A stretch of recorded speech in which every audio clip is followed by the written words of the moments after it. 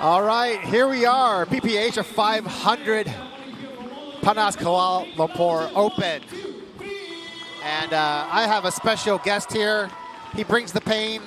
His chainsaw serve is insane. Y'all give it up for the one, the only, Zane Navratil is in the house. What's up, Zane? What's going on, Simon? Stoked to be here. Would rather be playing, to be honest, but this is a close second. So okay, I'll take it. You guys let me cherry pick the matches that I wanted to do, and I'm like, give me these men's doubles matches. Tama and Arman, I think first-time partnership, and then we've got Jack and Kim, many-time partnership. So yes. I'm excited to see this one, and then the next semifinal match as well is going to be electric. So here we got Arman and Tama. Tama the kid, soon becoming Tama the man here. And then my homeboy is Hong Kong Jack Wong and the incredible Kimmy. You played against these guys before? Yeah, actually, Arman and I played against them here at the last KL tournament. So, yeah, we beat them in a close 3 games in the bronze medal match. That's right. So, that's right. Yeah, it was good match out here. What was that? Back in September. Feels like so recently, but also forever ago. I mean, you guys played so well. Why did you dump him? So, no dumping going on. Don't worry. It was a lot of it has to do with schedule. Oh, okay, I see. And you know, figuring out Major League Pickleball schedule, all that stuff. So Arman upgraded. He's got Tama now, and yeah. Well, a lot of people are also wondering, how do these partnerships kind of form? Is there a tender for partnerships, or how do you guys do it? How do you find your partners usually? There's definitely a tender, but not for partnerships. But, so it's really just kind of, especially with the Asia events, figuring out who's going. You know, for this event, there weren't too many US-based pros going actually. Figuring out schedule, what people are playing, and then look, we all kind of know each other at this point. You know, all right, well, I've got beef with this person, so I'm probably not going to play with them. Right. You know, I think that we would match up well. Let's play together. Okay. So it's really not a Tinder or a system as you mention it, but a pretty informal, like, you know, you're in the pro lounge with somebody like, hey, you playing KL? Yeah, you got a partner? No, let's run it. Oh, okay. Stuff like that. I'm disappointed I didn't get to see your partners, though. Yeah, well, I mean, I got plenty of airtime in partners, but, you know, I wasn't doing anything particularly interesting other than commenting on what's going on. I would rather, I'm glad they didn't follow me around. All it would be is, like, you know, watching me make YouTube videos or something. You know, you've got the Hunter Paris Jaume thing. You've got the breakup. There were more interesting The girlies. Yeah, exactly. But I'm only on episode 2, so I have to catch up. I won't spoil it for you. Okay. Definitely must watch. That's for sure. I was surprised that they went into the Guan Yun drama. Yeah. Those are some interesting interviews with Duke. When I first saw you talk about Guan Yun, I was like, Zane is such a white guy. Doesn't even know his name is Quan Dong. And then I was wrong. The craziest thing is, on my YouTube videos, even the Vietnamese people are debating how to say the name. It's great for the engagement. It's just crazy. so many comments. All right, hey Zane, so break it down for me. What are you kind of expecting to see from this match, especially out of Arman and Tama? Yeah, I mean, I think Arman and Tama are a little bit of a lesser-known commodity. I think more people probably know about them, but how they operate as a team is going to be interesting. Particularly because Tama has had probably the vast majority of recent doubles success as a left side guy. That's right. Arman is very much a left side guy as well. So, you know, whereas Jack and Kim on paper maybe not as high of a duper score, but I do think that they probably mesh with each other a little bit more. Jack very much a left side guy, and Kim a great right side specialist in men's doubles as well. So it'll be, you know, maybe the higher duper versus the better mesh team. And so that's why part of the reason I was so interested to come in and commentate this is I really don't know how this is going to run. Well, what matters more? Do you think duper or chemistry? We'll find out. Okay. We'll find out. I can't answer that. Jack and Kimmy have a crazy record of like 46-12 or something like that. They played over that's like almost 60 matches together. They've won a couple of, and they've won a ton. Haven't they? Yeah, they've won 78% of those matches. But have they won together? Did they win? You are asking the important questions, and we'll find out soon. But here we go, 0-0 Tama. Let's ball.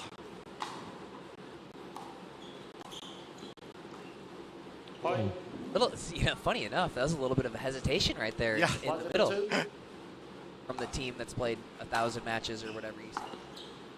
46, but that's close.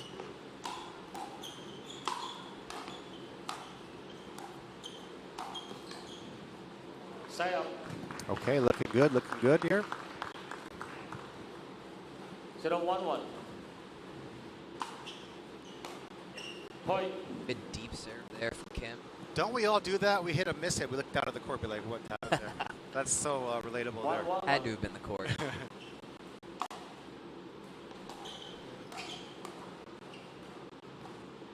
Second server. Guys are all kind of getting their footing under them a little bit. Right. Kim's all over it. Yeah, that's the thing there. Like, look how beautiful that flick is. We didn't get a great angle of that there, but being on the right side does sort of neutralize that a little bit for Tama. Right.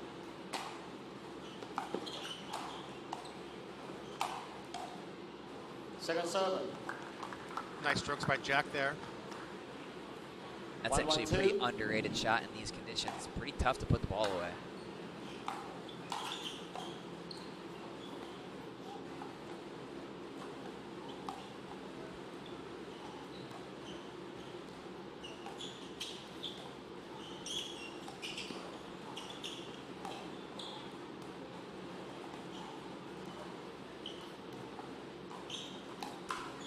Wow, great pull by Armand. Would you say his specialty is that little fleck he's got going on? Yeah, he's got a good. I mean, you saw his repertoire on full display there. He loves his inside-out forehand over towards Jack's backhand. Loves to use that to set up the backhand flick as well. Oh, in the middle. Nice speed up there from Tama. He holds that forehand so well, especially with that little bit unorthodox grip with the finger right up the back of the paddle. It's crazy.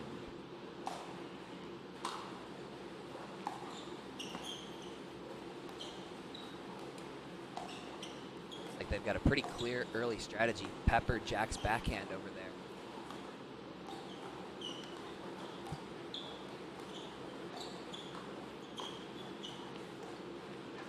Do you think that's the play? If Jack doesn't start, it looks like he is looking to take these out of the air. I recall Jack taking a little bit more two-handed backhands off the bounce. Right now he's kind of content to slice those. And if he's slicing those, I would say that's a great spot to keep going. It's very, very passive there. There's no offense there, right? Slicing.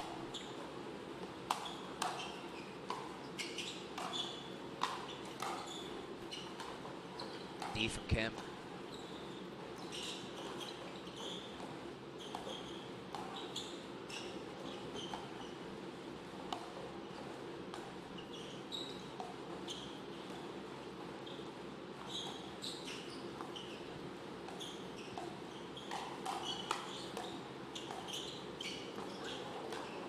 Oh. Yeah, I was going to say, I thought they missed it, but yeah, they got it. Yeah. They got it. It took a while, though, didn't it? Better late than never. Okay.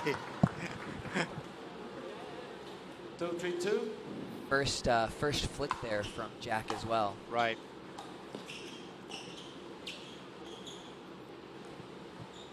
No, you're right. Jack usually hits that two-handed backhand.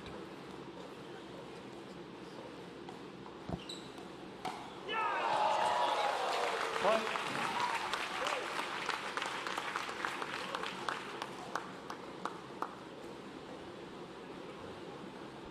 Three, 3-2. Move there. Look at that.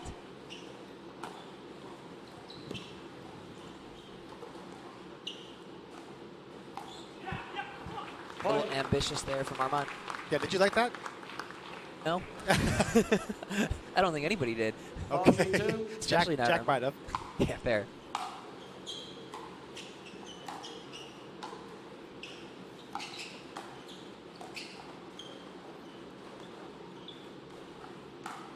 That's good. That's nice. I like that one a lot. Yeah, better. yeah, yeah.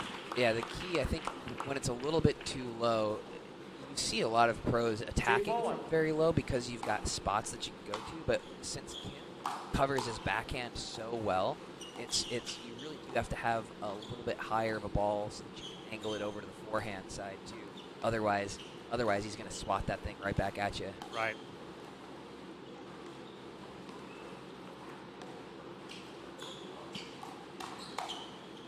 Oh. Good combo there. It's interesting to see, at least compared to when we played them, Jack and Kim are playing a much more 50-50 sort of split of the court. Kim is playing a much bigger right side than he was in the fall. Elaborate on that in a sec here.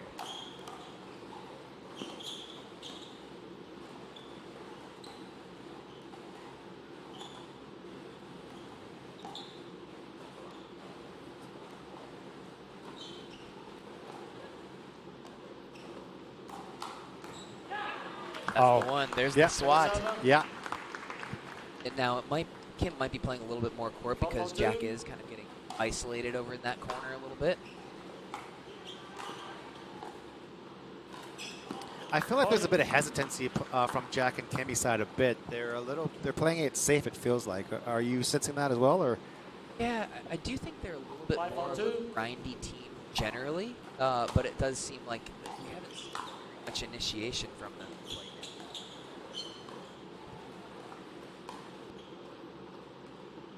Up there.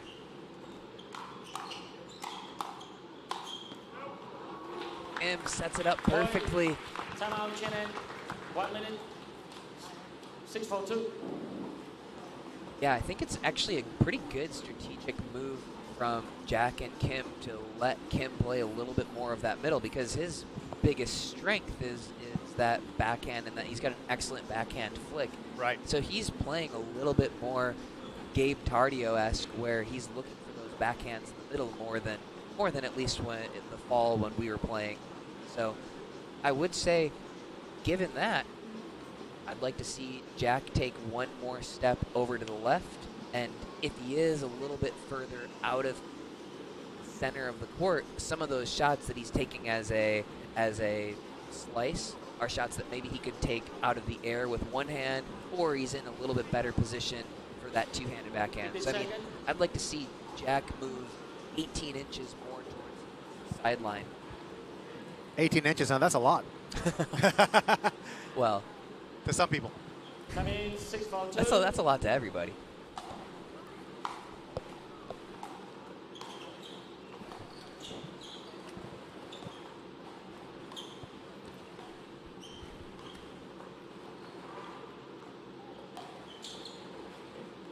That's just long there. Do you like this switching of sides at 6 every single game? I do. Okay. 4-6-1. I think great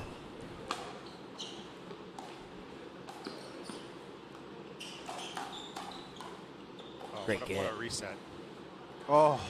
Yeah, I think there are a lot of situations where one side is clearly better than another, and so, you know, in the States we'll have matches where whoever is on the good side wins the first 2 games. Right. And then whoever ends on the good side wins the game 3. And so I think spreading out over 3 games is important. So I'm a big fan of actually switching at 6 every game to mitigate the side advantages. Makes sense.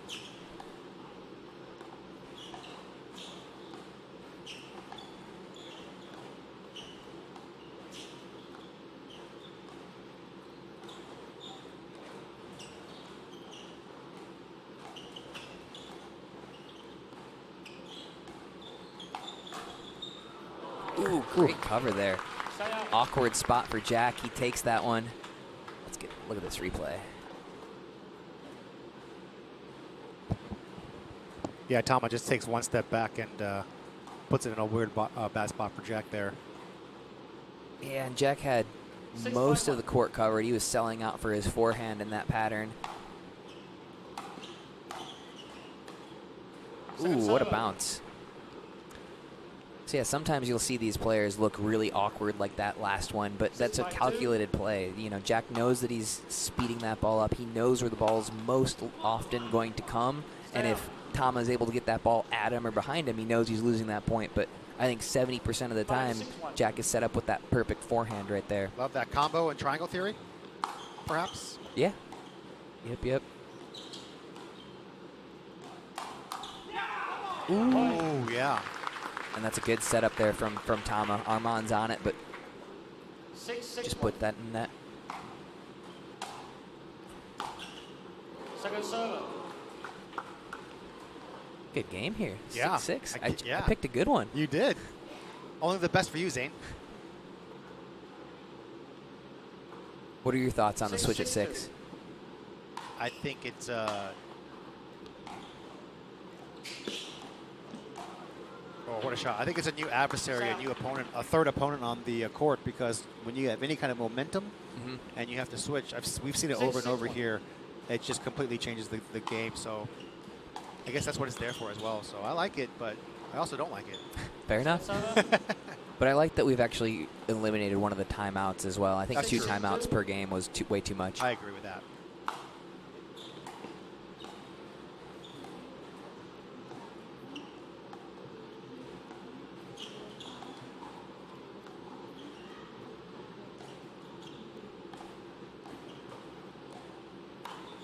Ooh, Tricky shot. got that body. Got that Zane on Jack action. We have an Asian Gabe Tardio over here. Tricky.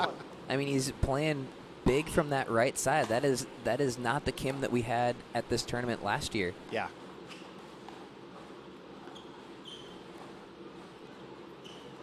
Look at him. His left foot is almost all the way over. Yeah, the consensus here in KL is that everybody has upped their game, playing with the U.S. pros that have come here, them going to the U.S. So everybody's bringing up their level, so it's quite incredible. And Kimmy is definitely amongst the best of the best right now. 7-6-1. 8-6 should be a good timeout. Yep. Yeah. Surprised. It seems like both sides, neither side wants to get into a forehand-to-forehand battle here. Yeah. Have we seen a single Tama to Kim or Kim to Tama forehand-to-forehand dink? We have not. I can't think of one. Yeah. I feel like Tama's not getting a lot of balls, though. Are you getting that sense as well? Are they trying to freeze out Tama? What's happening? I mean, I think a lot of it's kind of the pattern out of Jack's backhand side. It's not natural for Jack to funnel that ball to Tama from his backhand. If he goes directly up the line, it's a difficult shot to execute, and even if he does execute it, it's Tama's ability to generate forehand off the bounce from there, so it's a risky play. And Armand is also coming over, taking that ball from the middle and still going back to Jack's backhand. What I would like to see is Jack sit in that corner a little bit more, 18 inches like we talked about, and wait with that two-hander a little bit more. That'll kind of keep Armand honest in his corner a bit more, because Armand is all over the place dictating, but then again, they're up 8-6, so.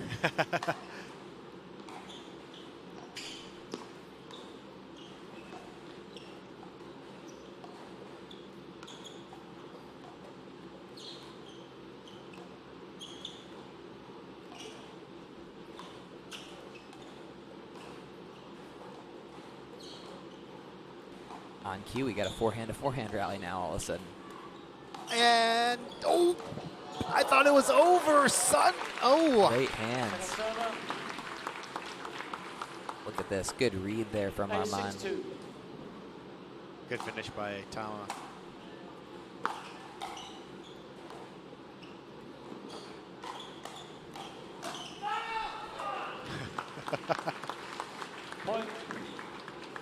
I love to see Jack get fired up in person. He's always very calm, cool, collected.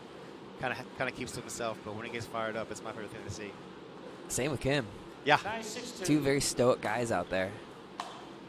Honestly, same with Tama.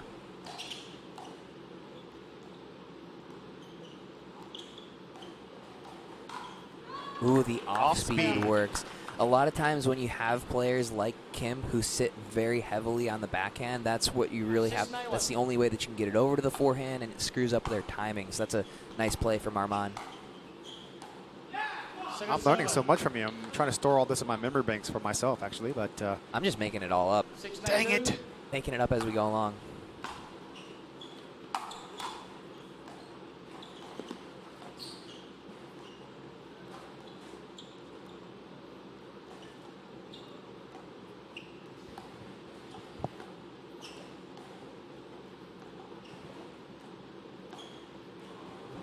Point. 7-9-2. 7-9-2.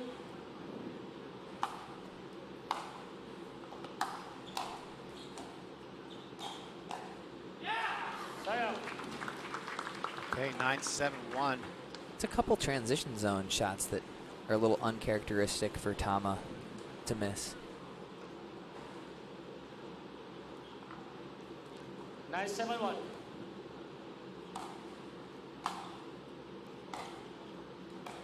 Ooh, they decide to stay. Haven't seen that in a while. Wow, Oh. great point. Point. Couple of line shots that these guys fought off too.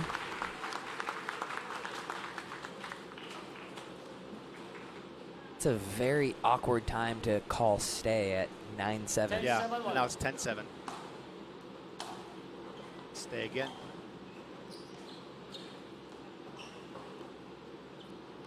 I'd be surprised if they don't try and find a lot of forehands. Oh boy, Kim. Yeah. Kim. 7-7. Oh, Kim. He gives himself a little bit of a head shake.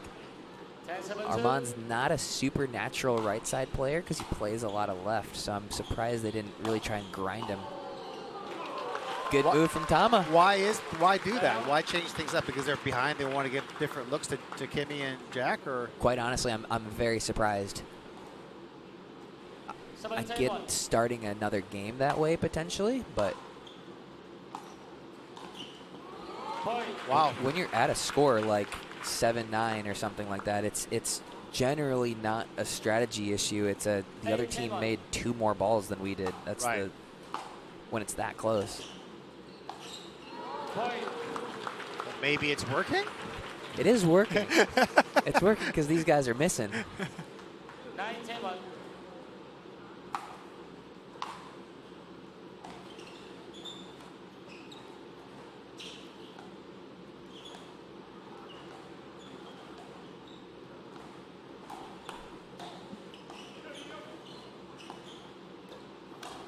Oh. The Thomas signature, he curls around the outside of that ball so well. Some side spin was the only way that he was able to keep that one in. Receiver timeout. Look at this 10-10-1. one. 1 minute. Oh, missed it off camera, but Trust us, it was a really good shot. 10-10. So, fun fact here, the PPA Asia 500 is the first PPA tournament using the new rules from UPA, so kind of a test bed here. So you've gotten a quick sample of it before some of the other guys in the U.S., and there are also some serve changes, right? Yeah, there are some serve change rules. I don't know. So these rules were actually supposed to go into place on May 22nd, which was the day before the MLP season starts. Right. But the UPA Asia decided to, do it ahead of time. So I don't know if their referees have been trained on interpreting the new serve rules because I haven't seen any changes. Right. And I do expect to see some changes in the way that the serve rule is enforced in the States. Chainsaw's coming back. 10-10-1. We couldn't be so lucky.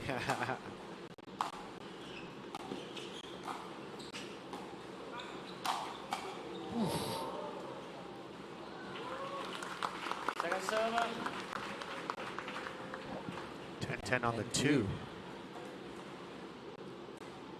And they really haven't 10-10-2. found Arman on the right side very much. Tama's still getting the majority of those shots. Well, in the dink rallies at least. Commentator Jinx. 10-10. 10-10-1.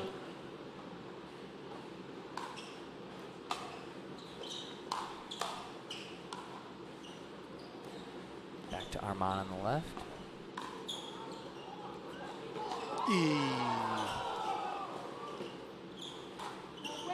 Oh, we love a tweener every now and then. Wow, what a get. I can't believe that lob stayed in. And Tom, a great drop off the back of that, too. I know. 10-10-2.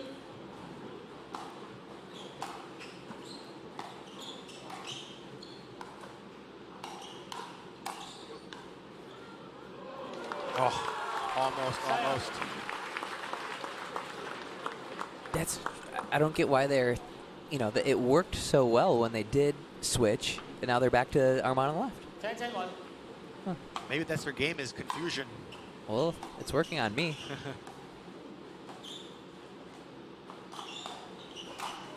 Oh, great combo. Wow. Center server. 10-10-2.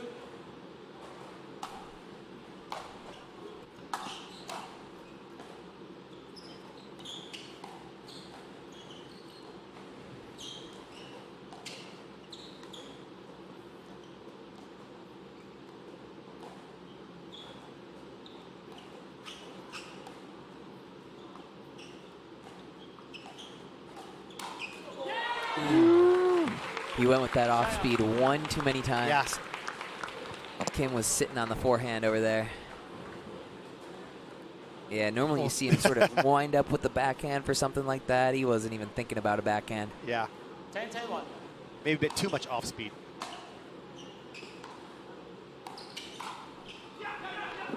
Oh. Looked out from my side. Center server.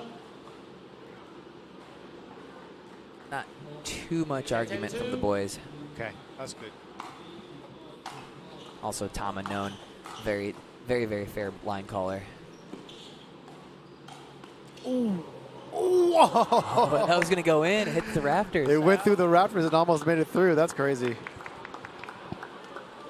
All right, the boys go back to Tama on the left here.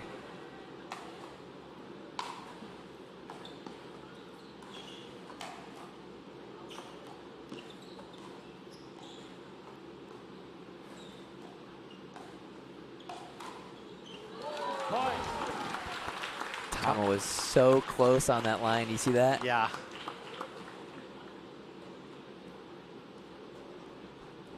Game point here. 11-10-1.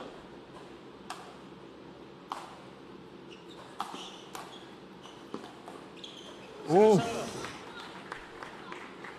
Okay, one game point fought off here. Game point number 2.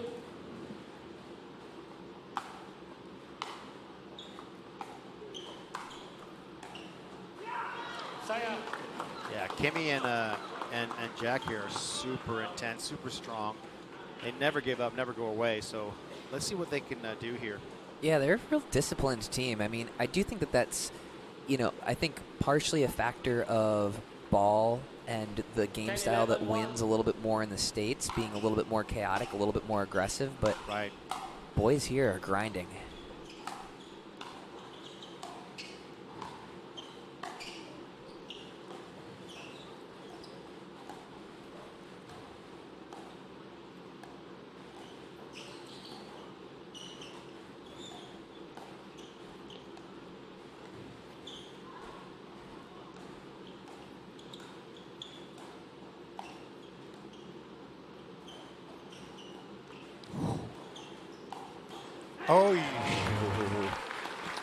Oh, Scott and Kyle Pizzuto? Yeah. They had 9-1 lead in the third against Jack and Kimmy. That's crazy. Yeah, 9-1.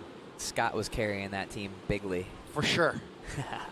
No, that's actually the best I'd ever seen Scott play. Yeah. I think one of Scott's first pro events, too. I think so, yeah.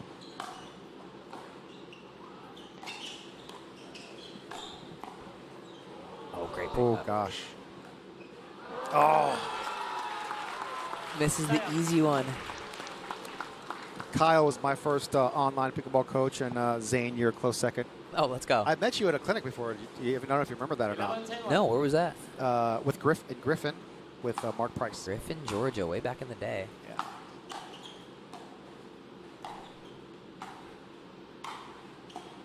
Oh, is that out? Did they call? Second serve. I don't. The ball was out. The ball was out. Oh. He called it out, he says. No, he's asking. He's asking the referee. I thought you call out. Yeah. Okay, the ball was in. What did that? What happened? So, what happened here was they were questioning whether or not that ball was in or out. The referee thought he saw an out call, and I thought I did too. Yes. But I think it was Armand mostly like asking if that was out, and I don't know what the confusion was, if he was just going to overrule anyway, because he was like, the ball was in. Yeah. So well, I feel like we could have avoided that. Referee arrow, referee correction. The ball was in, so Yeah, ball's in. 11-10. 11-10-2. Yeah, okay. All right, all's well that ends well.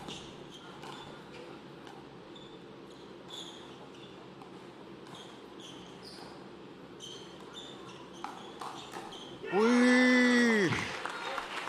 Side up. Gutsy pull there from Armand, and not a bad one. Yeah, so it's interesting. I was going into the styles a little bit. U.S. is a lot more first strike because we're playing with lifetime ball, different conditions, all that stuff. The Asian players, the guys who are playing primarily here, much grindier. And it's fun to sort of see those styles go back and forth. Just yesterday, I was watching George Wall and Joey Wild play against Hien Trong and Kwon Do. Yeah. Oh, 11s. And Hien Trong and those guys, Kwon Do, ultimate grinders. It was crazy grind. Yeah.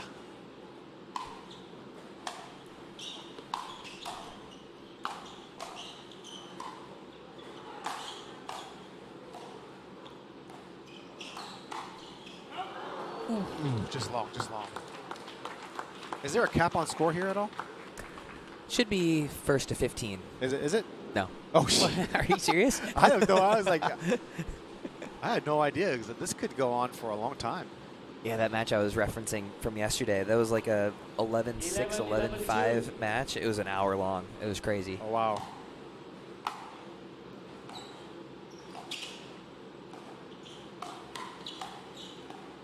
Good D. Oh. Made it. Bringing the magic. Tama does such a good job of scooping around the outside of that ball. I don't know if we can get a replay. I still don't know whether I call the shots up here or not, but he curls around the outside of that ball. If you think about the Rafa Nadal, like, banana shot, they call it, he's so good at doing that on the backhand side. Because of his fucking grip? I think that has something to do with it, but also just the way that he sets the paddle early in advance. Right. Hey, it's game point.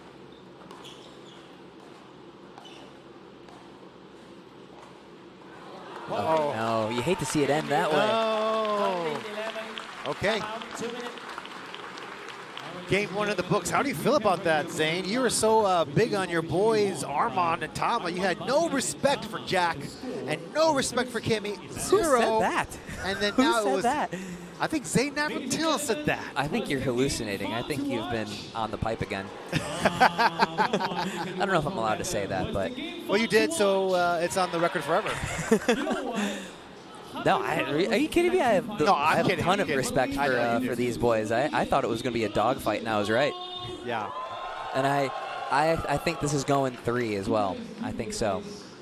That's your call right now. Zane Navratil says it here first, that this is going to 3.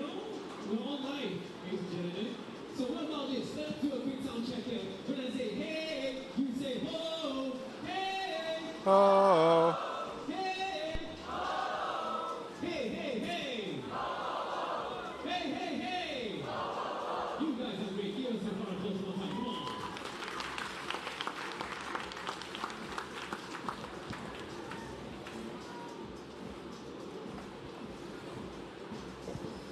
Yeah, what an ultimate first game here, Zane.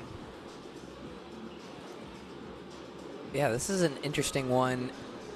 I think that it's important that Jack and Kim don't really overreact, right? They're right in this, and a couple of uncharacteristic dink misses from Jack at the end. Like, the strategy wasn't wrong. The strategy wasn't incorrect. It's just got to make 2 or 3 more balls at the end. Right. I see people overcorrect the strategy a lot when it's a 13-11 game. It just comes down to who makes 2 more balls. Nothing strategy-wise. Okay, that's a great thought from you. I mean, a lot of times on the amateur level, especially, just playing with almost no strategies. So you're saying these guys, hey, you did well, everything's fine. Let's just put in a couple more balls and then see what happens. Yeah, the only strategy change I would make is I don't think they did a decent enough job of finding Arman on a more uncomfortable position for him. The couple of dink rallies that they had with Arman on the right side, Arman was kind of bailing out of that pattern a little bit before, and I think once they got into those dink rallies, which they didn't do enough of when Tama was on the left and Arman was on the right, they were in a decent spot. So I would guess, I don't know, I'd be curious to see what Arman and Tama end up doing here. Are they going to change up some strategy? That was probably closer than they liked it to be. So what would you think that they would do here? A win's a win. A win is a win. A win is a win. I like that. They're probably thinking the exact same thing. Just got to clean up, make a few more balls. All right, Tama, let's start on the right here.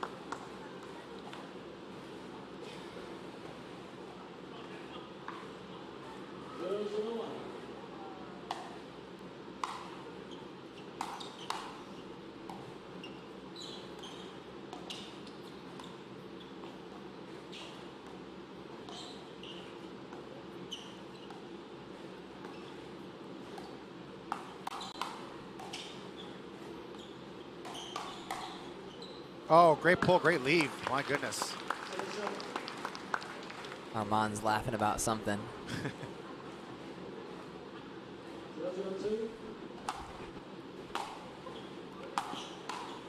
Nice drive.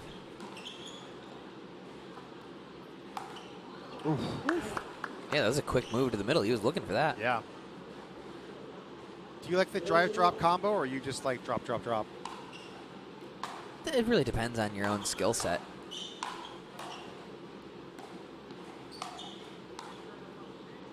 Yeah, some players are pretty much drop everything.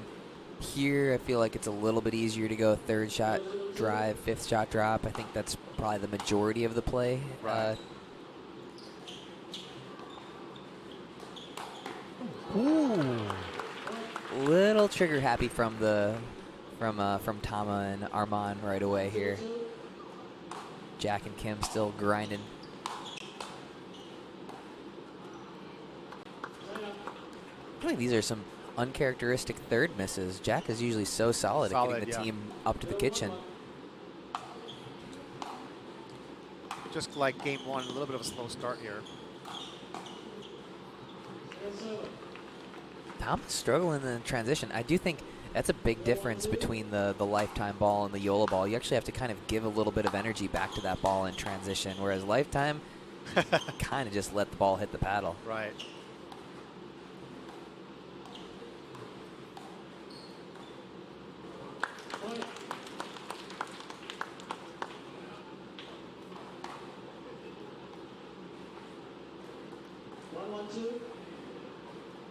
One, 1, 2 here. Okay, still stacking Arman to the left.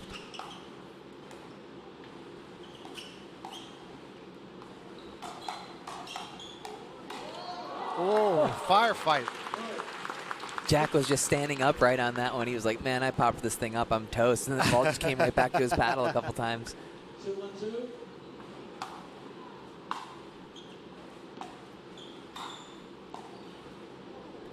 Good get. Oh, my gosh. Ooh, Tama was waiting. Yeah, it seems like Jack is looking to sort of redirect out of that pattern. He's just popped those couple up to Tama. Tama's got a couple of good opportunities to attack from that change of directions there. Yeah, you kind of called it. That was a harder shot, and that's why he doesn't go that way, I guess.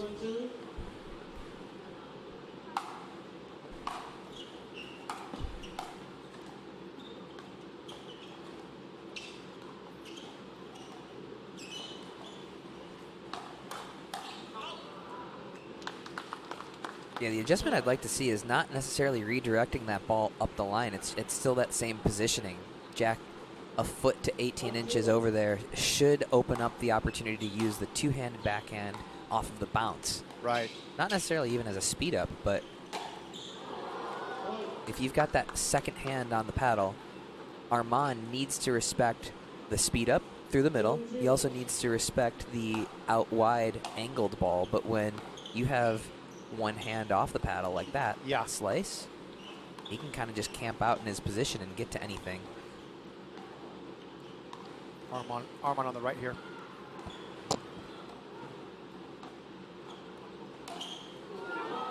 Ooh, he missed it. Oof. I think that was the easiest one Tama had so far. That was the widest one. I think so.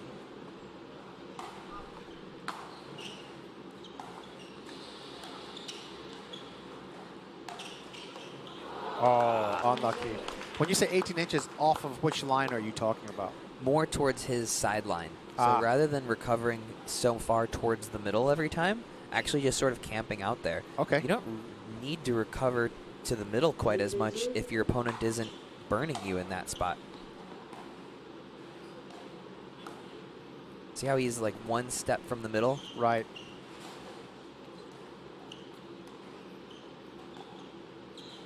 In those cross-court rallies with Tama. Ooh. There's an overhead. Jack got ups.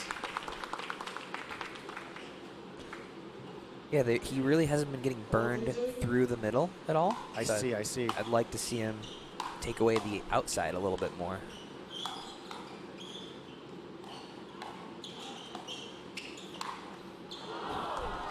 Tricky little roll there from Tama. Yeah, it must be disconcerting to play with someone like Tama where you don't know where the ball is going most of the time. Yeah, he's so deceptive. All right, another switch up here.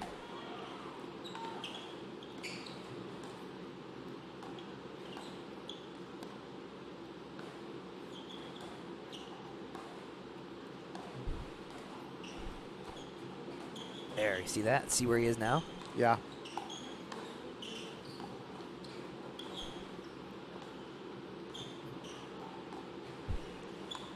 Ooh. That might be one of the first dinks we've seen miss all day. Yeah.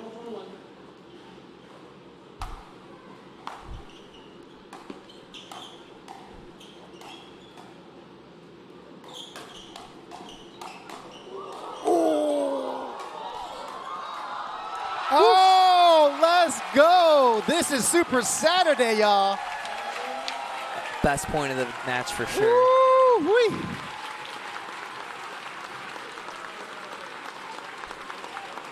How does that even happen? That's insane.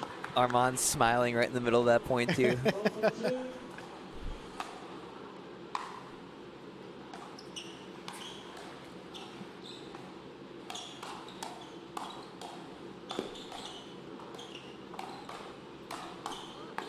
Oh. We're heating up. We're heating up, Simon. I thought it's it was serious. I thought it was the sun, but it might be this match right now. Oh my goodness.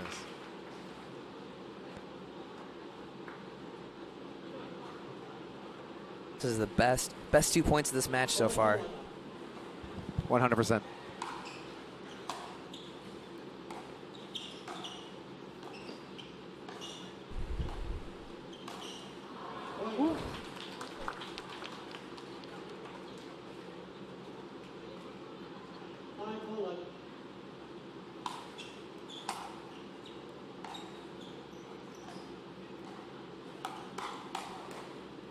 Great get. There's the 2E.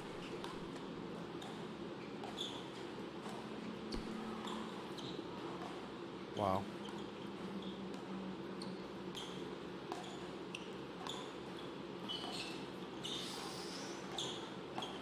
Oh, he's got to flick that.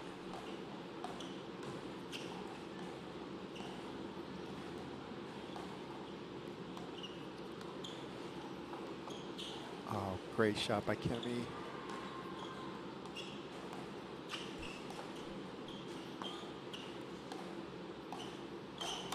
Oh, how you like them apples? You can tell Jack's just not quite super comfortable bumping that backhand as a dink up the line. Yeah. Feels a bit tentative as he's just kind of taking it out of the air, but not putting too much on it. Right. Oh. The more he does that, the more he's kind of popping it up for Tama to take advantage of.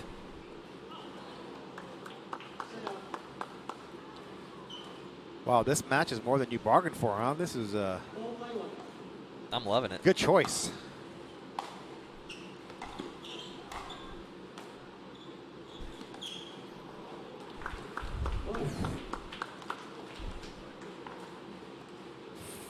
Five. Arman back on the left again. These guys are really just kind of changing it up.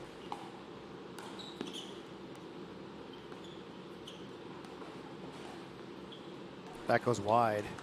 Yeah, I don't know. I don't know what's up with that play. Yeah.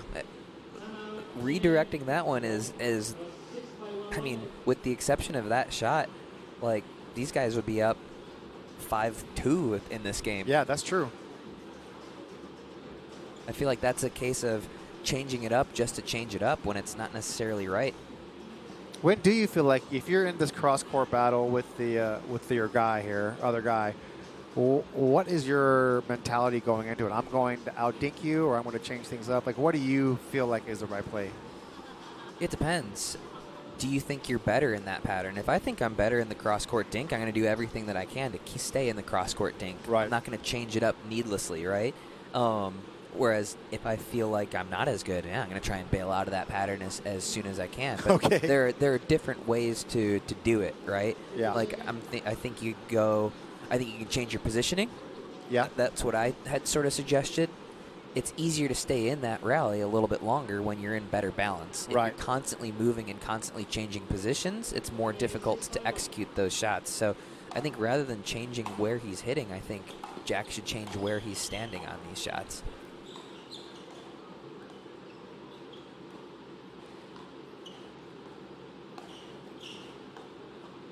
There, I like the 2E. Yeah. This is the adjustment I've been wanting to see.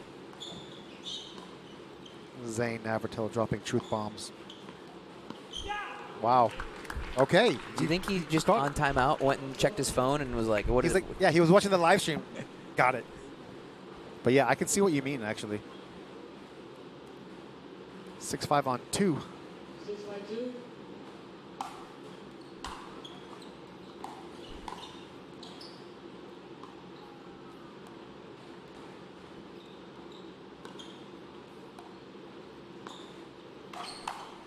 Oh, he's on that one. Yeah. That's what Ryan DeWidgeon would call a mental win. A mental win? A mental win when you're all over it, even though you lose the point. Oh! That would have been nasty. It was a good read by Tama, but it was just too low. So he pulls out of that, out of trying to speed that ball up, and nobody on the court thought that he was going to go with the angle over there. Yeah. I love to see that kind of stuff. Tricky.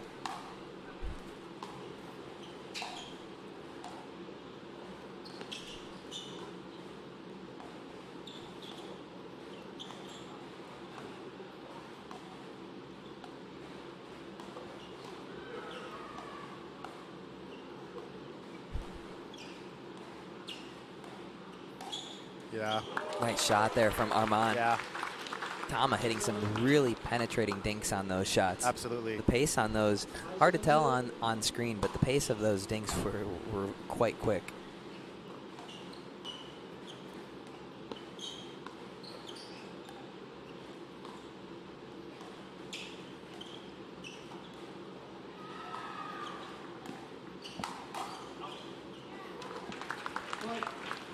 It's one of the first few times I think they've really started to grind Arman on that right side too. Right. When they're not switching here. It seems to be a good strategy, and it's 6-7. Don't. I did. Don't. I won't.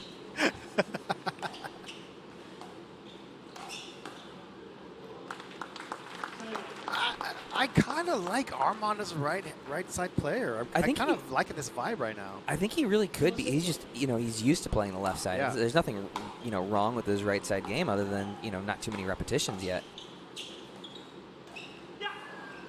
He's so good with that forehand off the bounce from the left side. I think he could easily transfer that skill set.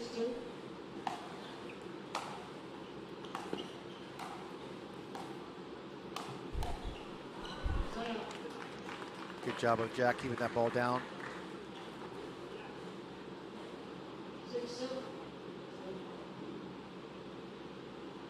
This is some good continued restraint from you, Simon. I know. I'm keeping my mouth shut.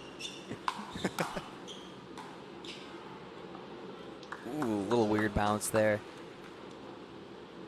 I feel like Kim's got to have fewer than 5 or 6 errors this entire match so far. Yeah, that'd be a fun stat to pick up. Now do a quick side out here.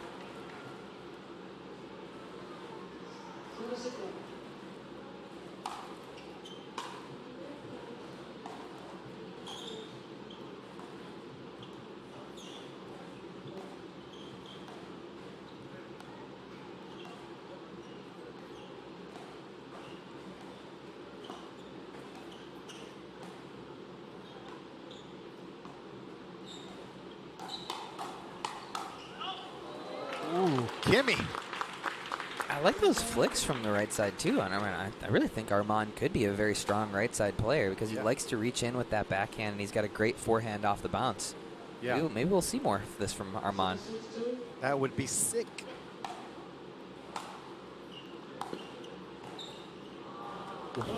Nice shot there from Armand. Tough time for that from Jack.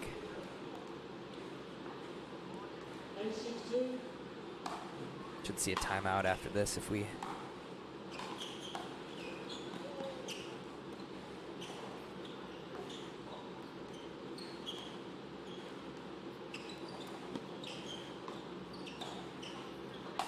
How do you like that? Jack is, Athletic. yeah, absolutely. And he not only does he get back there, right? It's one thing to get there; he gets there easily. But the snap from moving back that direction is really, really impressive. Yeah, that was crazy. Almost badminton-esque. It did look badminton-esque, yeah. You think Jack's too Ernie happy? No, I think it's...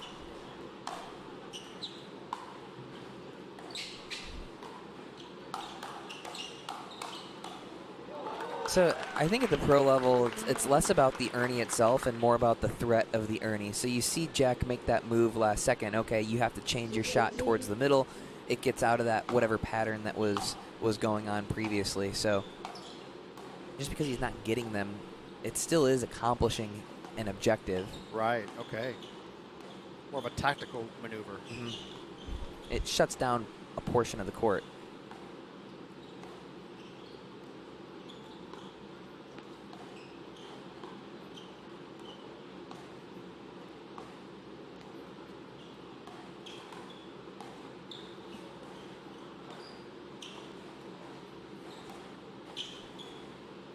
Oh.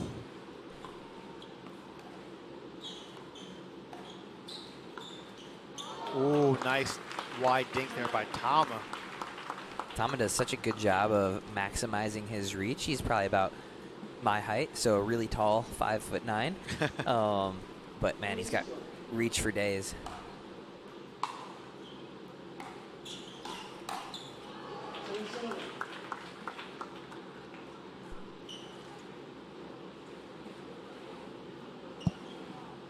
Eight, 6-2 here.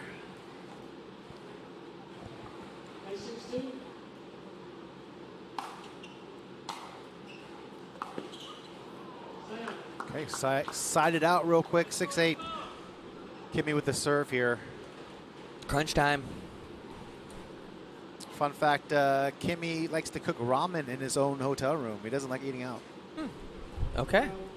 So I'm still waiting for him to invite me over one day for his home-cooked ramen. Do you think he brings ramen He does. from home? Ramen, a pot. He packs a pot. He packs a pot. Wow, okay. That's something else. Yeah. Good for him. He knows what he likes. A creature of habit. Okay, I respect go. that. There you So go. is he eating ramen for every meal, or what's going on? He may go out to lunch if he has a break. We have seen him at lunch a couple of times, but for the most part, he's like, no, I want my ramen, and I want it now. So, Man, I don't even make food when I'm home. Definitely not on the road. yeah, well, we know what powers Kimmy, and that's ramen. Yeah, he's got to get like what's that company? Maruchan. Something like that. Yeah, we yeah. got to get him a sponsorship. Yeah, man. absolutely. Now that'd be an iconic sponsor. Yeah.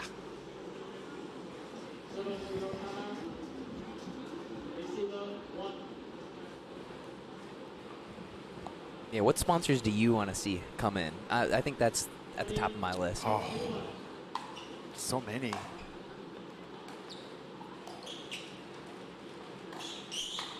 Ooh, tricky. Oh, yeah. That's actually such underrated hands there from Kim, because he was totally swinging at a backhand. Ball changes, and he does get that ball back. Not good enough, but just to make that's impressive.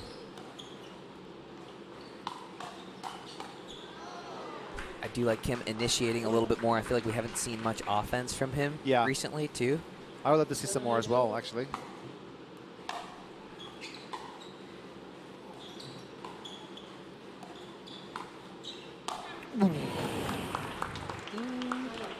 Not that type of offense, Kimmy. Come on, Yeah, don't yeah. take us too literally. Yeah, yeah. He's done that a couple of times in these two games here.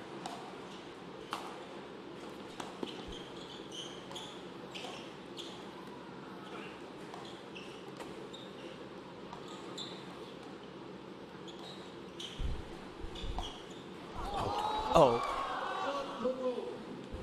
What? Footfall, I think. On Tama? I think. Can we get a replay? Can we? Somebody? Please? No? I guess a footfall on Tama. I do, 8-7-2? man. Yeah. That was going to be disgusting. That was still disgusting. We'll Yeah. give him credit for disgusting. Okay. Good hands from Armand.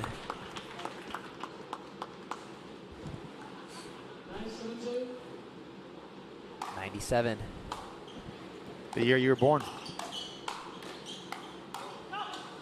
Ooh, did he get him? No, he didn't get him. I'm 95. What about you?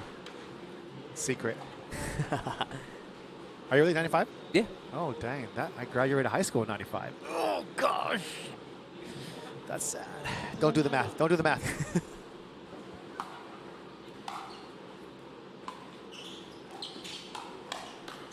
Ooh, way to bail out. Armand gives him a look like, thanks for bailing me out, dude. That was a little high dink, but sometimes you don't expect that.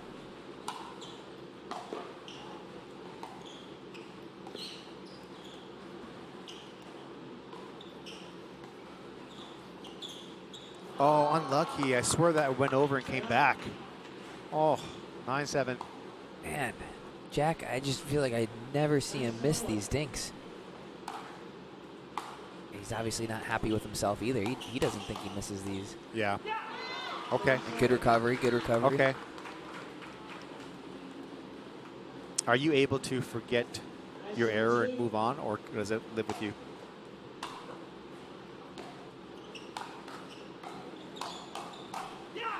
Okay. You know, funny enough, when we're playing, when we were playing on the fives, we would like talk about some matches afterwards. Yeah. And they would talk about a point, and I'm like, I have no idea what you're talking about. It's like, you know, I kind of have general understanding of patterns and like what was going on in a match and momentum swings, but I don't remember anything. Wow. I think it's a good skill to have, to be able to move on from something like that quickly. That's amazing. Essential skill to have. Ooh. Oh no! Ooh. He set him up so well. Ooh. I think he might have been thrown off by all the extra movement from Tama on the counter. He's like, he moved so much, it had to have been coming harder. Oh, that just goes. Oh. Crucial point here, Zane. Crucial. oh, a third shot lob, and it works. Oh my gosh.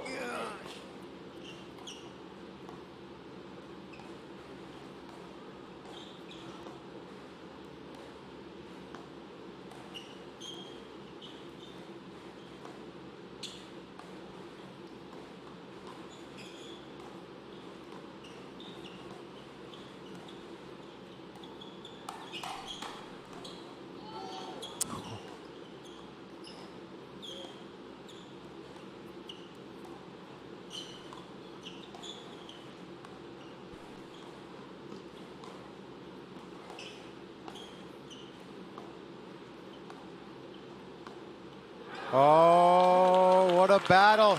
Tama looks at his hands right away. Sweaty? Yeah. Palms are sweaty? Knees weak. Oh my gosh. Mom spaghetti. Woo! Timeout, 9-9. That's actually pretty underrated, just how tough it is to even hold onto the paddle. We're switching over grips where we've got he needs a sweatband. That's what it is. That's true. Is that why players will sometimes wear one arm sleeve so the sweat doesn't drip down the hands? Actually, yeah. I mean, it helps with the sort of tennis elbow sensation as well. Oh, really? Yeah. So apparently, this is what somebody told me one time. I used to wear them, but apparently your pain receptors and your pressure receptors are very similar in your brain. And I could be making this up completely. This is just what I was told by somebody. So if you've got tennis elbow and you wear a compression sleeve, it does help to help your brain think that you're in a little bit less pain. So I don't know if he's got tennis elbow. Some people wear them for just sun protection. Okay. Some people think they're like Carmelo Anthony or something, and it's the shooting sleeve. But then, I used to wear them for just that, for catching the sweat so it doesn't run down your hand. Yeah, yeah. Could have used that yesterday. Here on center court? Nah, singles, that wouldn't have helped me. 9-9. Oh. Kim came up. That's just a funny reaction. I know. It's going to be so funny, man. 9-9.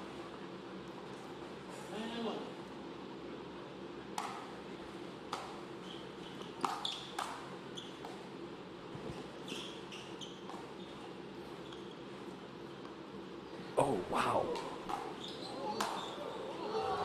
So what was that from Tama? What happened?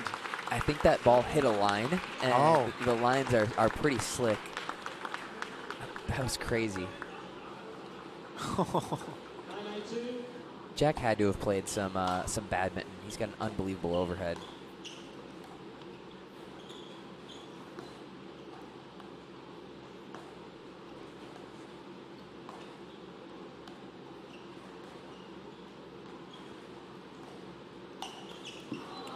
Shot. Nice, nice, nice. Side out. Much needed side out.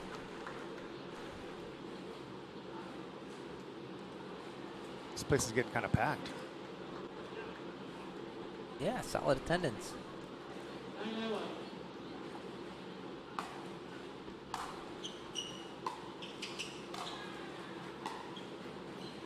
Ooh, that's a tricky one.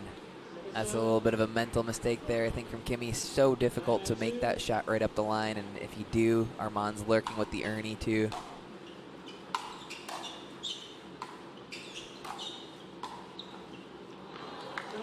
All of a sudden, these guys are struggling to get forward. Yeah. I feel like they've been doing a good job of getting to the kitchen the entire match. Good pressure, though, from Armand and Tama, too.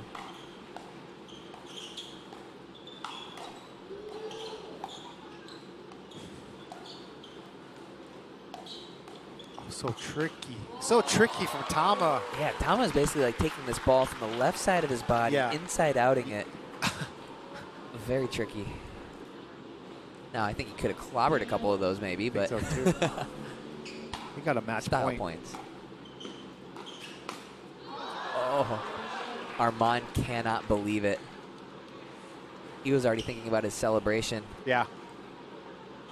Maybe a mango or something, a coconut. Match point number 2.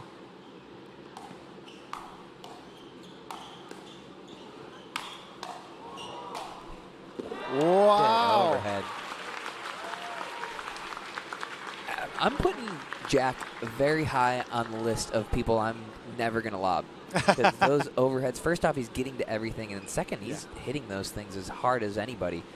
It's hard to hit the overhead hard in these conditions, too. He's knocking the yellow out of that ball. 9-10-1. Have a quick meeting there. Guys are keeping it light out there. They smiled at each other real quick. That can go a long way.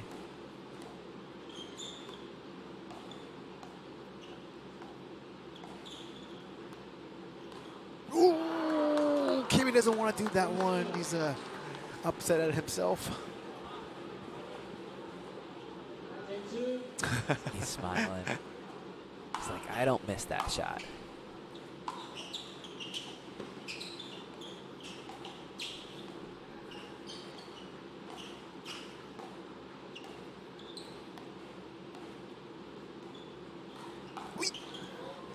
That's another one. Clips the line over there. He likes that one, doesn't he? Those lines are slick.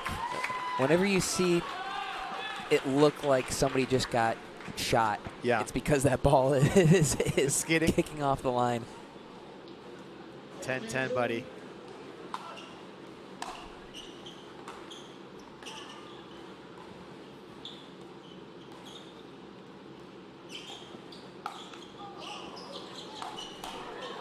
Woo! Good cover by Tama. Man.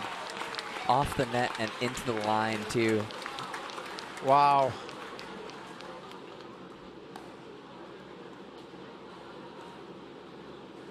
Still anybody's game, isn't it? Absolutely.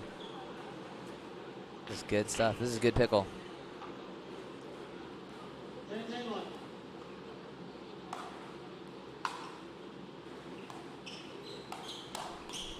Ooh. Flying Tama. Flying Tama. I like that, too. Another match point. They get it done here, Simon? Yeah. You think so? Yeah. I think Tama's hungry.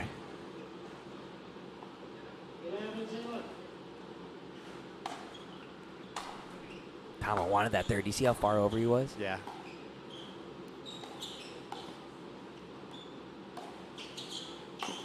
Oh, and that's it. The first missed overhead from Jack there, too. What a grindy match. That's good stuff. I love that match.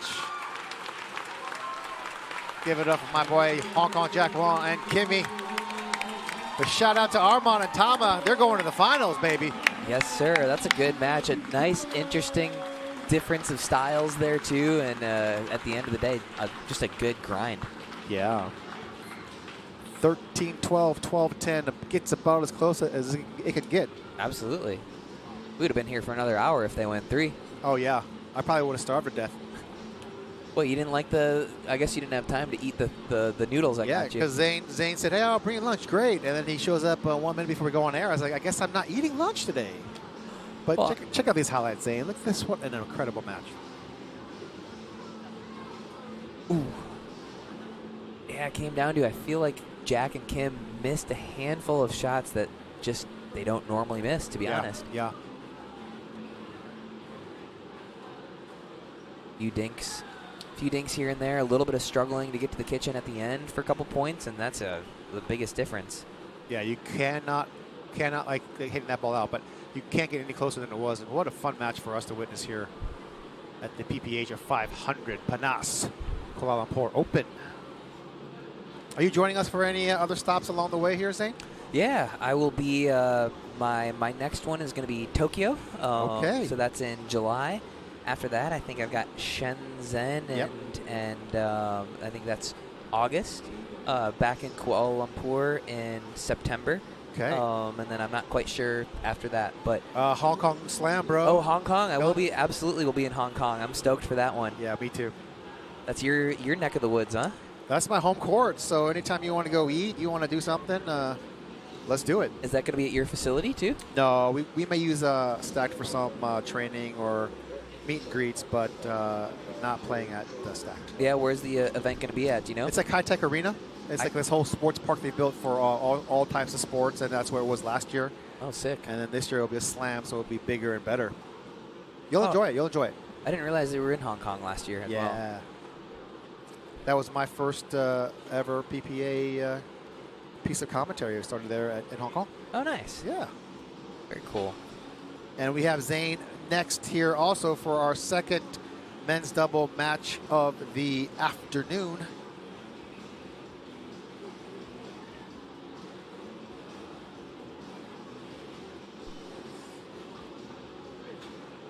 All right, ladies and gentlemen, once again, shall we give a round of applause for Tama and Armand? Come on! Tama. I have a question that I would like to ask you. In this semifinals, you hit 2 ATPs and 1 Twinners. Share your thoughts on that. Yeah, the ATPs, I didn't know if it was there or not. The close tight game. I was just like, I'm going to go for it, and if I make it, I make it. If not, I'm just happy to make it. And how do you think on his performance today? No, I think we played a good match. Tama carried me through. He knew that I'm not at my best, and the best thing I realized today was how we communicated and figured out what's working for us, and we kept sticking to it and changing up whenever we had to. All right. Any game plans for the finals that you want to share a bit? We don't know who we're playing yet. We're going to watch their match now and then probably strategize later this evening and see how that goes. All right. There you have it, ladies and gentlemen. Thank you very much to Tama and also Arman. Thanks, guys. Congratulations. All the best to you guys.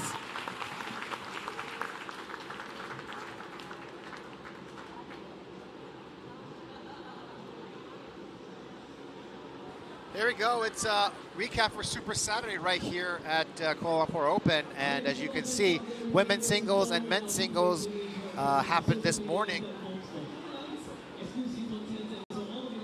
And then coming up, we've got the mixed doubles semifinals in the afternoon. But first, men's doubles coming up. Kwon Do and Hien Trong take on Len Yang and OG Colin Johns. How do you feel about that, Zane? It's going to be a fun one.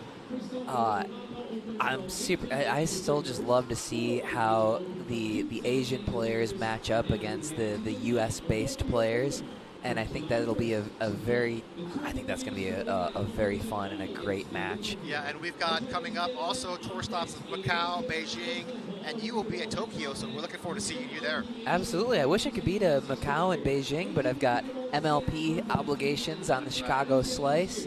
But hey, speaking of MLP, I've been begging the MLP Asia team or the PPA Asia team to tell me a little bit more, but it sounds like that it's coming at the end of 2026.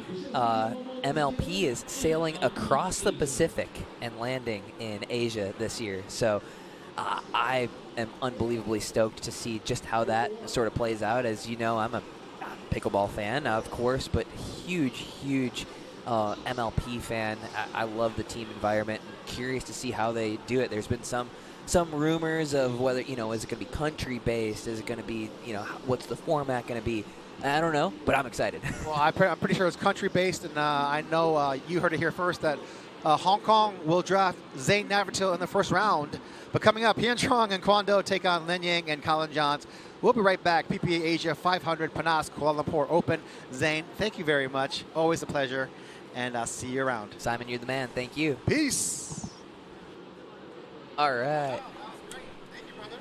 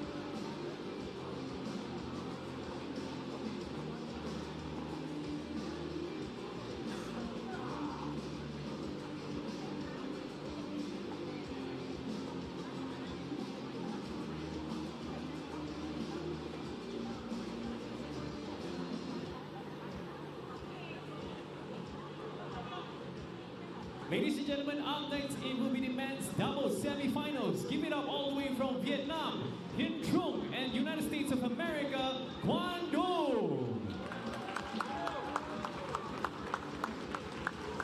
And their opponent from the United States, give it up for Len Yang and Colin Johns.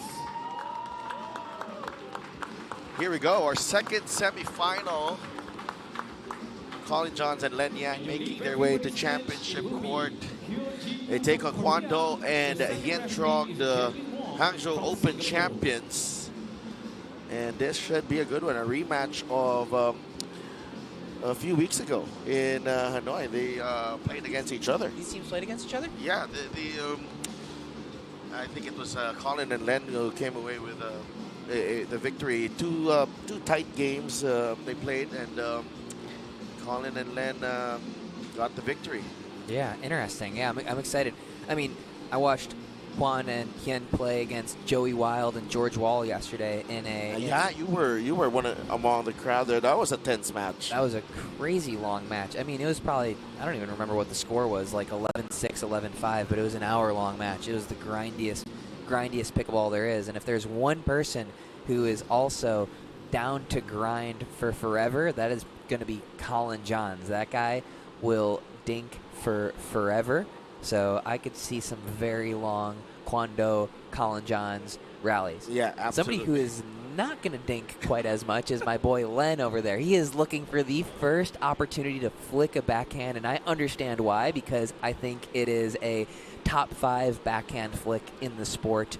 Uses it a little bit too much at this point, right? Because that's Absolutely. his main weapon, but just shot quality-wise, it's one of the best in the sport.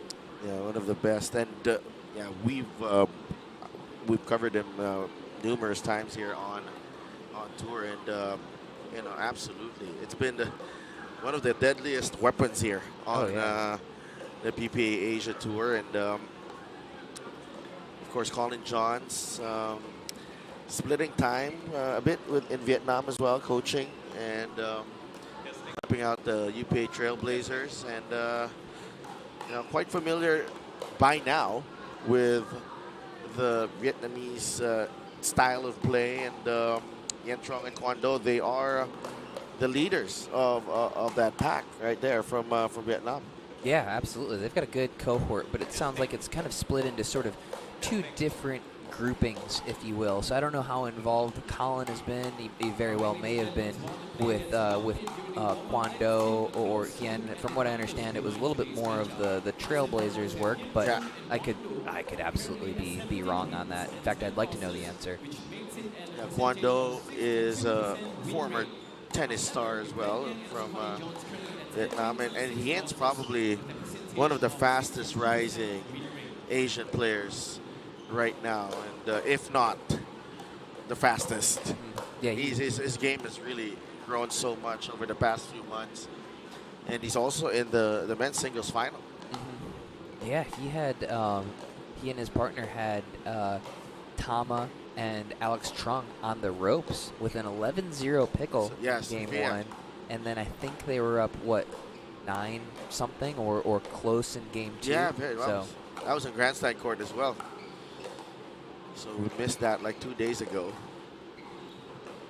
But this is an interesting one. It's Quan Do's the more conservative player, more defensive player. But yeah, Yen can explode at any time as well, Yen Trong. Yeah, it's interesting. You know, in a time where the right side player is now playing a lot more offense, being a lot more aggressive, taking more court. You think about, you know, a Christian Alshon or a Gabe Tardio on that right side. Colin and Quan are a little bit more of that old school setup style of play for their left side guy. Obviously, Colin playing that role with Ben for years, and then Quan recognizing, hey, this guy's a stud to my left. I'm going to do whatever I can to funnel the ball to Hien, playing a little bit more of that old school sort of right side style. So this is, you know, maybe a little bit more of 2023, 2022 sort of right side style. Yeah. And Len, for example, he's been playing a lot with Colin even in the States, right? So yeah, I think they're playing pretty much everything together. So they've got a good understanding. Both living in Austin. I play with Len a good amount over at the lab in Austin, Texas. We don't see Colin over there too often, but Len's a regular over there with us. So good buddy of mine. Now, did you see how their match ended yesterday? yeah, I was covering that. You were covering that? I was like, and we were so stunned at match point, and then the foot fault call. Okay. So if you guys somehow didn't see this, first off, go watch it for yourself, because the way that we're about to explain this does not do it anywhere close to the justice that it deserves. But Len gets nailed in the face on an overhead on match point, but the other team was called in the kitchen. They had a foot on the line, so they walk off. They win the match after Len getting beamed in the face on a ball. Len came up to us while we were practicing and said, I have the craziest match point you have ever seen. I'm like, dude, I've been playing pickleball for 13 years. I've seen a crazier match point, but he delivered, and you guys got to go check that out. I think it's probably on Len's Instagram page. On his socials already. Oh yeah. And here we go. Kwando and Yentrong get us going. Let's ball.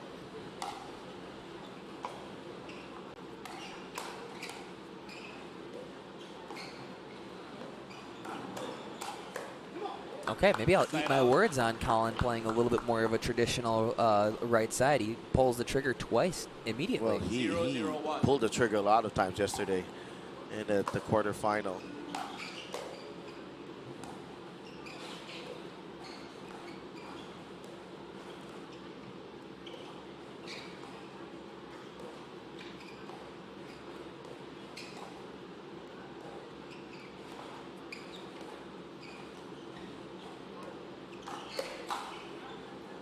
Good hands there from Kwan. This might be, this is going to be interesting because when you have a two-handed backhand going cross-court with Len, it's a little bit more difficult to keep that ball in the kitchen generally and out of Len's strike zone on that.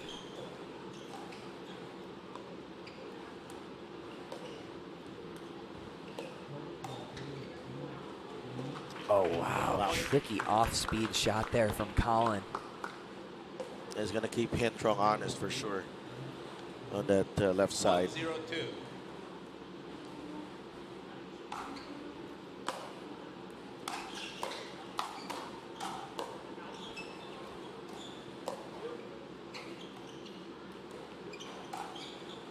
Oh, Kwan tried his hardest to hit that, but couldn't. Yeah. And that's what we call a good eye.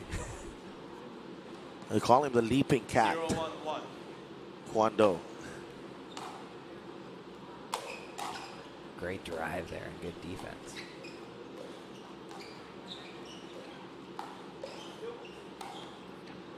Hand just left it a little too high there for Len. Got to be real careful of that spot. 0-1-2.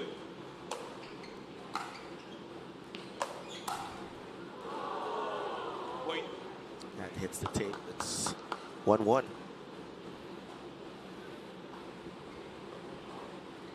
1-1-2.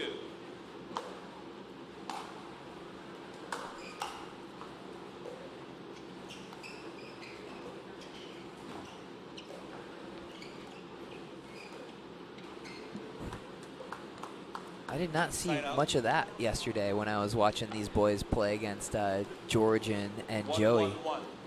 A very, very consistent team in Hien and Kwan.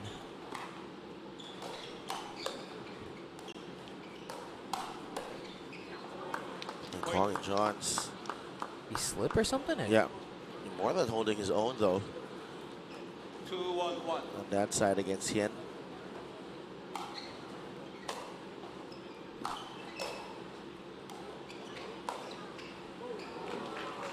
Gives him a thumbs up there. Colin does have some very tricky sort of misdirecty type of 2-1-2. counterattacks. Ball comes off at different angles from Colin than Hien's probably used to. Point. It's wide from Vietnamese fair 3-1.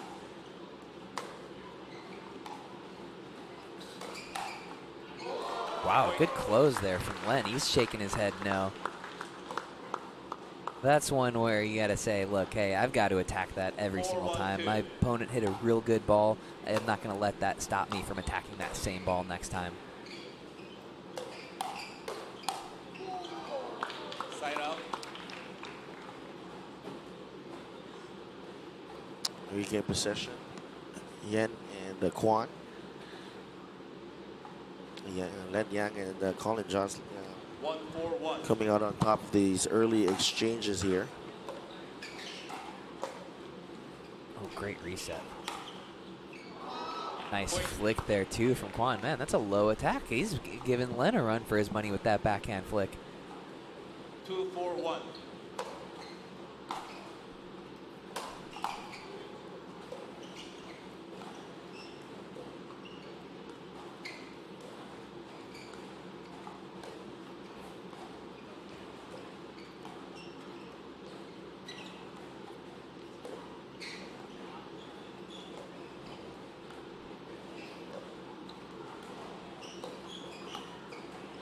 Just a great shot from Len. He was ready. Just reaching out, and great angle on that one. That shot's actually so much more difficult to hit slowly than it is hard, but that's the only space on the court that he and Kwon didn't have covered.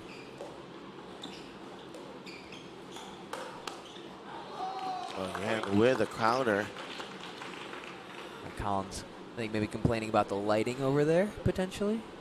You've got the big scoreboard over there. The white on there can be tough to see against. 3-4-2.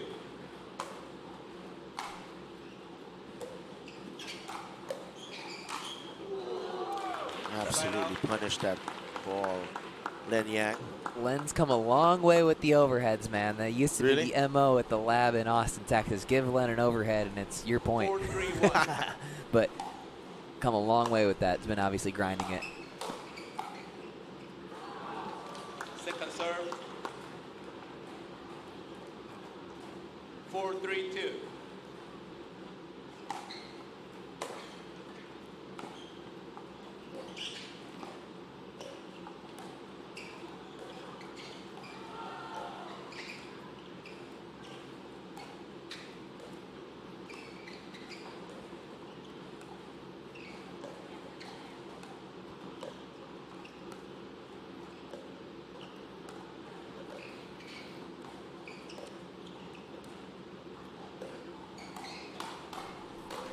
Oh, what a rally that was.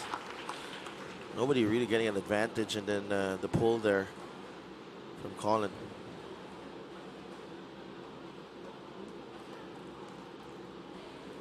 Five, 3-2.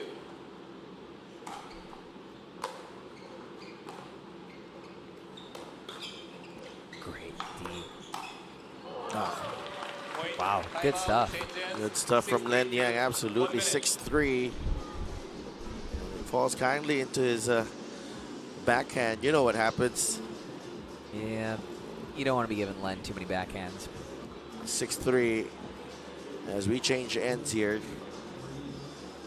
New rule that we've been implementing here in the PPA Asia 500.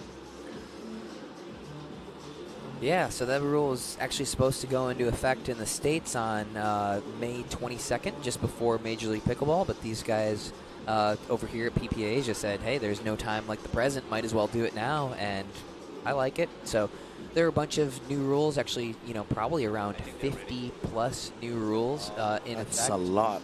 A lot of them are very technical and don't have a tremendous amount of impact on everyday play. The ones that you'll see have the most impact are the bar. When the ball hits the bar, you had Colin talking about that yesterday. You've got switching ends at 6 every game, 1 timeout down. Nice combo there. Only 1 timeout per game, but I actually put out a video about all the rule changes on my YouTube channel. There's some changes in the serve rules as well, so you guys can check that one out at your leisure. 7-3.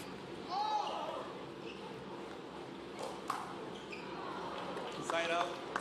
Okay. That stops the bleeding for Hien Trong and Kwon Do.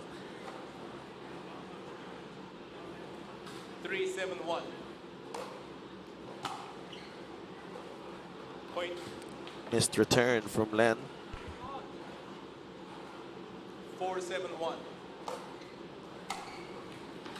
Ooh, 2 in a row. We're going to get a timeout here? Nope. They're fine. They're like, hey, what are you going to talk about on the timeout? Hey, let's make our returns. 5-7-1. 5-7. Ooh, that's a good spot on the drive, though. Sets up Kwon perfectly.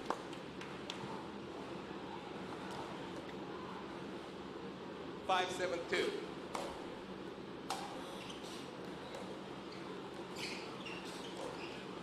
Nice Again. shot. Held it up until the final moment. Hien Trong. And honestly, Colin, it looked like he was about to go full bag, like clobber that ball, right? The way he had himself 6-7-2. prepared looked like a Hayden Patriquin full body speed up, but just took pace off at the last second. Great 3 sets. Side out. They're back in it though, 6-7, 7-6 now. 7-6-1.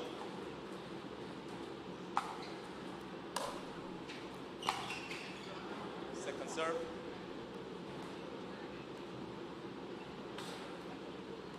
Seven, 6-2. What happened there? Great spot there from Hien, right up the line. Colin shifting over to cover that backhand, doing that so well as he's done for forever. But Hien got it just far enough over to that backhand side, or forehand side, sorry. Ooh, just misses it. Yeah. That thing tailed wide just at the last second. I like that Yen is going for that. 6-7-2. Yeah. Some variety on the drive. I think it's a team that you probably want to drive against. The ball was out. Side out. Clips the net and just goes along. That's pretty bad luck. 7-6-1.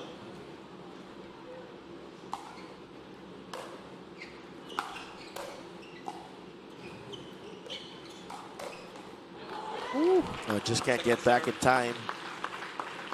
A little late there from Len Yang, and Kwando looking very solid on his right side. Yeah, he's holding down the right side pretty nicely for Hien to do some work from the left. I think that's why that team works so nicely. 7-6-2.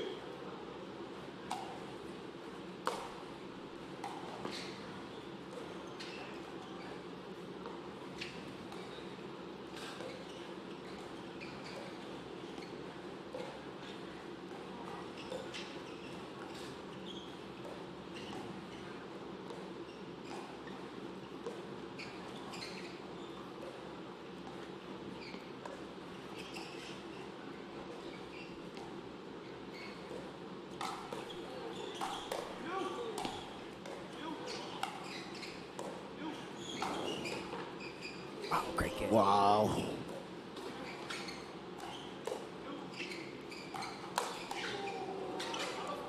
Oh!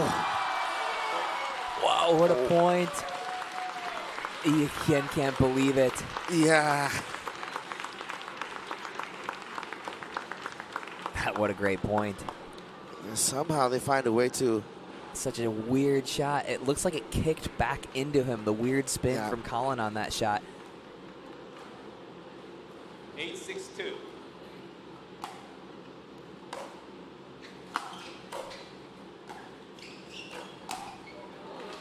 Side out. And that. Good recovery. Yeah. Good recovery. Easy to let a shot like that sort of spiral, but that's not happening to Hien. He's locked right back in after that.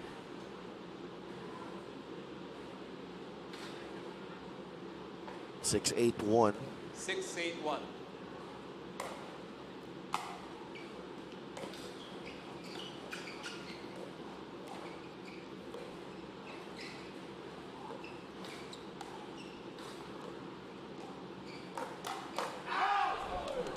Second serve. It's a good setup for that. Just a little late on that second one.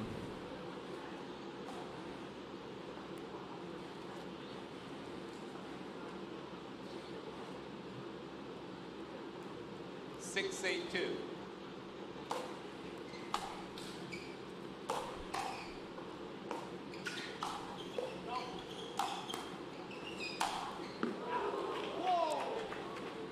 Ooh, okay, we got a little line Yeah. dispute here. I don't know if there's any challenges or Yeah. not. I'd love to see a replay. It was, I couldn't see tell. from my angle, so Absolutely. the outcall stands. Kwan called it out and seems to be unsure. Let's see here. Oh, yeah. Yeah. Oh, that's way in. It's way in. Yeah, that was.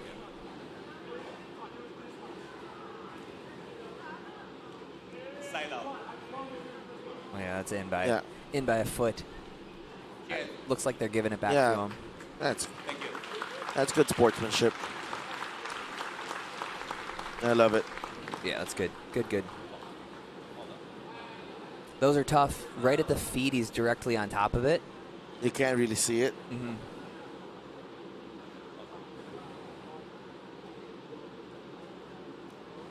Hold on.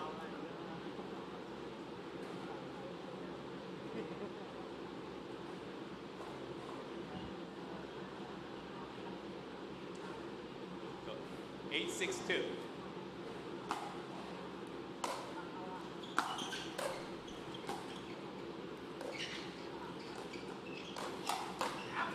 Point.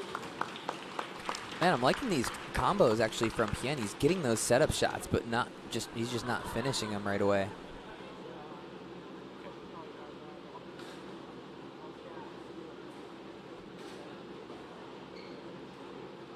Nine, 6-1.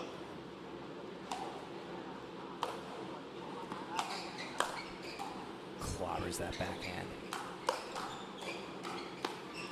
At Len Yang's hands, but that's 2 versus 1 right there.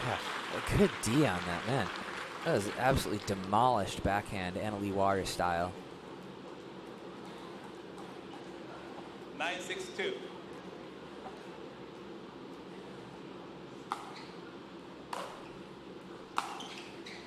Ooh, just long. Side out. What an eye. I thought that was going way in. That is such a skill, leaving balls like that. So difficult.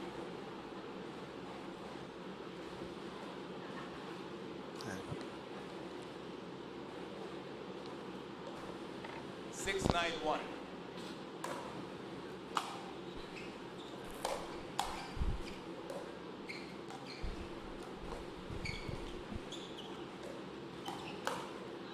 Oh, Quan leaving that one up just a little bit.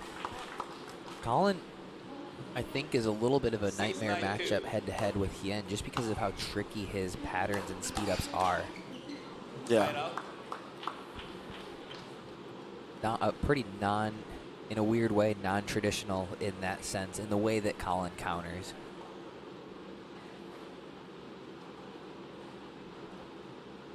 And, you know, he's trained straight up head-to-head with Ben so much, so he's got hands as good as anybody.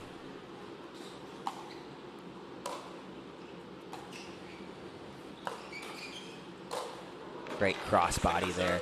That's actually a little bit more difficult to do with this ball here, I find. It's a slower ball, right? And so they say not to attack cross court because your opponent has more time to react, and that's true, but you can actually hit the ball a little bit harder because you have more court to work with. However, in these conditions with this ball, you're seeing fewer and fewer crossbody speed-ups just because the ball slows down so quickly. I think that's a pretty big differentiator. I think in this here, we're probably seeing 85% of the speed-ups straight ahead. In the States, it's probably 70-30, maybe even 2/3, 1/3. That's a big difference. That's a big difference, though. Mm-hmm. Absolutely. Second serve. Can't keep it down. Kwon-do at mid-court drive. Yeah, he's usually so steady with those. Surprising miss there.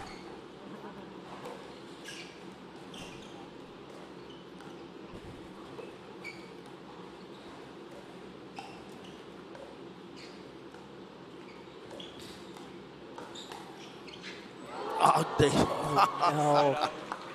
Oh, no. That's another one. I mean, the setups are so good here. They're just a few in a row where they're not finishing these patterns. And when you speed up like that, you're never expecting a kind of a miss-hit lob. And so miscommunication real quickly there at a rough time because that was a great setup. 9-6-1.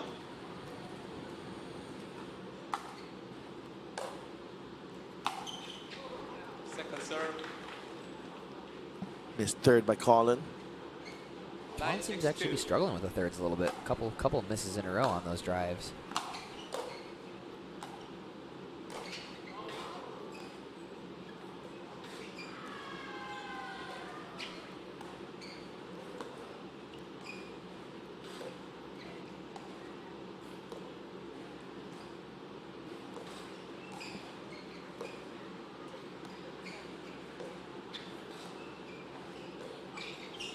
Oh, that's a total foot fault.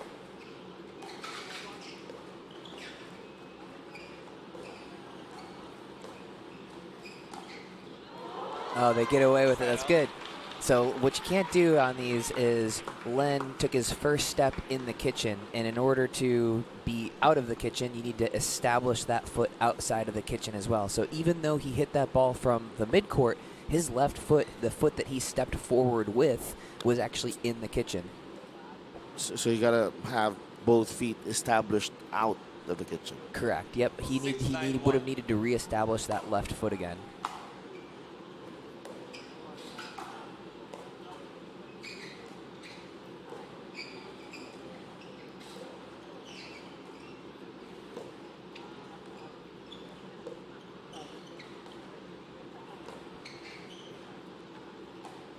Nice lob.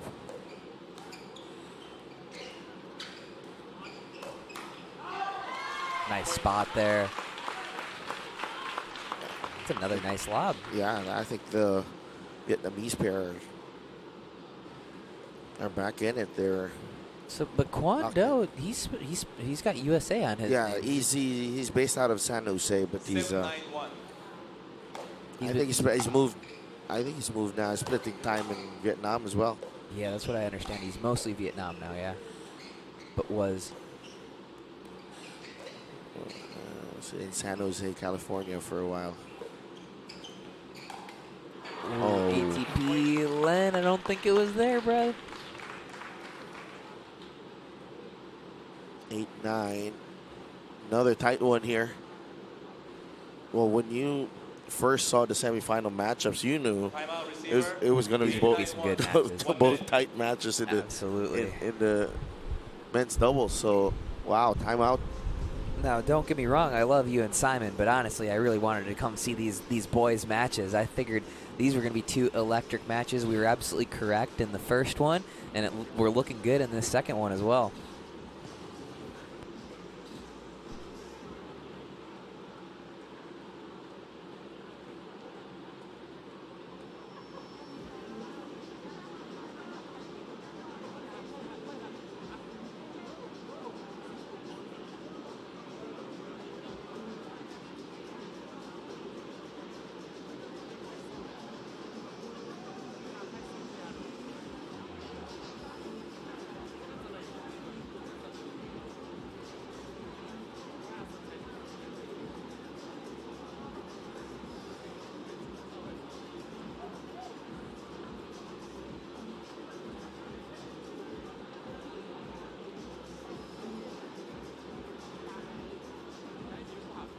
Seconds. Receivers, 0 timeout. Servers, 1 timeout.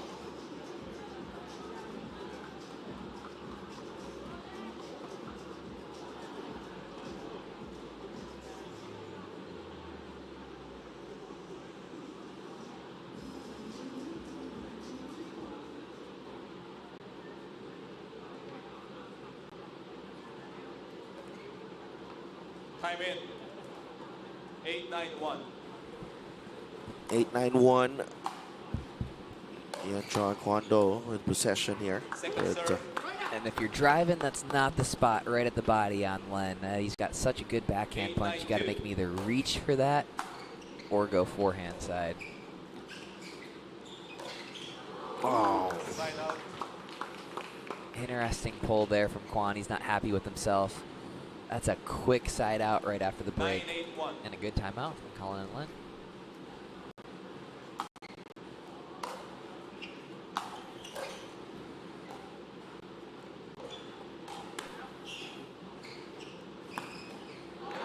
wow. Second serve. Rip crossbody.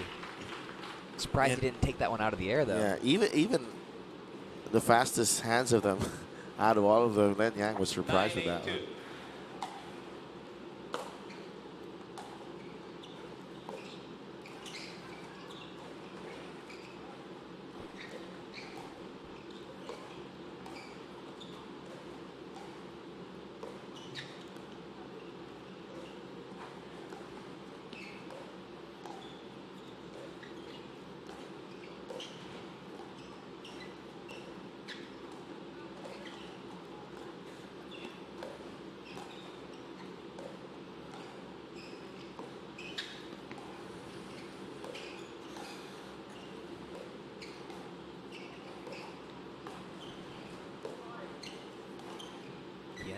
daring Len to hit that flick now.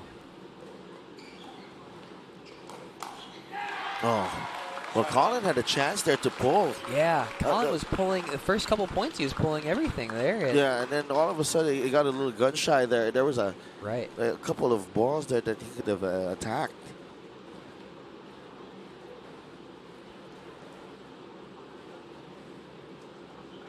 I know, that was a big possession for Len and Colin now. Yen and Kwon Do. 8-9-1. 8-9-1. Second serve. On the move, but no problem for Len, yeah. 8-9-2.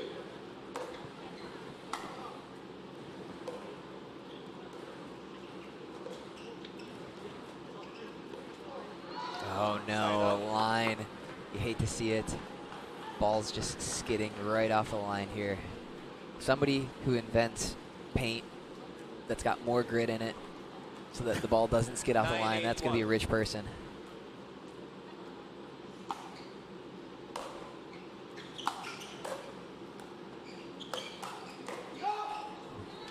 Good flick again. Like a nice combo. We got kind of a sitting last one, just a little awkward, slower ball that these guys are having trouble finishing that next shot after the good setup. Game point.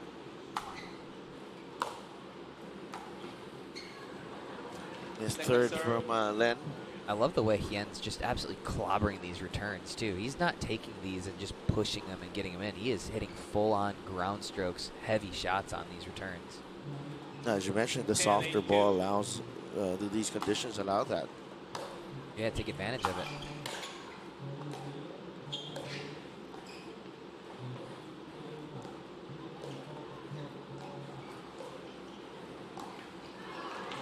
Side up.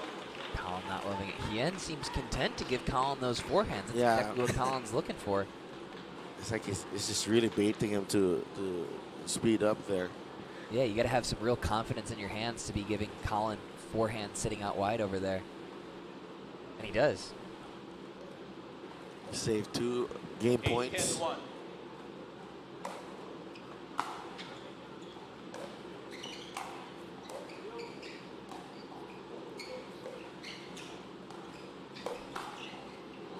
Ooh, nice shot there from Hien. Again, going cross body or going cross court at Len there.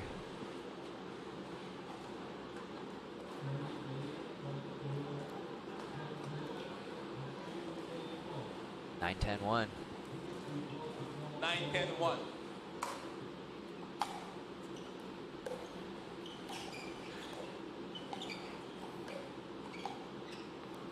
I love how technically sound Kwon is on those. Yeah, absolutely. Great. Oh, Man, Second serve. I don't know what the miscommunication was there. It looked like Hien just read that funny off of Len's paddle. 9-10-2. Another good setup. And you know, a lot of this could actually be the board.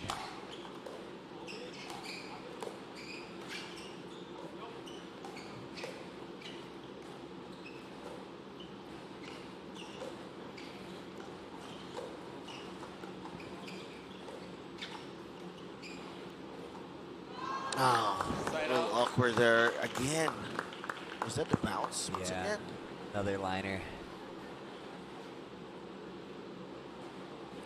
Yeah, I wonder if these guys are just getting lost in the lights back there. It is really difficult to see from this angle or tell just how difficult it is to read a ball when it's coming off of a paddle in front of that light screen, particularly when it's right in front of one of those white spots. And they get a line right in return. You know, if there's one good thing, it's you know when the ball's on the line. That's good. There's no It no bounces. denying that. It bounces Yeah. funny.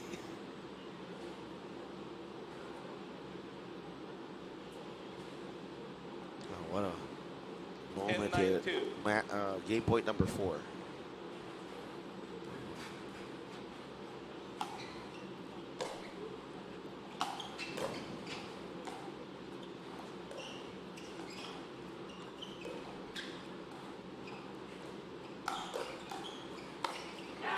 Oh, good hands on that. That was impressive from Yen Trong. I thought he barely avoided a foot fault there. He did. He was real close. Real close. But more impressive from my end is just how snappy that backhand counterpunch was.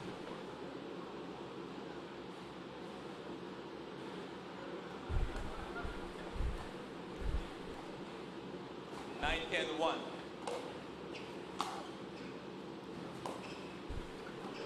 Second serve. His third. It's an awkward third to take that backhand inside out over there too. He's probably expecting Hien to come over and take that. There's that same ball. Hien does take it.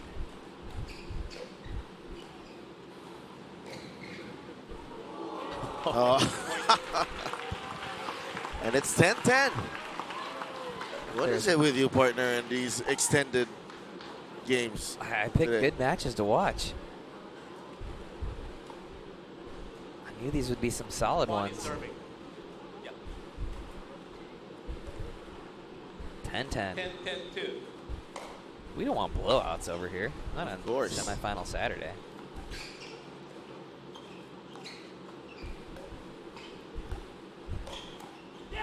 Tricky inside out there. So that looks like that ball is going either through the middle or at Colin, and But then it ends up in the... yeah, Kwan opens up the paddle face, lays the wrist, pointing the paddle towards the right side, slides across it to catch Len on the backhand. Len was absolutely right to be waiting for a forehand in that position. 11, 10, 2. Great shot from Kwan, and a game point for them. And look at that, couple of big points to take game one. Come from behind win for Hien Trong and Kwan Do, saving 4 game points for taking this one, 12-10. What poise and composure there from the Vietnamese pair, and the shots they put out on their final possession, Zane, in that game, very, very impressive. That was very courageous of them to come out with that one. Yeah, absolutely. They making balls, and the margins are so thin right now. You know, one little net cord was enough, and you know, interestingly, towards the end of that game, Colin and Len really were just kind of grinding, and Hien and Kwan were the ones taking the initiative, and some of those bad beats that they had early on, they started coming their way, right? Yeah. I was talking about the whole match, how, you know, they're setting these shots up really well and just not finishing them, and they started to come for them. So, and right at the right time as well. So that's game one to the Hangzhou Open champions from Vietnam.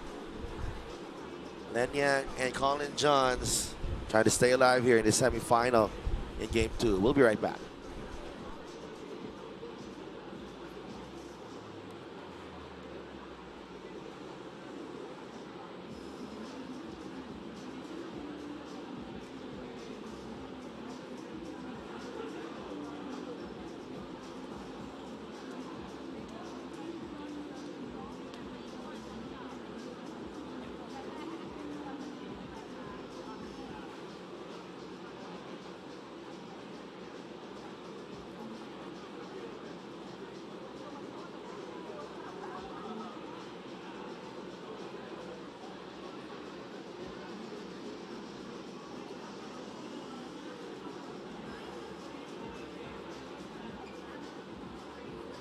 Seconds.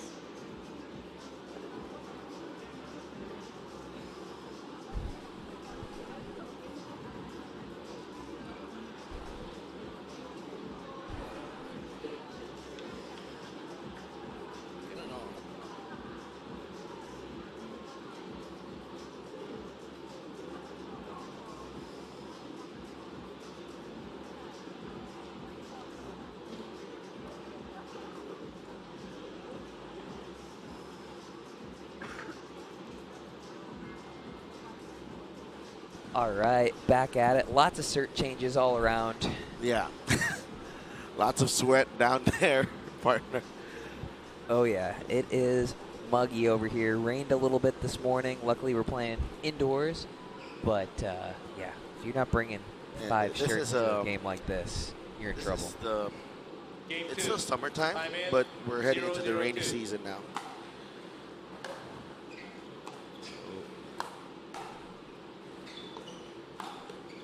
There we go. That is what these guys went away from in the second half of that game. There was hardly any initiation from Colin and Len down the stretch, and it makes a huge difference, especially when you have somebody like Hien who's dictating play. You can't let him 1-0-2. dictate.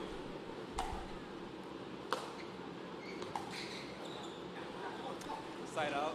Sadolf, do you know what CAND is? I don't know. It's a lot of the Vietnamese players were 0-1-1.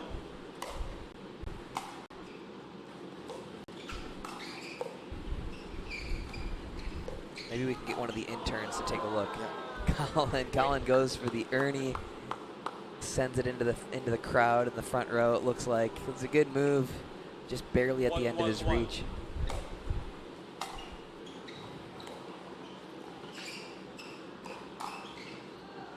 Man, Hien's having real good success with the cross-body speed-ups on Len. And this is where I can see the Vietnamese team doing a lot of damage. We didn't see much unwinding the stack early on for Len and Colin, meaning where they had to switch sides on defense. You got two guys with great drives here. Can be trouble. Able to neutralize that time.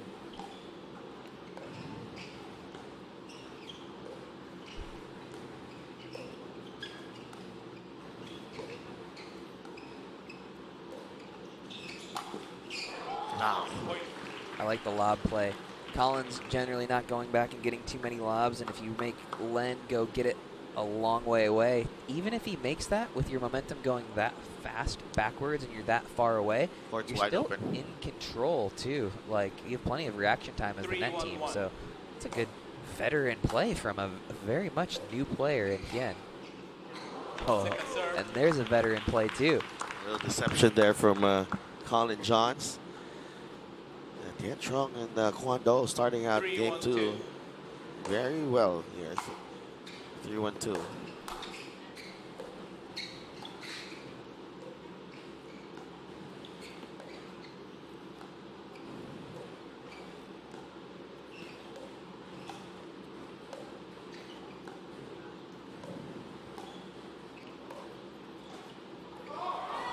Another lob here. All right. Let's see how Len and Colin adjust now, because it's no longer just a couple lobs here and there. Now it's got to be front of mind for these boys. 4-1. Just well played here from Hien and Quan in his last few points. 4-1-2.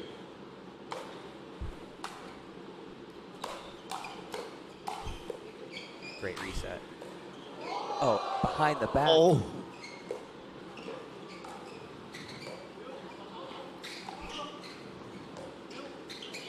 Nice, and they're back in it. Oh, he just missed it wide. Wow. After the behind the back get from Quan. That was a crazy get from Quan, and just able to get back to neutral there. Very, very nice, but the lob just going wide. But yeah, that's 1-4-1. 3 straight points with the lob, I Yeah. believe.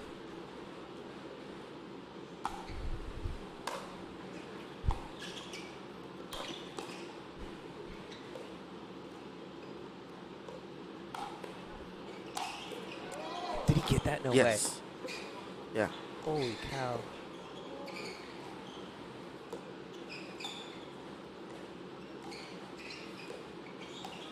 Yeah, that was just too high.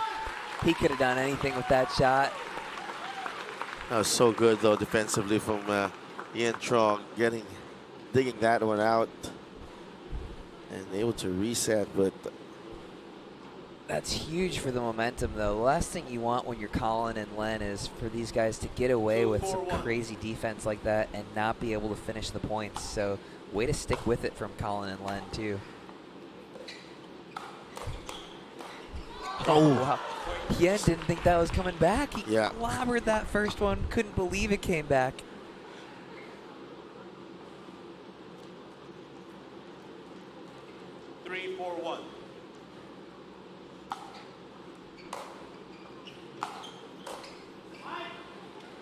see what happens there. You get a big point, and then you just ride on that momentum out of that big point.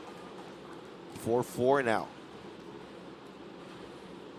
4-4-1.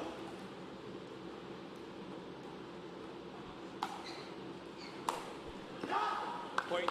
Man, this is starting to go a little bit quick. Hien feeling up his lower back a little bit on that too.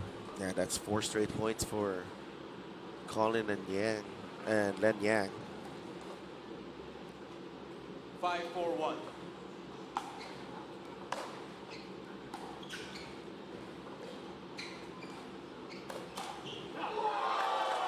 Nice counter from Len Yang, and that's Change ends. 6-4. We change ends. This is where Hien and Kwon have got to be loving the new rule change, right? You've got so much momentum for Colin and Len kind of out of nowhere. It started out this match with Hien and Kwon absolutely in this driver's seat, 4-1, controlling the points. You know, they were a couple inches away from that successful lob from Hien, and the boys get the ball back, and it's 5 in a row for Len and Yang on the first serve. Well, the first game and the second game taking on a similar pattern from the first game. It was 6-3 when they changed ends, and it ended up 12-10 for Hien and Kwon. But we will be right back shortly. Len Yang and Colin Johns are on top 6-4 in game 2.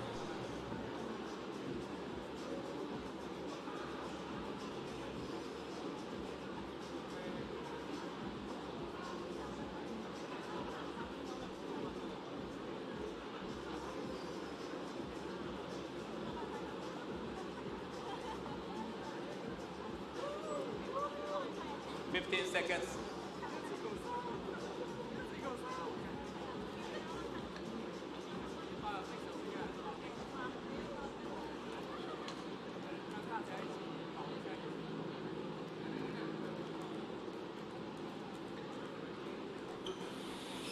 And we are back 6-4. Len Yang and Colin Johns on top against Yen Chong and Kwon Do in game 2. Oh. I mean, that's a great pull too, to be honest. Like, Kwon's looking around like, I'm sorry, Hien's looking around like, I don't mind that pull, and neither do I from up here, but Colin so good on that backhand side too, and puts it in an awkward spot. Doesn't have to be hard. You misdirect a counter like that, and other team's in trouble.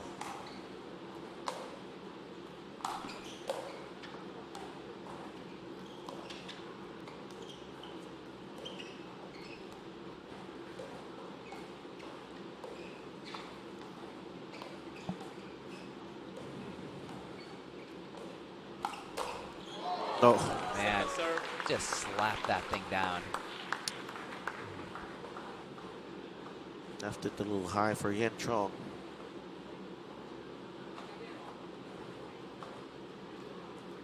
Seven, 4-2. 7-4-2. Side up. Weird bounce there. Yep. It seems like Hien and Kwon may have felt like they were kind of within striking distance, sort of started to press at the end of, or the first half of this game, and now finding a little bit of rhythm again, letting the match come to them a little bit more.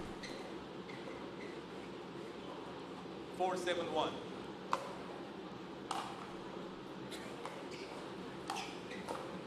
Great pickup.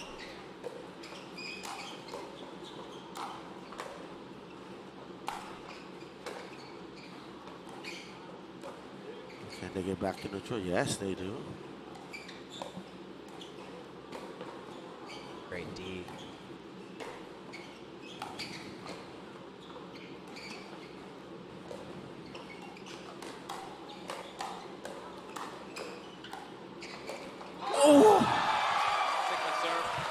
Perfectly set up. Great points all around. The crowd's loving it too. Again, see one team defending and getting back to neutral, and then the hands battle just hits the tape there, and everybody saw everyone's reaction there, every crowd. Oh, Len Yang on fire. Len. Great hands. TV doesn't show just how much Hien was clobbering those shots too. Lens all over it. That was so good. 7-4-1. Len is locked in. Look at his face. Whew. Out of nowhere. Yeah, that's big time from Len Yang. That's 7 unanswered points from Len and Colin. 8-4. 8-4-1.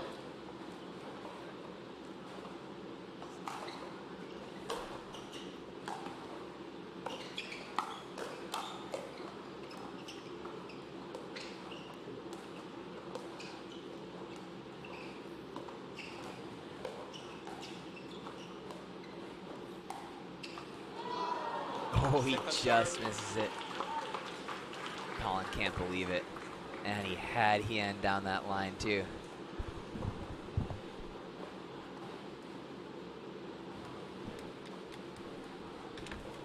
So one more possession here for Colin and Yen 8-4-2. and Len.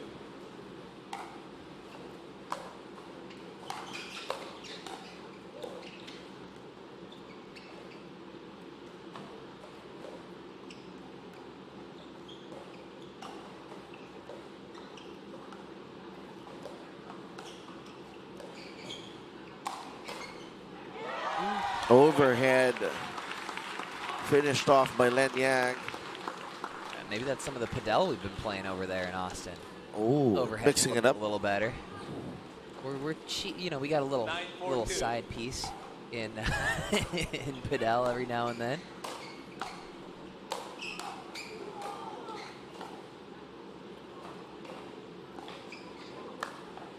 Oh, No. that hits the tape. It took a crazy bounce right there.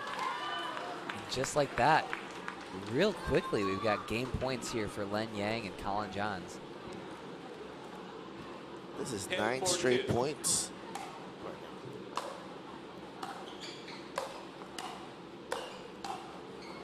Great gets. Okay, too much. You can't give Hien too many looks at those ones, that's for sure. There's not too many people that clobber the ball the same way Hien does. 4-10-1.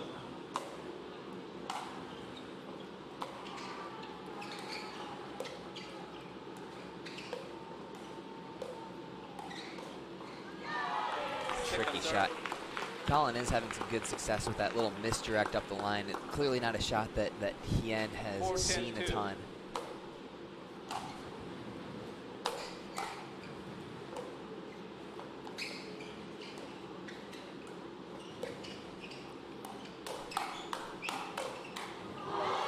Nice. Reads it a little bit better that time, but yeah, Colin's gonna keep going back to that, and I think being aggressive for Colin and Len is super important here, because at the end of game one, you saw Hien and Quan dictate a little bit more. Yeah, now Colin and Len 5-10-2. are at least pulling the trigger every now and then, keeping him honest.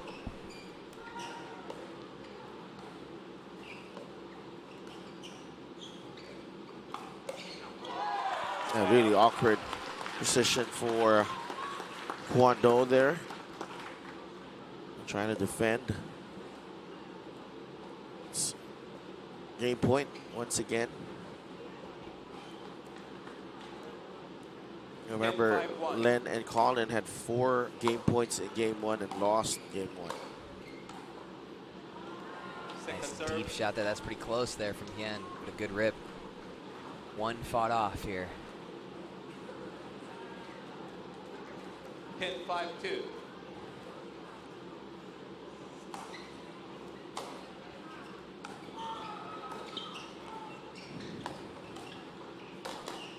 Wow, so snappy. Len just standing in there and taking it too. He's like, I trust my hands. I don't need to back up. I'm staying in there. Didn't work that time, but that takes, you know, some nuts. Yeah. Especially, I'm not standing up there if Hien's got that ball. I'll tell you that. I don't trust my hands like that. 5-10-1.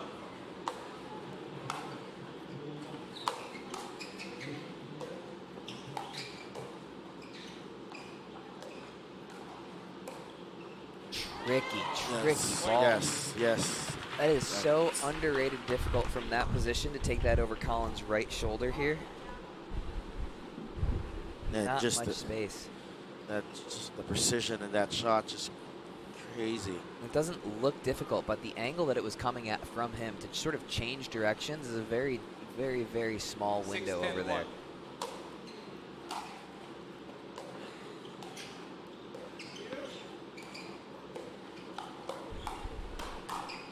And here we go, Kwon Do.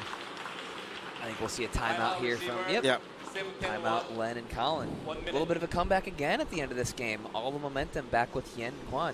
Now they're finding the offense and not pressing for it. Middle of this game, they were, I think trying to pull the trigger a little bit too soon. They're finding a good balance here again now. And they've been ready for counters every time. 7-10 now. We'll be right back.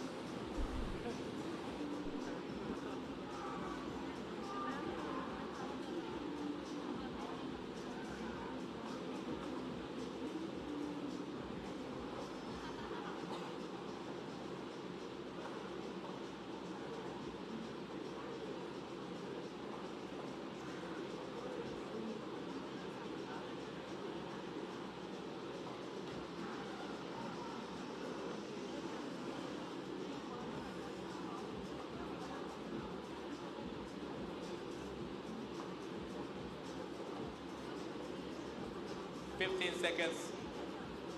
Receivers, 0 timeout. Servers, 1 timeout.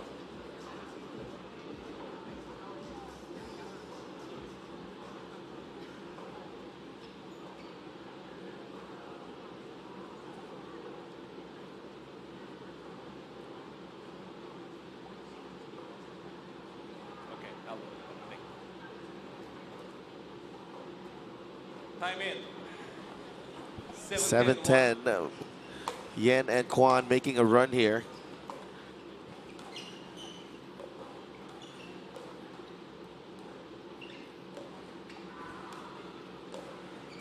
Oh no, you don't want to see that. But Kwon usually so solid on those. one more possession though. At 7-10 too.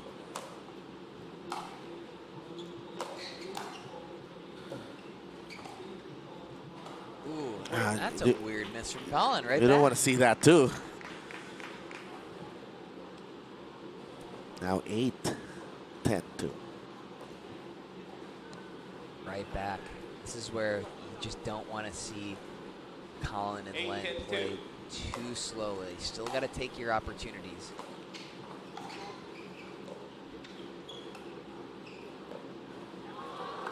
Two from Kwon. Wow. Very uncharacteristic from Kwon Do.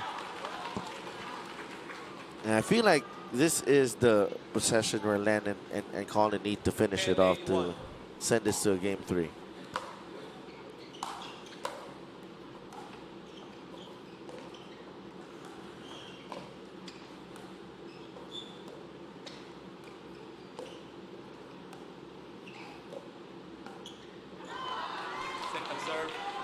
And keep opening the door for Yen Trong and Kwon Do. This is another game point. And Colin rarely misses a dink, but almost never. I mean, you could go months of watching him almost never miss a dink into the net. If he's going to miss, he's going to pop the ball up. And so a dink miss, uncharacteristic from Colin.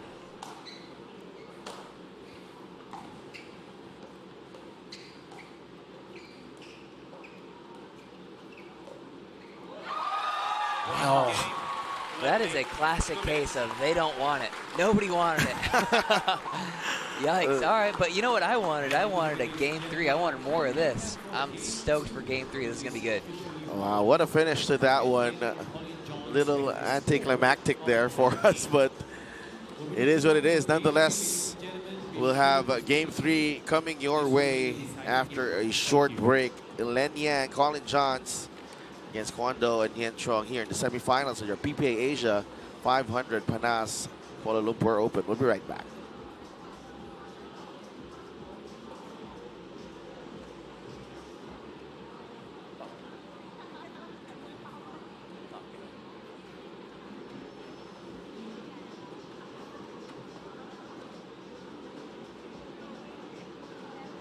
Yes, ma'am. Thank you.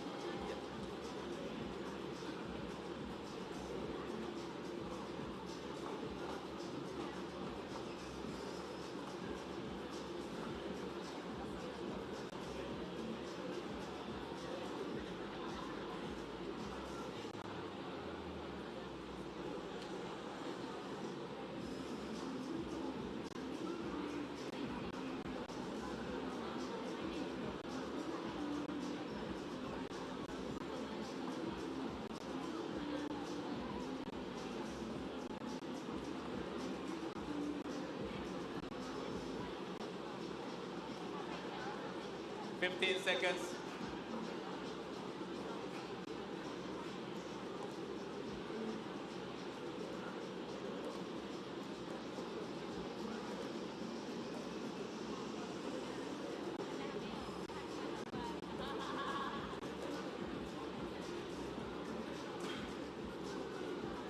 Game 3. I'm stoked. I wanted more of this. These are such good matches. I'm glad I picked the men's dubs because I think these are some electric matches. Yeah, look at that. Look at how close it has been. Like combined, only 1 point separating them. 12, 10, 11, 8. So We got game 3 here. So tough because we've seen both teams at their best and also Game at 3. their, when they're slowing down. 0-0-2. And it's still too close to call. Yeah, I think Kwon and Hien absolutely control their own destiny in this, right? In game 1, they had just enough winners to make it happen, and game 2, they were on the other side of that. So they control the outcome of this, I think. If they play well, they win. If they play poorly, they lose. What a move. No mistake this time from Mr. Colin Johns on that Ernie. 1-0-1.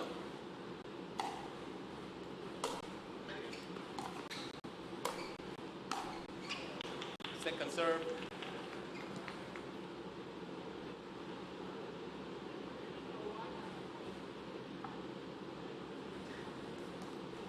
One zero two.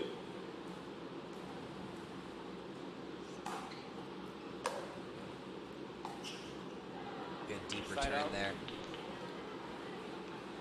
He's missed a handful of that here in this match, Len.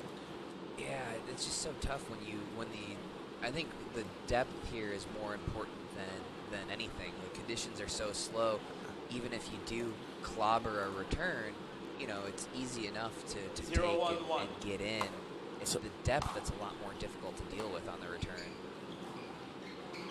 Point. All right, there, just a little awkward there from Len. 1-1-1.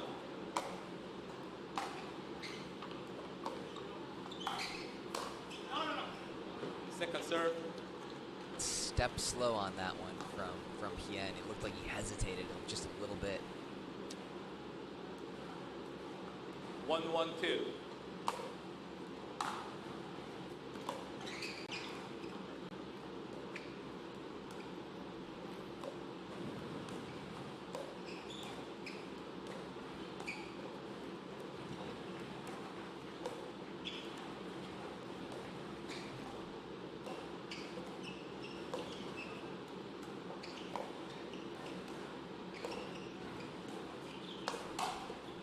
Oh, wow. Side out. Hand pulling the trigger, but Comes right back. It's a good speed up here, but he's not, like Colin actually is swinging towards the right, yet he sliced across it going back to the left. So even Colin's counterattacks are extremely deceptive. That's a good deep return there from Ken. That allowed him to take control of that point. 1-1-2.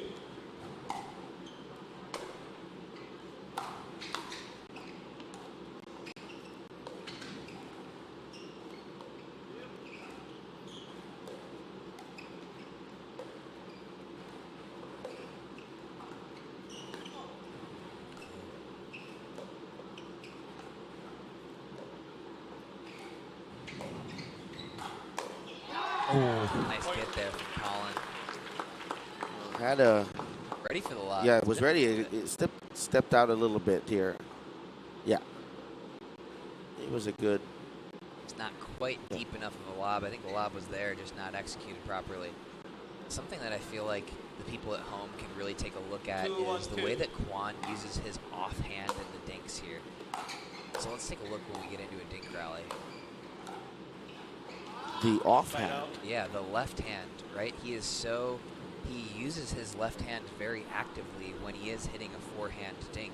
It's integral in his unit turn and his body turn, and it helps prevent that right hand, the paddle hand, from getting overextended.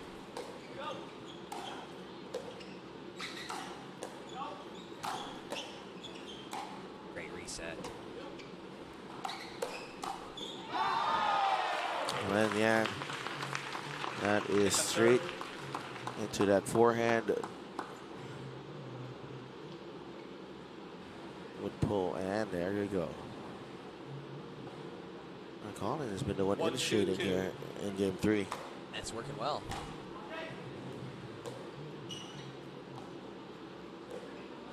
Take a look. That left hand is very active.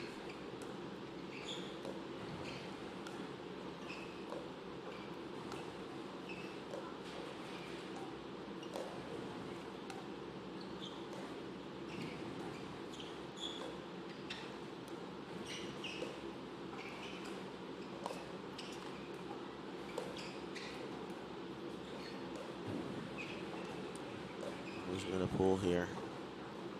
Catches the line there.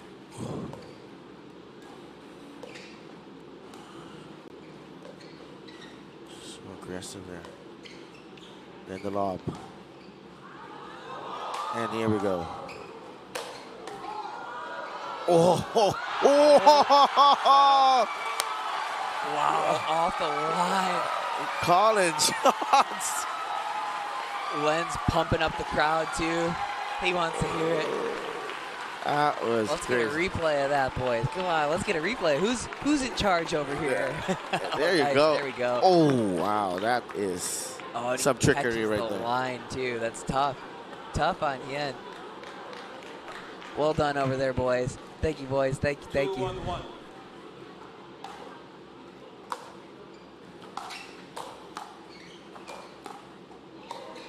More good D.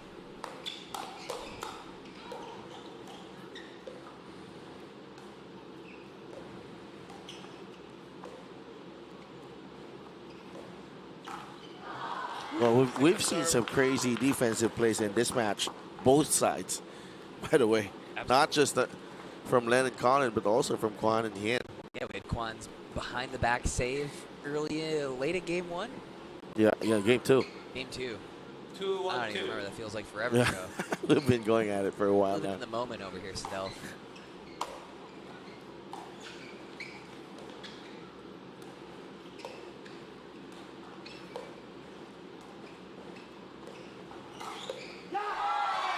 Boy, just an awkward spot. He got that up nicely on Kwan and a little bit off-paced. I think the pace was the one that was a problem for Kwan Right. because It's up and usually he handles that one. not that one. Side out. Len goes for another flick, flips the tape on that one. I do like that he's initiating a little bit more. Actually, I think the majority of the offense needs to come from Colin, though. Len's obviously going to take his opportunities at that backhand flick, as he should, but they should be looking for a little bit more Colin offense. I think that's been a differentiator for them in this match.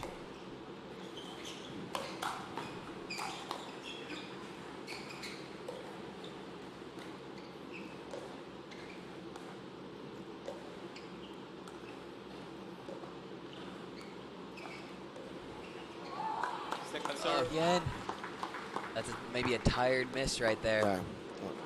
Some fatigue setting in. 1-3-2. He's 22. He's going to rebound, though. How do they get that back?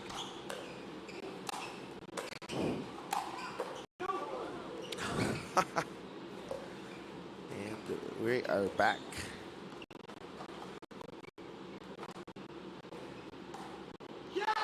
A little deception once again from the veteran. The off speed is eating Hien up down that line.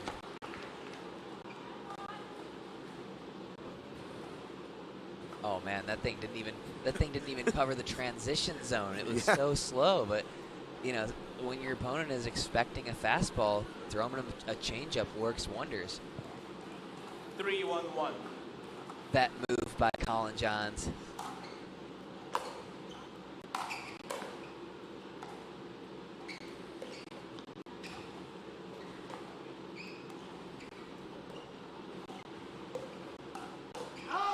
Wow. Another off speed over there. Ken's shaking his head a little bit, but that's what Colin and Len need to set up, is that attack from Colin. 4-1-1.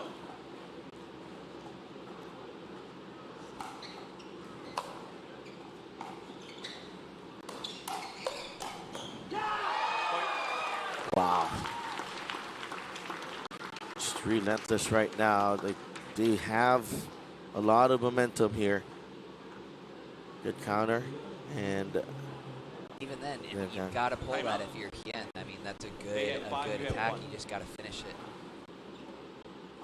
Just because your opponents are defending well doesn't mean you can give up opportunities when you're attacking from above the level. And then it might feel like that. It might feel like, hey, my last few attacks haven't worked. Yeah. But whenever you've got an opportunity from above the level of the net, that's the best look that you're going to get in one of these points for the most part. So it's a good pull. It didn't work out. But, you know, if I'm looking at that, I'm thinking Hien and Quan are going to win that point 2/3 of the time. You got to take an opportunity like that, especially when we're separated by, you know, 3 or 4 points over the course of the entire match.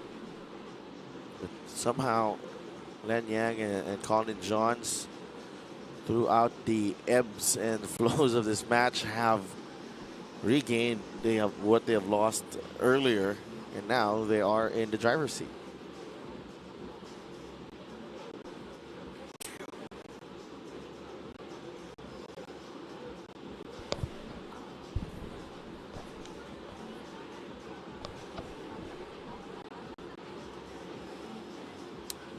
So saying though, you know, before 15 seconds. Before we head back to this match, how's Malaysia been for you? Oh, dude, second trip I love out it. here. I tweeted out, I think Malaysians are the nicest people on earth, actually. Although I haven't been to the Philippines yet, so. Yeah, well, we're gonna. You better change that. Yeah, we're gonna fight for for that reward. Yeah, for that title. My parents actually went in January of this year. They love the Philippines. Oh, I've still never been. Okay. I'm excited to make it happen. For sure. Coming really soon. As Len Yang, that's another one that he's missed there. Seems to be more on that backhand wing from that straight ahead return over there. That straight ahead deep return.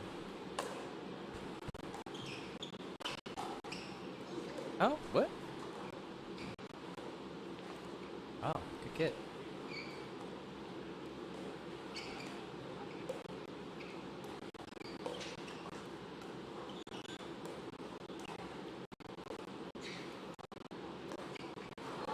Oh.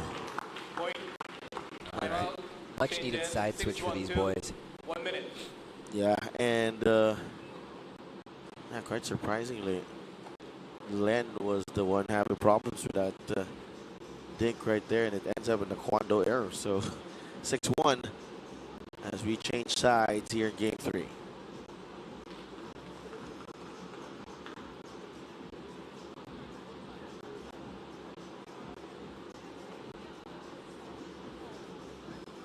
So we have another cup here in Kuala Lumpur in a few months. We'll be back here. That is what, September, right? Yeah, yeah. Yeah, it's going to be at a new venue, is that right? That's what I've been hearing. What I've heard. We love 9 Pickle over here. This has been a lot of fun coming out here for the last couple. I'm excited to see some other spots too. Apparently you would know better than me. I've only been to a handful of places. I haven't been to a lot of places here, but I'm doing so tonight. Just a little 15 seconds. fun and games on the side while checking out some of the facilities here. Yeah, you're going to Tomas. Yeah. That was just over at My Pickleball at the Strand, which is a cool spot. A couple courts down there, as well as the My Pickleball flagship store, I believe. Shout out my guy Kelvin over there. They carry the Paddle Tech paddles, the square shoes, all that stuff that I'm using too. The new ones? The new honey foams, everything. Just came out the other day. 6-1. Oh, Collins all over that counterattack. A good spot. 1-6-1. It's now or never for the boys from Vietnam. Oh, got him. Second serve. That's bad luck. That's sailing. I was going out, absolutely. But, and he has not gone for the crossbody Yeah, speed up anymore. it was working for a while.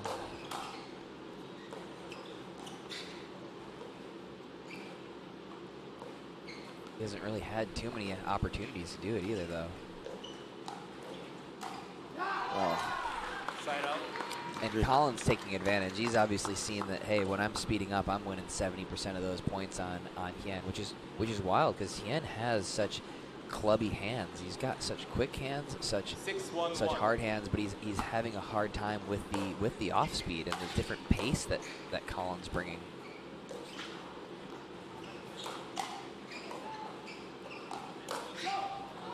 Did it get him? It No. did not. No.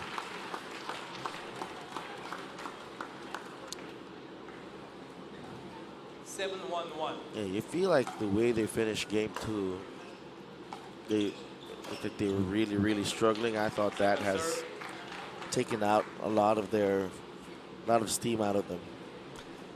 7-1-2. Yeah, they just had that lull in game 2, and it's kind of carried on to game 3 as well. Fought back at the end, but too little too late, and a few misses from Quan at the end of game 2, and these guys are struggling to get anything going here now. But Len and Colin have made some good strategy adjustments as well. Side out.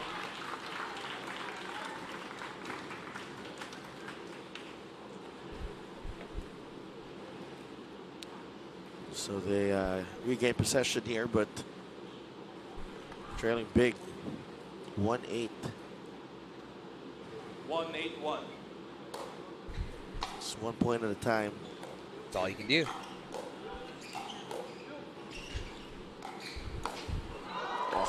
Second A serve. little awkward again from Hien. Yeah, a little ambitious there. Even if he makes that, there's 1-8-2. Len's probably all over it. These guys have got to refrain from pressing. There we go. He's finally on one of those.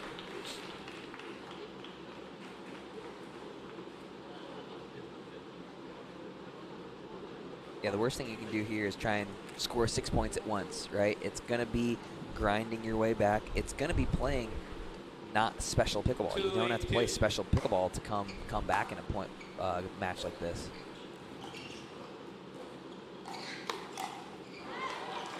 Yeah, but Hien's in a hurry. No problem with that. 2 quick points. Hien's finally starting to read some of the speed ups from Colin, it seems like. Maybe it's a little too late. 3-8-2. Colin hasn't pulled any of these actually to the forehand side of Hien, and so Hien's kind of waiting and sitting on that backhand now. I bet you the next one goes crossbody or to the chicken wing on Hien from Colin. And then, yeah, on John's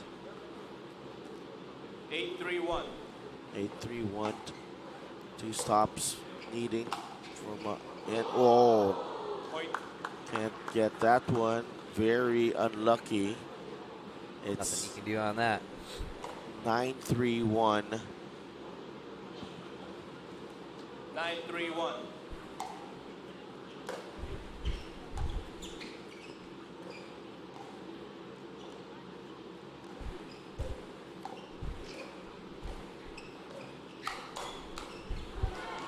Good read on that actually initially from Len.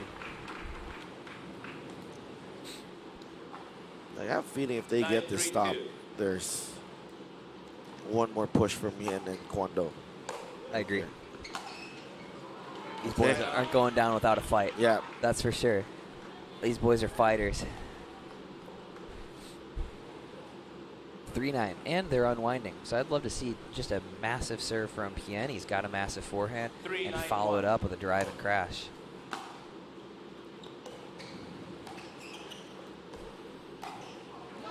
Oh, God. There we go. What I say? Next one's cross body, and he hits him right in the chicken wing.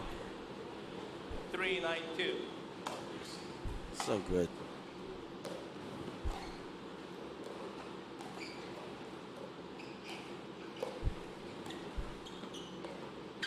I bet you next one from Colin goes high, slow, and away at the right shoulder, or left shoulder.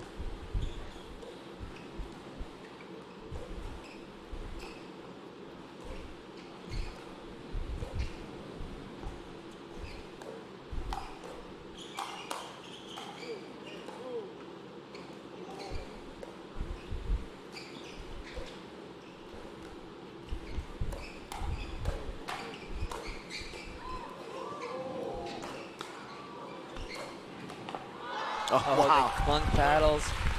What another great point.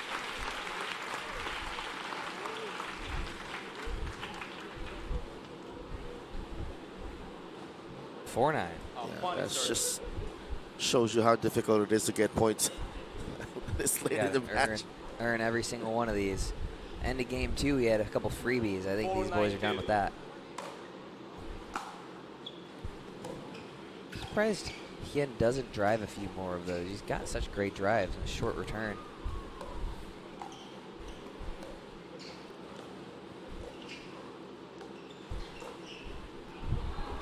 Oh, he had the space there. Yeah. I think he just clipped the tape on that. Yeah, you got a feeling like Colin wants him to speed up everything. Timeout for server. 9-4-1. 1 Offensive timeout here from Len and Colin. 9-4. Regroup. Maybe close it out. We'll know for sure in a bit. We'll be right back.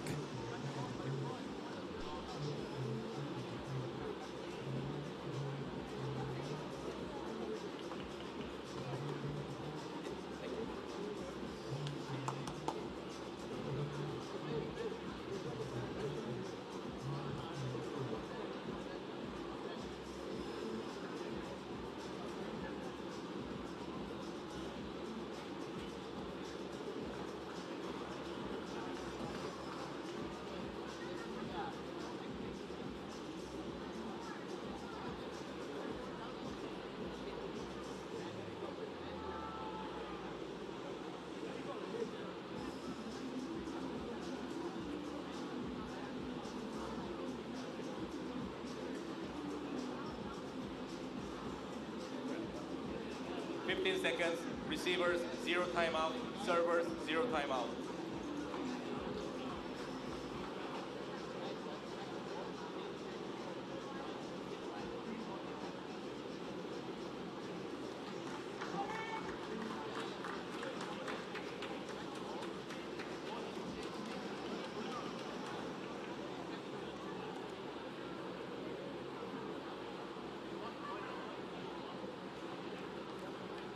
Time in. 9-4-1. 9-4-1. Len and Colin trying to close this one out and book their place on Championship Sunday. Hien just out of the reach on that one. Sails it long. We got a couple of match points here. Good offensive timeout from Colin and Len. Veteran move. 10-4-1.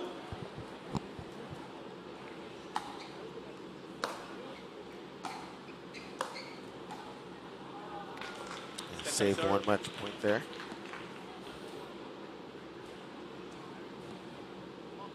But I have a feeling these four right here, four gentlemen right here, we won't see the last of them playing against each other, especially here on tour. There's going to be a lot of PPA Asia matchups between these four boys.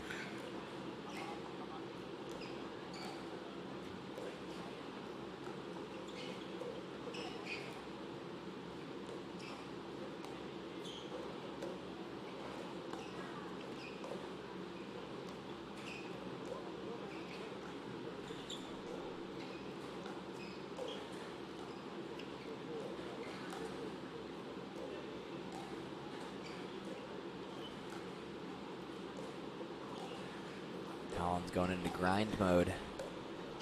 Couple of opportunities that he's been pulling all game so far.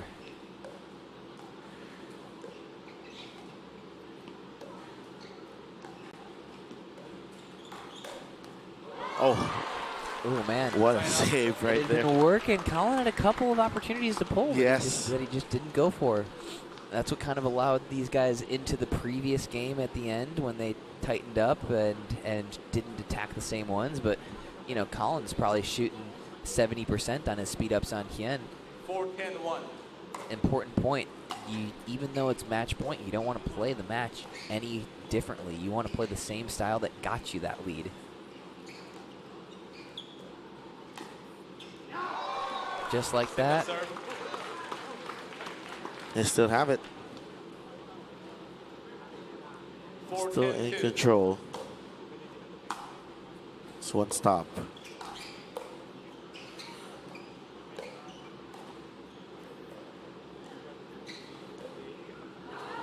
Side up. Tough miss there from Hien. Just seemingly playing a little bit out of his comfort zone now.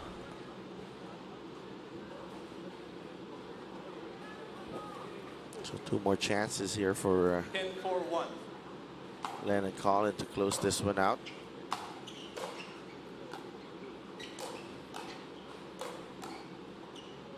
Great reset. Oh, he goes tricky. He tries to get tricky down that line. I like the offense, but Hien would have none of that. Hien was on that one. Okay. 10-4-2. Match point number 4.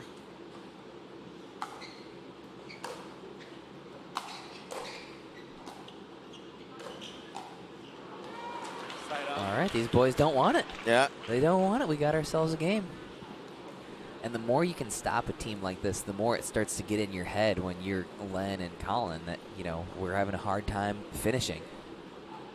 The pressure to finish gets bigger and bigger every time on your serve when you get that side out.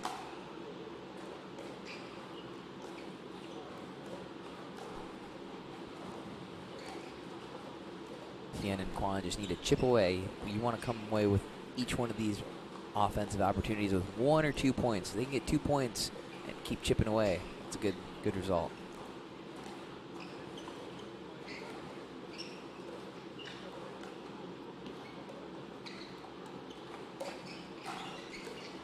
I was wondering when the lob was coming out.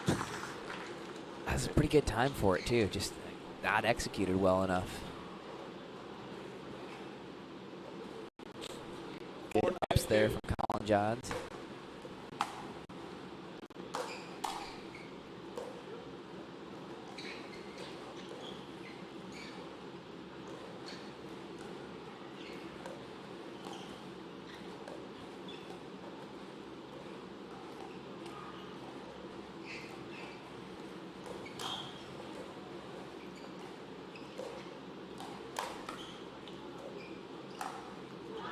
Ooh, misses it. Chipping away, chipping away. Good heavy counter in there too from Hien. Colin doesn't seem to be moving his feet quite as much maybe as before. A couple opportunities in that point. Same thing, getting a little bit more passive up ahead. Oh, he's never going to be passive on that one, that's for sure. That's a good pull, but great hands from Quan and Hien as well. I mean, that's a chest-high ball for Colin that these guys are all over. I am not counting the Vietnamese out. 6-10-2. Yeah, and remember, these guys burned their timeout on offense at 9-4, I believe. Yeah. Maybe 9-2, 9-1. Just wanting to close out.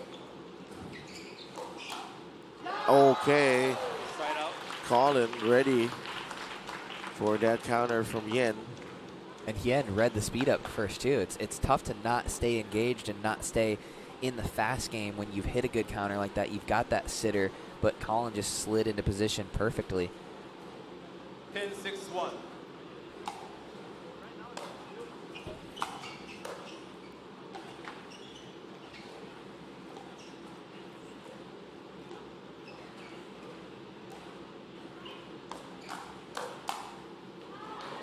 Oh, good play. Hien, fearless. Tough to attack that at down match point. This is match point number 6. 10-6-2. See some pressure on Len's backhand with this return. Wow. I mean, and there you have it. There you have it. And he had to go to the forehand. Yeah, he was trying to avoid that backhand. Yeah. And they're back. Chipping away. Yeah. It's going to get crazy if this goes to 6-10-1. 8 or 9-10.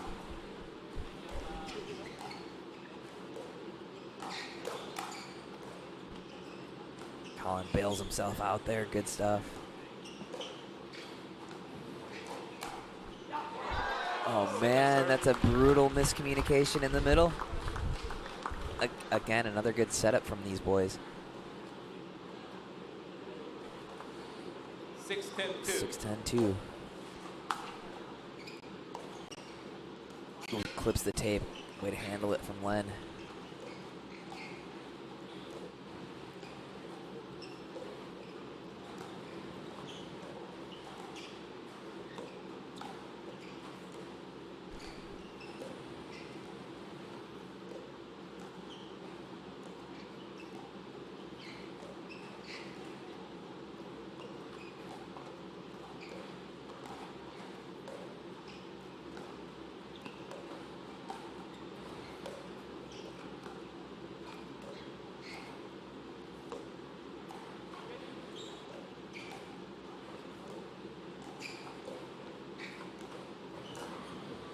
Oh, he finds it.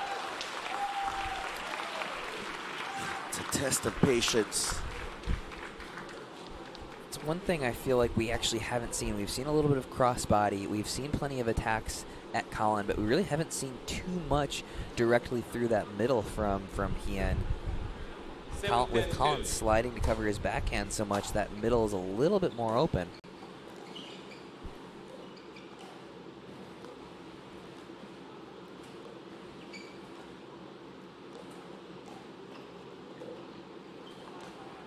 Ooh, he just missed it. Yeah. That's a tough miss on 7-10. All right, 2 more match points now. Len over there getting a drink, I guess. All right, they're out of timeouts. We're just going to let this happen.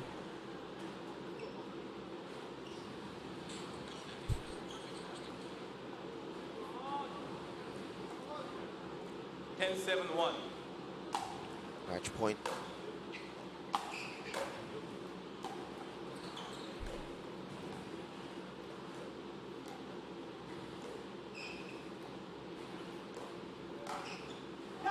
Oh, he's done it.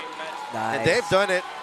Colin Johns and Len Yang stave off The comeback attempt of Yen Trong and Kwon Do Len and Colin are headed to Championship Sunday. And what a match that was. All right. And you mentioned like it might be some sort of a throwback match, and it was a lot of grinded out points right there, but in the end, yeah, Colin and Len coming out on top. And in the end, it was Colin's offense from that right side that really won them that match. When Colin was playing a little bit more passively, the Vietnamese boys were dictating. When he was taking the initiative, you know, Hien couldn't really shut down those speed ups, and that was the difference between that match. It was fun to watch that sort of back and forth chess match. Absolutely. So it's going to be Colin Johnson and Len Yang against Tama Shimabukuro and Arma Bhatia tomorrow. And wow, that will be explosive. Yeah, that's going to be. We hope to have you back for that one if you're still free, Zane. So yeah, we'll check what the schedule is like. Probably come do a couple of matches tomorrow. I enjoy hanging out with you a little bit more than I enjoy hanging out with Simon, but look at him. He's locked in over there. Yeah, he's ready for the next one. But yeah, thank you so much, Zane. And it's quite a treat, like watching and you know, observing these matches with you, because you really do, you know, dish out a lot of knowledge and insight on what's happening on the court, and just really simplifying things for a lot of the viewers who are very keen on these things, on these matches. Yeah, no, it's fun. I hope I've learned a thing or two in my like 13 years of playing pickleball and my 6 years of playing professionally. So it's fun to share a thing or two. Hopefully people at home can not only be entertained by matches like these, but, you know, learn a thing or two, improve your own game a little bit, and have fun doing it. Yeah. So always a pleasure, and thanks for having me, Sadolf. Appreciate it. We'll see you guys tomorrow at some point, I'm sure. Yeah, so that's it for Zane. He's saying goodbye for now. And yeah, do stick around. We still have a couple of more mixed doubles matches here, and a spot on Championship Sunday on the line as well. So have 2 more matches on Championship Court, and just wait for a little bit, because Len Yang and Colin Johns will be coming in for the post-match interview.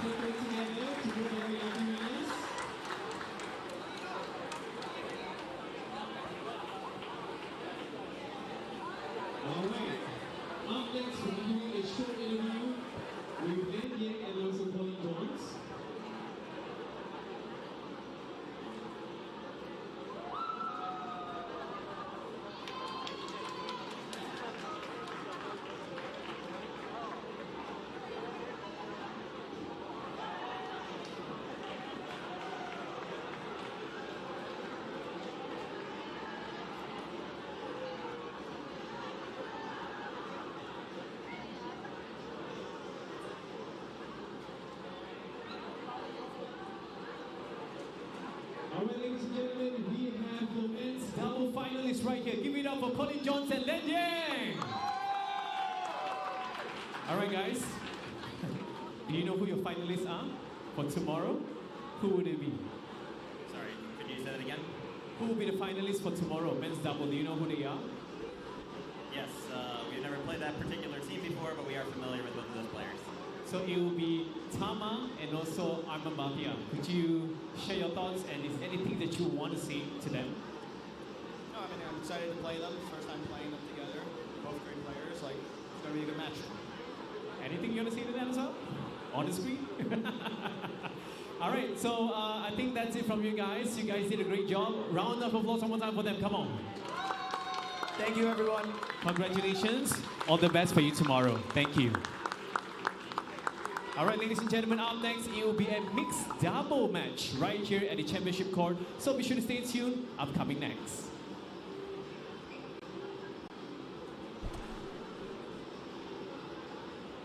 Just a recap of today's action. Bei Chuan Kao and Zoe Wang arranging a final showdown in women's singles. Yen Trong and Nasa Hatake Yama will be battling it out in men's singles final tomorrow after those wins. Yu Fei Long and Jamie Wei are into the championship Sunday in women's doubles. Alex Strong and Zoe Wang will be waiting for them. And in men's doubles, we have Len Yang and Colin Johns against Arman Bhatia and Tama Shimabukuro.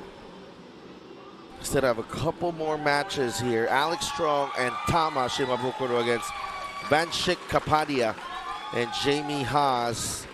And then it will be followed by Jamie Wei, Arman Bhatia against Zoe Wang and Len Yang. Our upcoming tour stops will be in Macau on May 28th, and then we travel to Beijing for the June 17 to 21 Beijing Open, and in Tokyo, July 1 to 4. So do continue following the PPA Tour Asia, and of course, we also have MLP Asia for you, and that's coming late this year.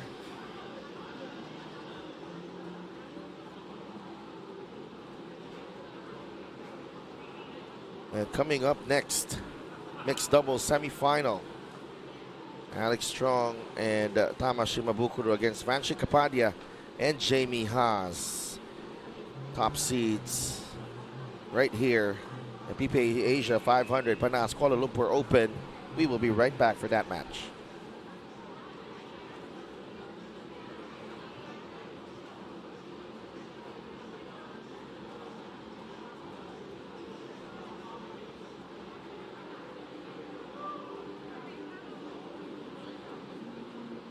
Ladies and gentlemen, up next it will be a mixed doubles semi-finals match. Give it up all the way from USA, Alex Strong and Tama Shimabukuro.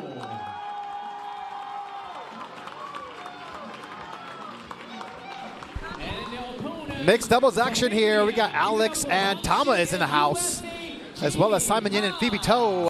Mixed doubles, Vanshik Kapadia and Jamie Haas Aloha. Mixing out the mixed doubles here on Super Saturday.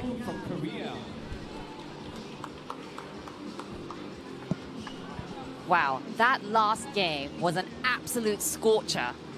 I was shocked at how well all four players played, and not only that, but stretching it out to that third decider game. Oh my gosh. Shout out to Hien Trong and Kwon Do for making it go the distance. So up here we have our first mixed doubles semi-final of Super Saturday. Alex and Tama will go up against Vanshik and Jamie. So Vanshik and Jamie have come through qualifiers to be here, facing the top seed for mixed doubles. They had quite a battle to get here. They took out Cara Wheatley and Mitchell Hargreaves. His name is Hargreaves. He is nicknamed Hargroovy. Thank you. Yes. Albie Huang and Lucas Pascoe. And then they also yesterday had a 3-game thriller against Lauren Mercado and Zane Navratil himself. Yeah, that's why he dipped out. He's like, I am not watching this match because it still hurts. Yeah, it's still a bit of PTSD. But Alex and Tama are coming in strong as the #1 seed. They did have an early scare, though, against Sophia Wynn and Hien Trong in the round of 16, where in the first game they got... pickled. Yep, pickled. I saw Alex actually in the lift after that, and she said that after that game, she looked at Tama and said, Game 2, we're starting clean. This is game 1 for us. Let's go. Wow. And they were able to find another gear and pull out that win, 11-6, 11-9. Yeah, Alex Strong is a fierce warrior at heart and mind and skill. So even today, she got pickled again. In women. Yeah, it was in women's. Yeah. Oh, yes, she did, against Cara and Nikita. That's right. And able to go to their Mind Palace and able to come out on top. So Zoe Wang is still on track for a triple crown for tomorrow.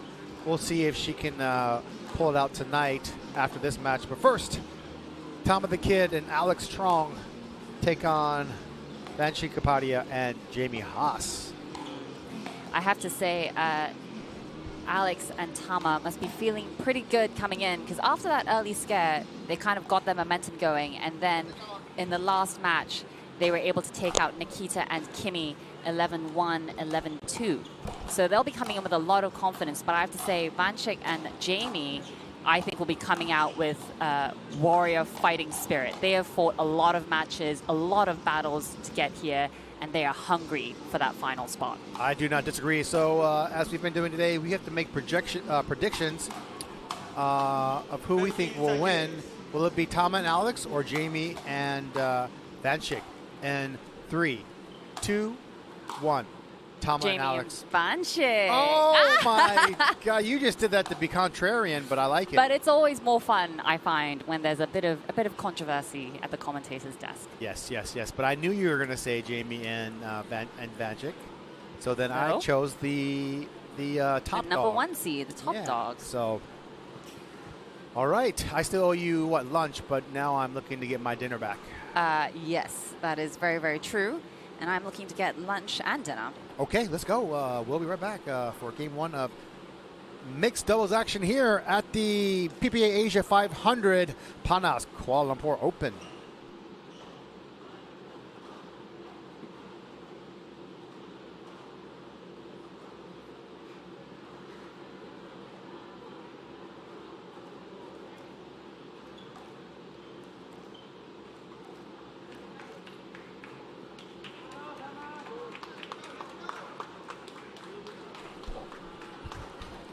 Players, game 1.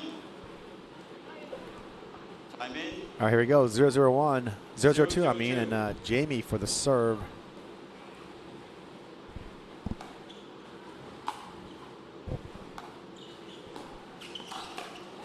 Yeah, Jamie a southpaw there, and Vanchik is a killer in the middle on the left side. So Alex and Tama haven't played these guys before, so let's see how it unwinds, including the stack here.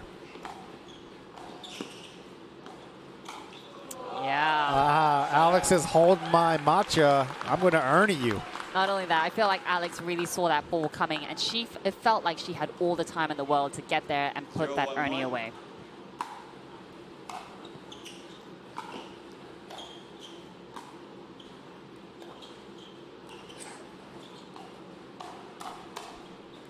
Oh, and that ball. Oh, I was going to say Tama's lucky, but if I've learned anything, Tama is never lucky. It is all skill. Yeah. 1-1-1.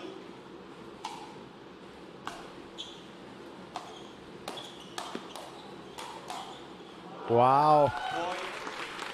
We're living on full chaos time right now, and I'm here for it. 2-1-1.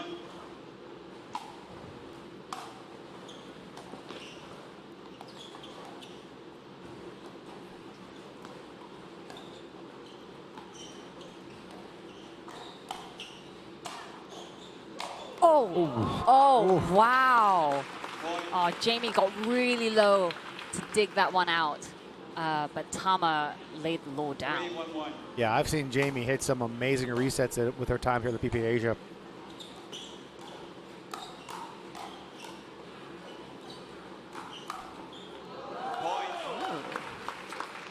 Oh, is it just me, or was Alex a little baity with that ball? She kind of floated it up a little bit for Vanchik, but was already scooching her body for a 2E counter. We'll see if she'll be hitting more of those as the game progresses. Yeah, super baity. She was prepping herself, putting herself in the right position to really take advantage of the ball coming at her.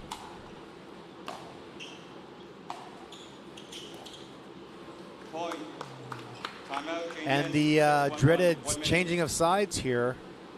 We spoke with Zane earlier. Zane said he's a fan of it. You know, oh, nice. Different sides have different looks and different feels, so it makes it a little bit more even. And he likes the fact that they took away a timeout, so that also kind of speeds it up again.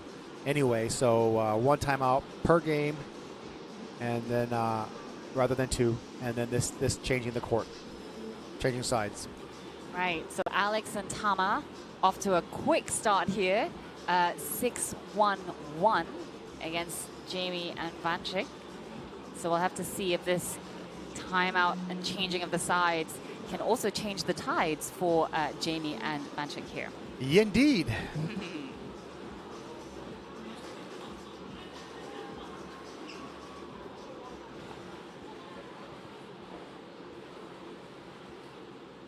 Seconds.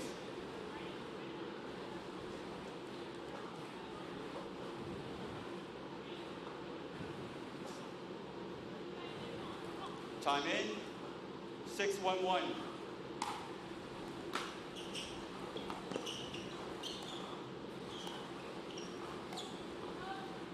Point. Little too wide of an angle there from Vanchik. 7-1-1.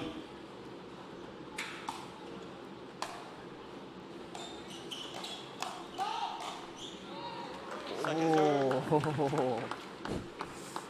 Jamie knew she kind of escaped that one a bit. Yeah. 7-1-2.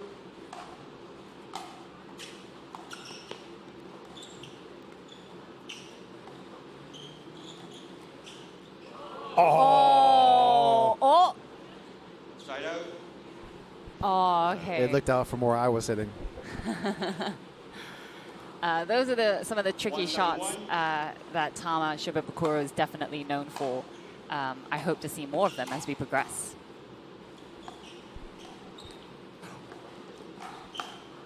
Oh. Whoa.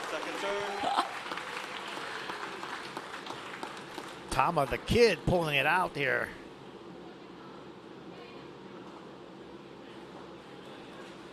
One 7-2.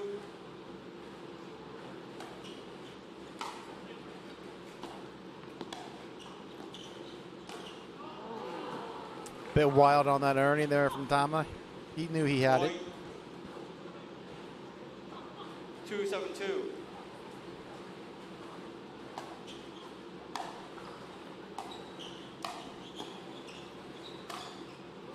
Ooh, look at that angle. Side out. I mean, when you're up against a player like Jamie, who is so good at defending these overhead smashes, you need to find a shorter angle, one that she just can't get to.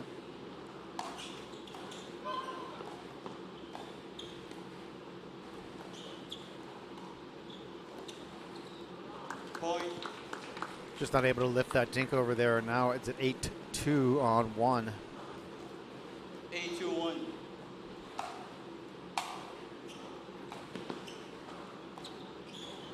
Point.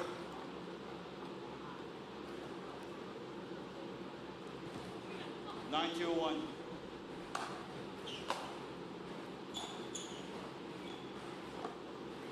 Oh, that tricks the Ernie there. Vanchik moved so well there just to get that, but oh, so close. Just wide, just wide. Game point.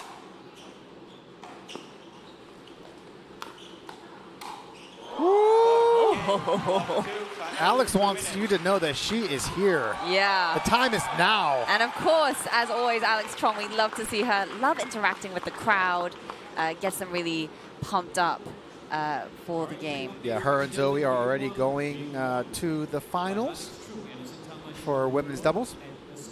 And she's hoping to double crown here at the Panas Kuala Lumpur Open. Yep, so Alex and Tama looking really comfortable here with an 11-2 win over Vanchik and Jamie. It certainly seems like Tama and Alex's game right now. Absolutely. I think Vanchik and Jamie have maybe had opportunities, but haven't quite been able to capitalize on them just yet. I can see that. And shout out to John Lamb, who's watching us from Hong Kong. He shouts out, "Let's go, Phoebe." But so kind, no John. love for me. It's okay. There's no need to give love. Oh wow! I'm a real boy. I need love too. All right. Vanchik and Jamie just need to connect a bit more, possibly hit a couple more balls and get the rally going a little bit longer. Yeah. Right now, Alex and Tama are in complete control of the situation.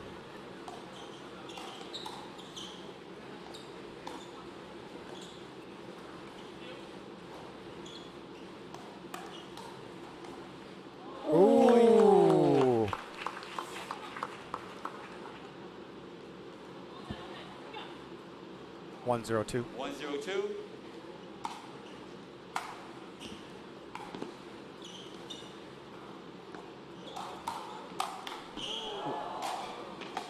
Oh!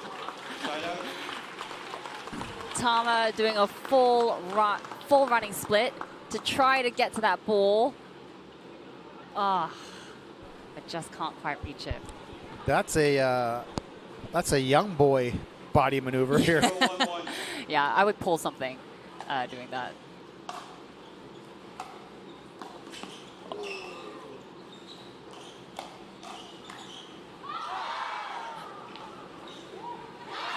Oh, not legal. No. Not legal here anymore.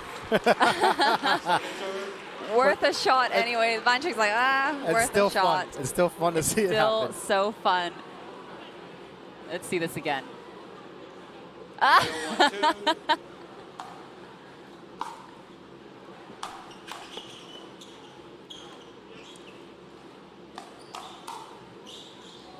Wow, what a great lead there. Amazing. Of course, blowing the ball over the net was something that Eric Onseens made famous in Hanoi. He did. Sent a lot of amateurs off to try and blow things to increase their lung capacity, but that is now been made illegal. Indeed.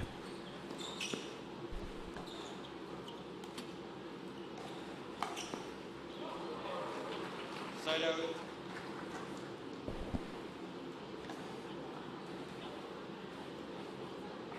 This is a great little flick from Tama there. He gets really low to hit that ball. The way I foot fault. Foot fault by referee Steve Lamb. Point.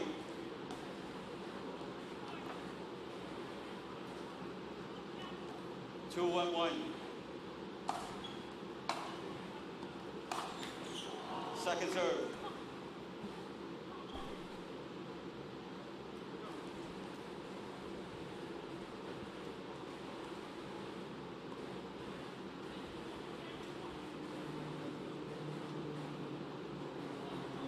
Two, 1-2. 2-1-2.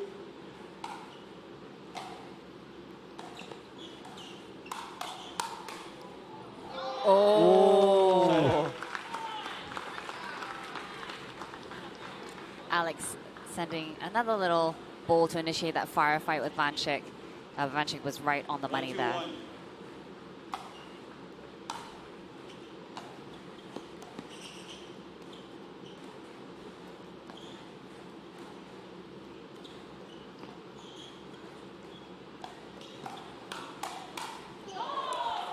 There ain't no shame in Alex Strong's game right now. She's going toe-to-toe with Vanchik. Kind of loving it. 2-2-1.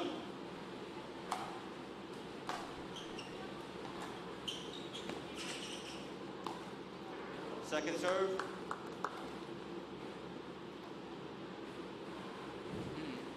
Two, 2-2.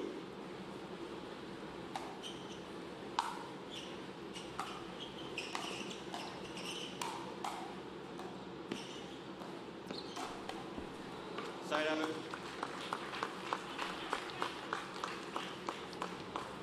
Tama's really good at choosing his spots as to where to speed up that ball. Yeah, he really is. He really catches Vanchik on the move, really aiming to that right hip, I find, and catching him there.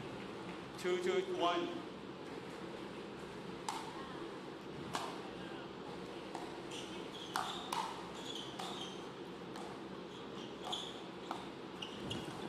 Ooh, Tama, you bad boy. Tama. And you have to admire the reset skills of Alex Strong. Oh, yeah. Unbelievable reset just in that mid-court. 3-2-1. Insane.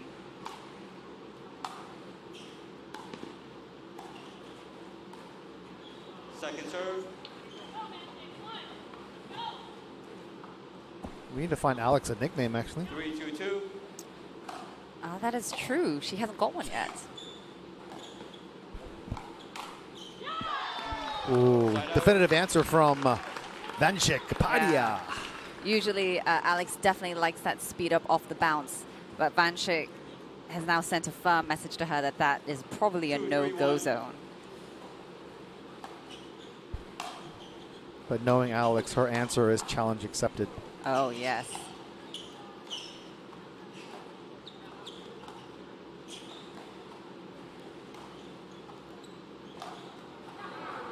Unlucky, unlucky. Hard luck, hard luck, hard luck. It's so interesting playing against somebody like Tama. He's so tricky on the left. Yeah. Because Vanchik likes to play a big left. Yeah. But by coming over so middle, Tama is constantly keeping him honest, like get back over to your side. Just like that. Just like that. We could use all use a little bit of a Tama inside of us. 3, 2, 1.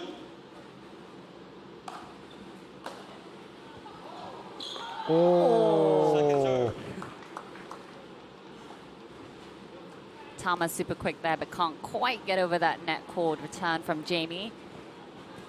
So that'll bring us to 3-2-2 in this second game. 3, 2, 2. Lob serve.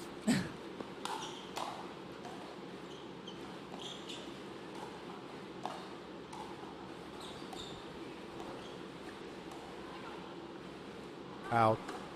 Point. I don't mind that lob that's there at that moment. No, not a bad lob. It's always good to kind of throw one up every now and then, see how your opponents handle it. Oh, Tama with a uncharacteristic Oh, he tried to whip drive. that. Yeah. But sometimes when you're going against people who you haven't played with before, you do want to test things. You want to kind of give them a lob serve or a lob ball, see what works, see what you can use to your advantage.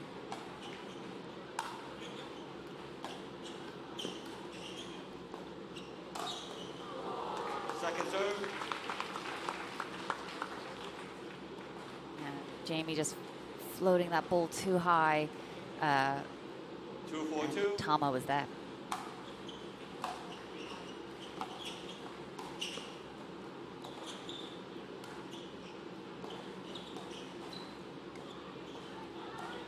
Woo! Oh. Point. Out, but the middle was definitely wide open. Wide open. There. So I want to see if Tama and Alex will be kind of trying to attack that middle a bit more. Very brave to attack the middle when there's two forehands there, though. Well, especially when Tama pulls Vanchik out wide. The middle is especially open there. Side out.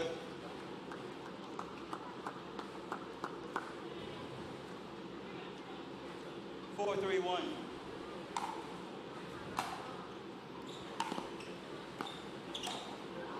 Second serve. I think Jamie got away with that one. She actually. sure did. She sure did. 4, 3, 2.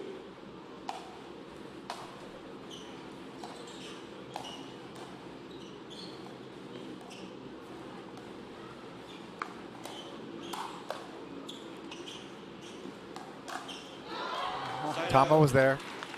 He knew he was there. Not only that, but he did test that middle ball again, giving a little speed up. But Jamie's hands too quick, was able to deflect it. And Like you said, two hands in the middle. two hands in the middle. Two forehands. 3, 4, 1.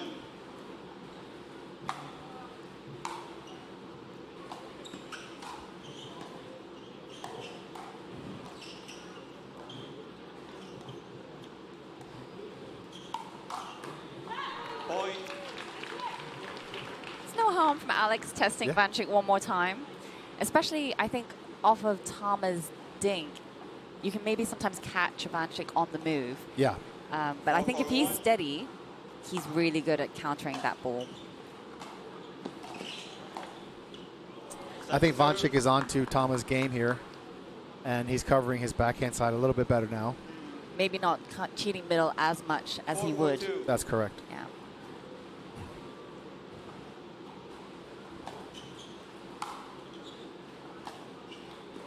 Side out. And to be honest, that is one of the benefits of playing with a lefty. Like, you don't necessarily have to cheat as much. That's right. Yeah. I need to find myself a lefty, actually. Although I'm playing more right these days, so. Oh. Yeah. 4, 4, 1. 4-4-1, let's go.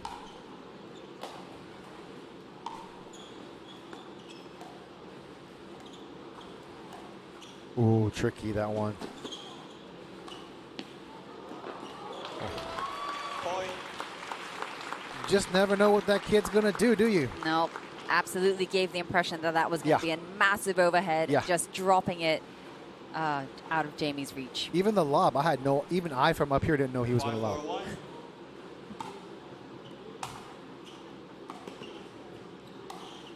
Oh, I like that backhand pull there. Nice ball there from Vanchik. My goodness. Let's see if Alex and Tama can win this point here and get to the side change. Nope.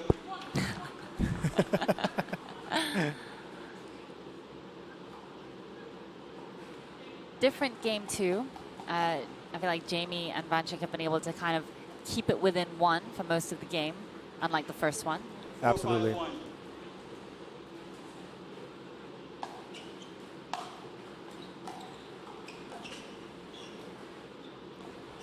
That's a great dink by Jamie. Oh! Hate to see it. There we go, 5-5 on all one. hate to see that.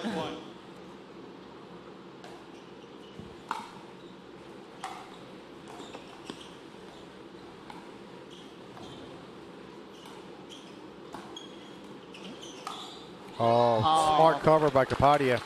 Not only that, but I kind of like that ball from Jamie. A little bit of an off-speed, like it was her forehand, but a little bit of an off-speed overhead can sometimes trip your opponents up, and that led to Vanchik having the put away. Yeah, it just comes down to Alex and Tama not making the balls they usually make here, and that's the main difference. Also, Kapadia is doing an amazing job covering the speed-ups and attacks from Alex. And that's why it's 6-5 right now. Yeah, I think we can definitely see an adjustment that Vanchik and Jamie have made, and that he is not scooching so middle. Yep. Kind of just trusting Jamie to kind of cover that with her forehand as well. And that is opening up the game in a whole new way. That's right.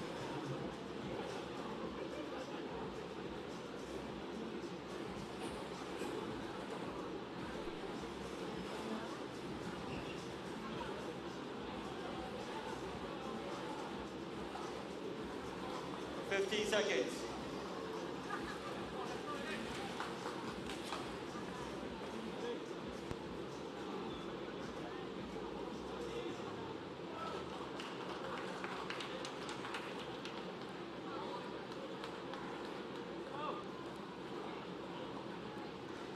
Time in. All right, second half here. 6-5 on one. Jamie with the serve.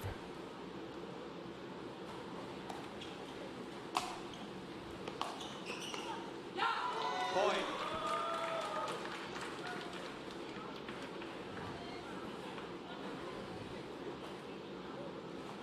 7-5-1.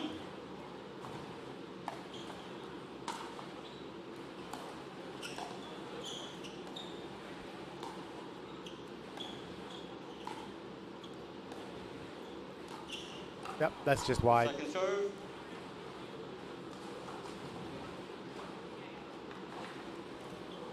Seven, 5-2.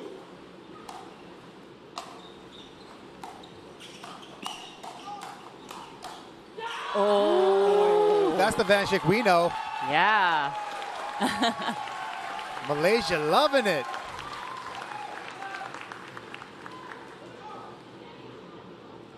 Eight 5 on 2.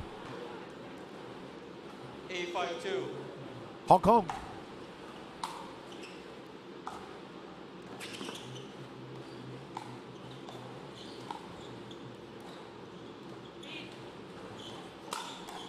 Oh. Vanchik also wanting to test the middle, but I know Alex Trong. Yeah. She has one of the best 2Es in the game, and she was all over that. 5-8-1. Yeah, that's the boost that Alex needed to kind of take over this match now.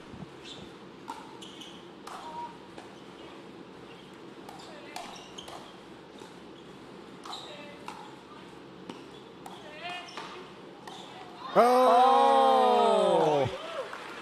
Thomas survived that one, just barely.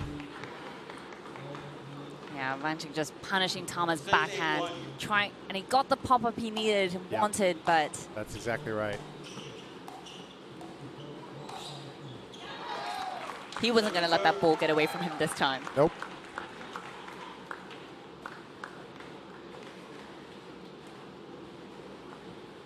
So 6-8-2. Vanchik and Jamie lead. 6-8-2. Nope. They are behind. Oh, sorry, you're right. They are leading.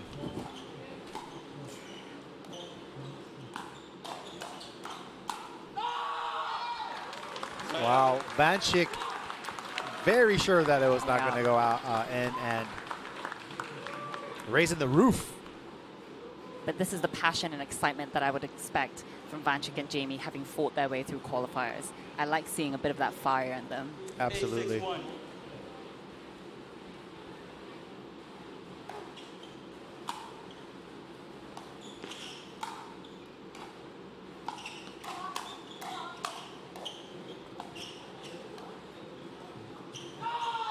Oh, a little bit wide there. Momentum completely on the side of Vanchik and Jamie here.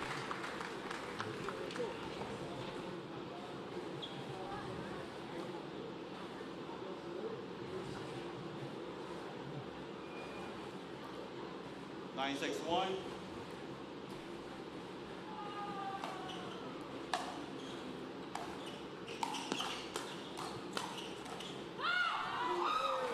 Second serve. Alex Trong there going toe-to-toe with Vanchik at the kitchen. Yeah. A lot of fire and passion on this court right now. 9-6-2.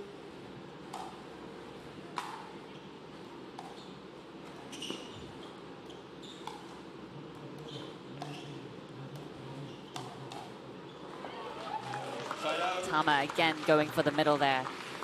I really like how Tama is respecting the drop that Vanchik hits. His third is so good. All Tama can really hope to do is acquiesce the kitchen, let them in, and hopefully grind the point out from there. Kapati is throwing some killer thirds, man.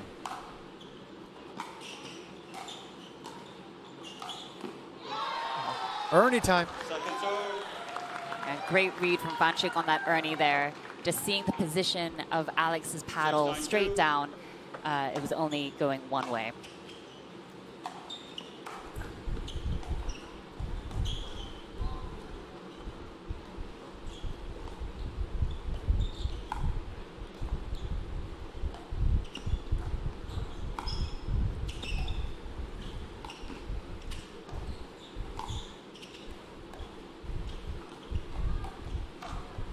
Oh, that's a body. Body by Tama.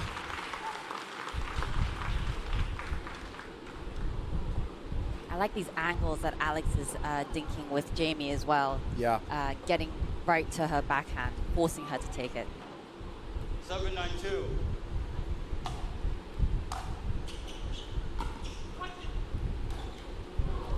Ooh. Nice drop of Alex on her own here.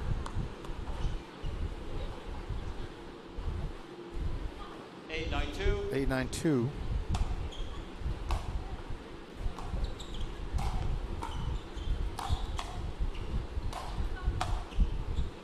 Oh, let's go, Tama. Let's go. Wow. Receiver timeout. 9-9-2. And that will force Kapadia and Haas to take a timeout. 99 is on the board now. Interesting adjustments from game one.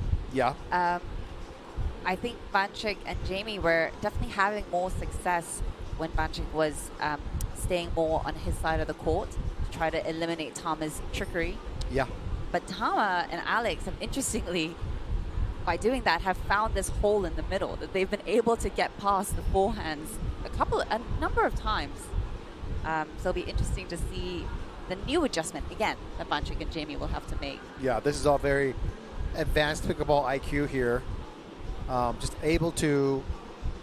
Did you just throw a compliment at me? No, I was talking about Van Schick and Okay, okay. My bad, my bad. No, let me rewind. Not about me. Let me Not rewind. about Let me rewind that back. Phoebe, that's very high pickleball IQ here, and I am giving you a major compliment with your deep understanding and analysis of pickleball here.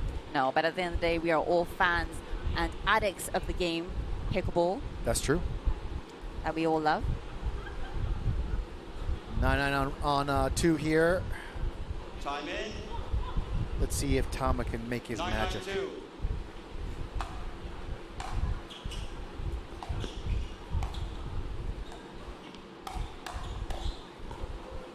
992. Ooh. Oh, good point. Good point for Van Schick and Jamie. They really want to get to game point here and put that pressure on Alex and Tama to try to force the decider.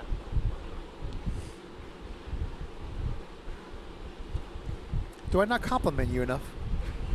991. I mean, compliments are always nice. You're living in my brain rent-free.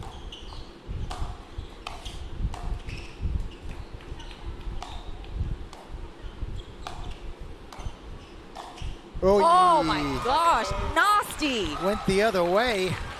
Oh, insane from Tama. Tama time. 992.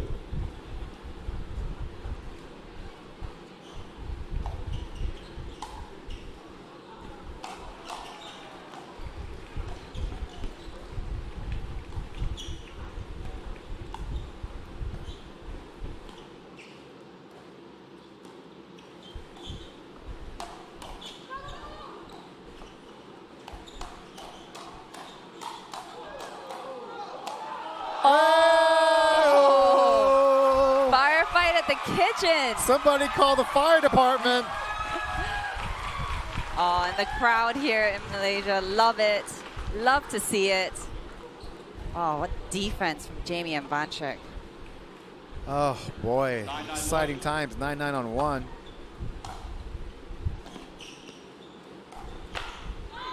Second serve. Crossing paddles there.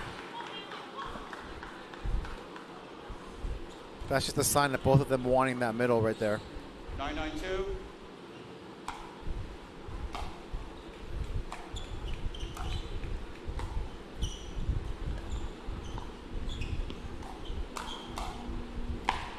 Point. Alex with the 2-we pull, and that takes us to match point. 10-9-2. 1092.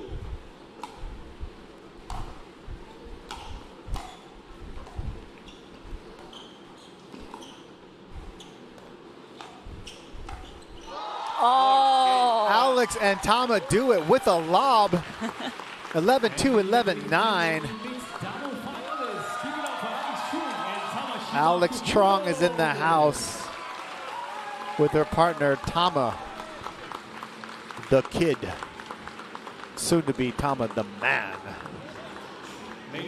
Unbelievable play here from Van Schick and Jamie, making so many adjustments, but couldn't quite best the 1 seed, but really valiant run, coming all the way through from qualifiers. So I can't wait to see Jamie and Van Schick more and in the finals soon. That's right. This was the first match of mixed doubles semifinals here at Super Saturday. This is the PPA Asia 500 Panas Kuala Lumpur Open 2026. Simon Yen and Phoebe To will be right back.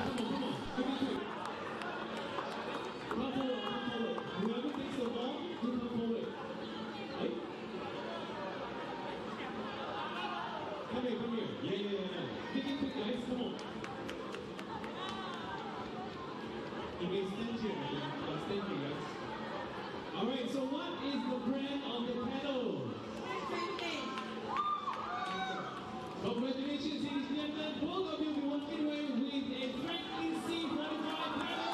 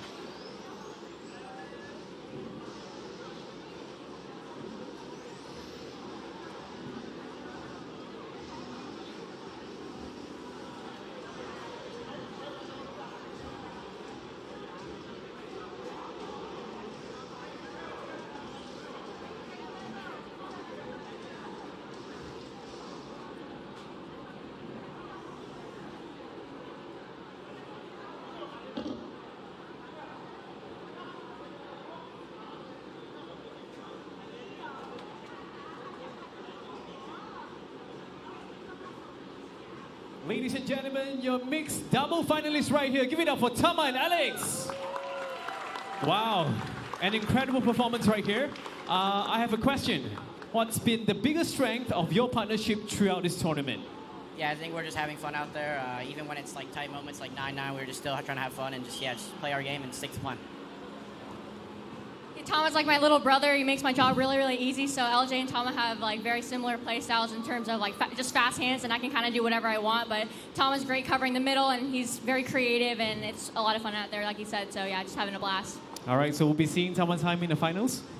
Oh, make it real, okay? Ladies and gentlemen, once again, give it a round of applause for Alex and also Tama. Come on, come on. All the best to you guys in the finals. Thank you. All right, ladies and gentlemen, we have one more to go. If you're joining with us, this will be the final match for mixed double right here in the championship court. We'll be seeing you soon. Thank you. All right, here's your wrap up for Super Saturday. Phoebe, what do we got? You've got Pei and Chow doing a Type A final. And then we've got, of course, NASA going against Hien Trong. Of course, in your women's doubles, you've got Yufei and Jamie going against Alex and Zoe, and Arman and Len going into men's doubles. Our final mixed doubles of the day will be Jamie and Arman against Zoe and Len. And upcoming tour stops here at the PPA Asia 500, we have Macau next week, Beijing, and Tokyo.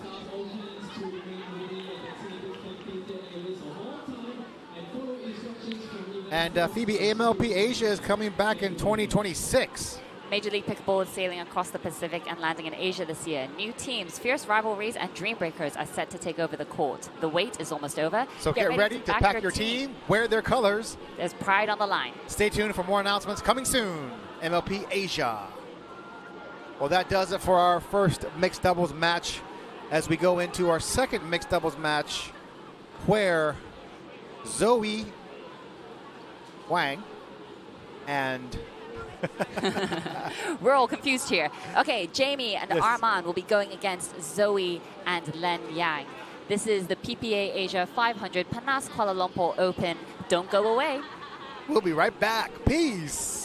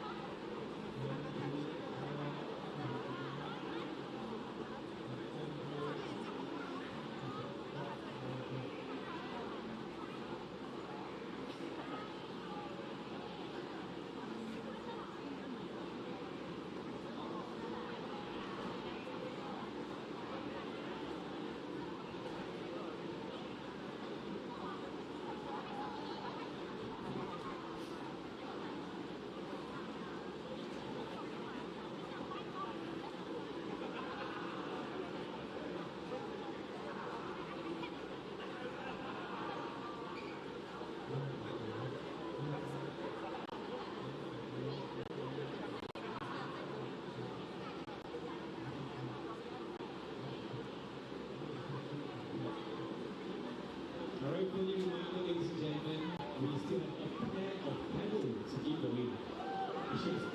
You should stay tuned here.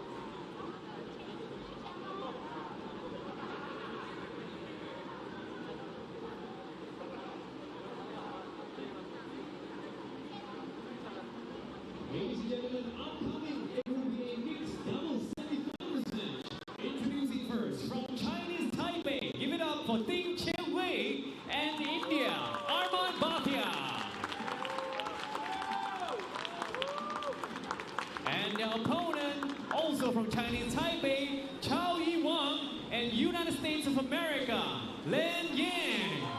Here we go with our final match of Super Saturday. It's the semifinal of mixed doubles. The number 2 seed Len Yang and Zoe Wang against the number 3 seed Jamie Wei and Arman Bhatia. Should be a good one.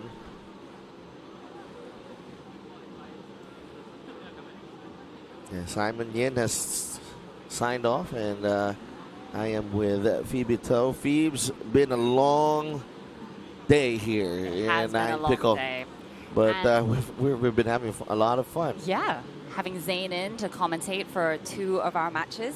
And you were able to watch Len in his men's doubles. That was a treat.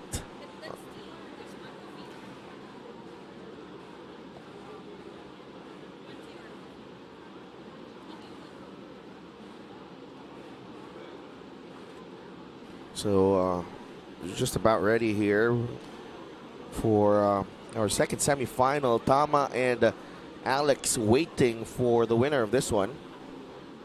They will face off tomorrow on a championship Sunday. So Zoe Wang is on track for a triple crown. Yep, Zoe will definitely be hunting for that. And Zoe and Len have, of course, played together before, so it'll be interesting to see how they shape up against Arman Bhatia and Jamie Wei. Yeah, no doubt this is going to be an explosive clash. You know, Len has an elite backhand flick, and Arman surely is a very attack-minded player. I do think with Len and Zoe, their play styles definitely complement each other. And Arman plays a very big left. So it'll be interesting to see how Zoe and Len are able to combat that. Jamie, of course, will be a steady presence on that right side, as she has been with her mixed doubles partners here. And Len actually, Len Yang and Jamie actually played together in a few PPA Tour Asia stops, yes, including right. Fukuoka. That is right. So, I don't know, is that an advantage or disadvantage? I think these 4 players are quite familiar with each other by now, so. I think that's very, very true. You do kind of get familiar with different pros games as you are playing on the tour. So it'll be interesting to see if they know any information about their opponents. How can they capitalize on any weaknesses to turn the game up in their favor? And Len and Arman are also facing off in men's dubs. Yes, both gents have already booked their tickets to Championship Sunday. Len and his partner, Colin Johns, will be facing Arman Bhatia and Tama Shimabukuro. Jamie, on the other hand, is also through to the women's doubles final. Yep, she'll be playing against her partner, Yufei Long. And they will go up against Alex Strong and Zoe Wang tomorrow. A lot of triple crown opportunities, a lot of double crown opportunities. Yeah, here one at the triple Kuala crown Lumpur opportunity. Open. And on the men's side, it's Arman, Len, and Hen Trong. No, only Hen Trong, only Arman and Len. Hen Trong actually lost to Colin and Len Men's earlier. doubles. Yeah. God, that match was a grind, wasn't it? Yep. A good thing Zane was here, guiding me through the. Yeah. Zane is always a welcome addition to the commentary booth, offering fantastic insights here for us.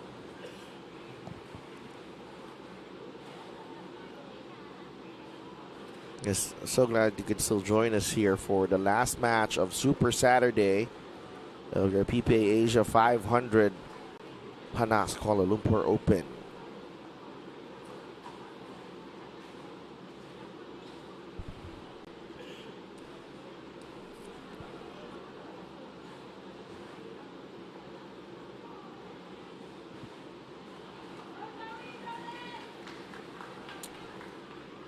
Jamie and Armand against Zoe and Len. Game 1, timing.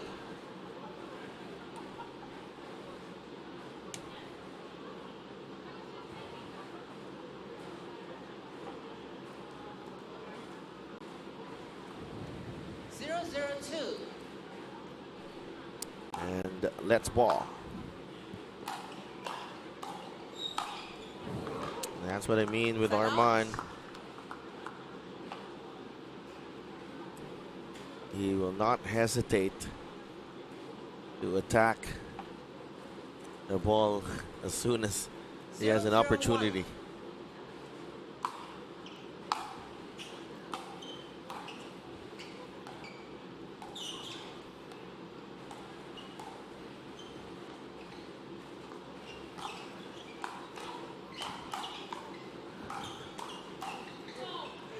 Oh, nice exchange there at the kitchen.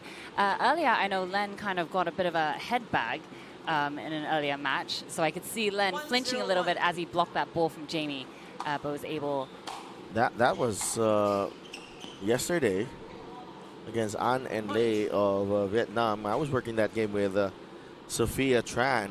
That's right. And only realized the extent of the head bag when I was watching the replays of it. We collectively said, there was a big ooh from us. What was that? Jamie threw up a lob. Zoe played the ball, but Len wanted to call it out. So a little bit of confusion there, but I think we've gone with the out call.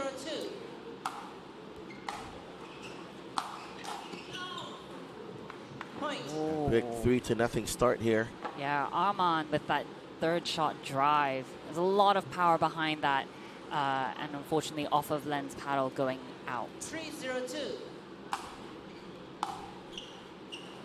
Very important to negate the power of Armand Bhatia for Zoe Wang and Len Yang. 4-0-2.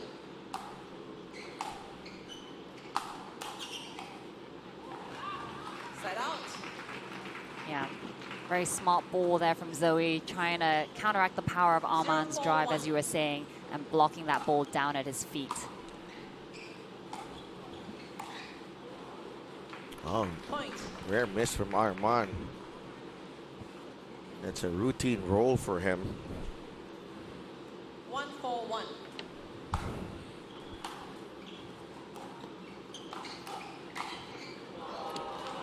Jamie Wei with force. I like that ball from Jamie, getting Len to play on his forehand and then going behind him. And a little high there from Len Yang.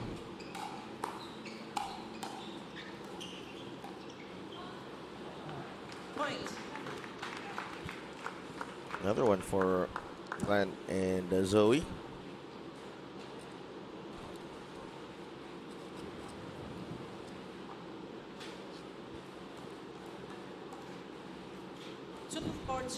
Two for two.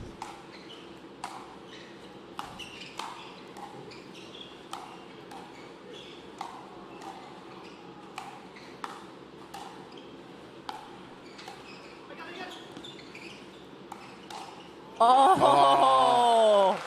He went back to Len Yang, and Len was ready. Yeah. Good hustle, good scramble there by Len, and then takes that position on the right side and just a little slide in there, and then that counter from Len Yang. 3-4-2.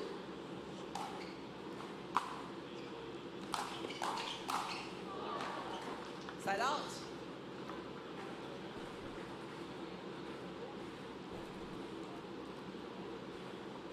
Four, 3-1.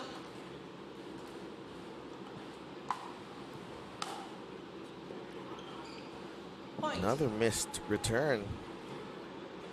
Oh, some free points given away here by Len Yang and Zoe Wang. 5-3-1.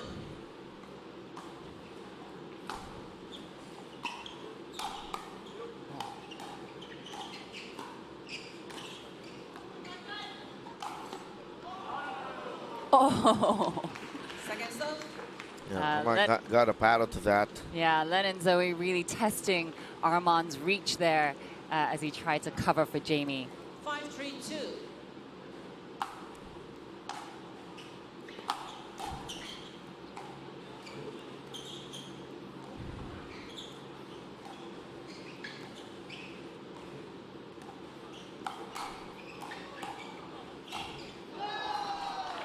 Yeah, well done. 5-3-2.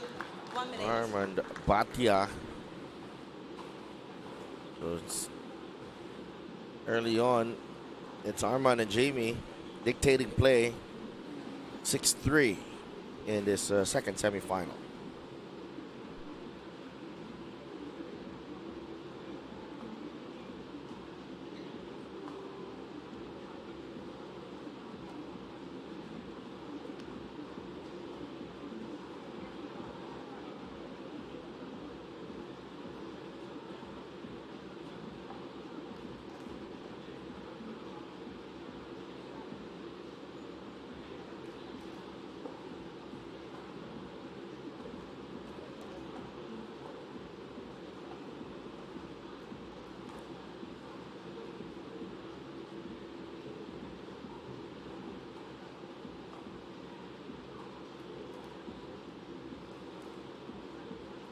Seconds.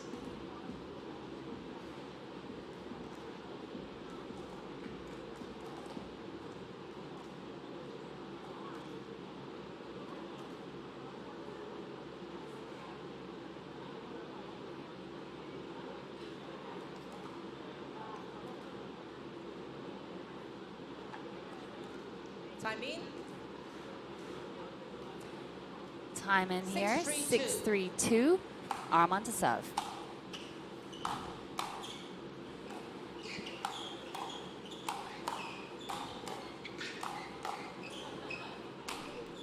Incredible defending here from Armand. Oh, a little deep there on the overhead. He was a little surprised there that Len was able to get some depth on that overhead. A little miss hit maybe. Not sure. 3-6-1.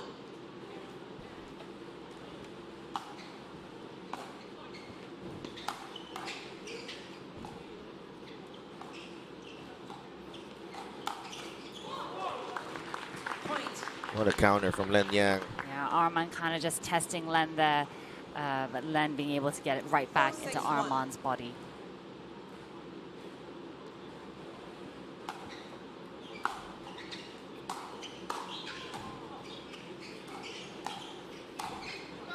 Here we go, Armand Bhatia once again.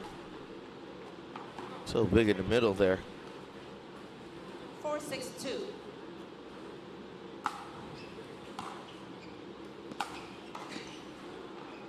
Point.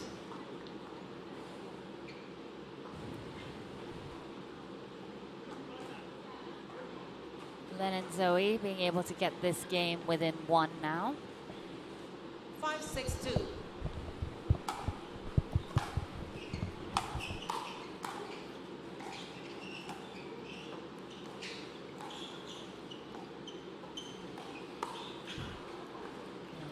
Point.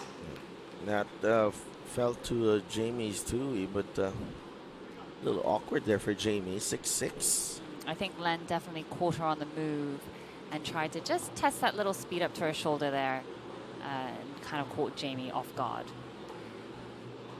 But if I know Jamie, she won't let him get away with that again. For sure. So tie game, 6-6-2 in the second semifinal for Super Saturday.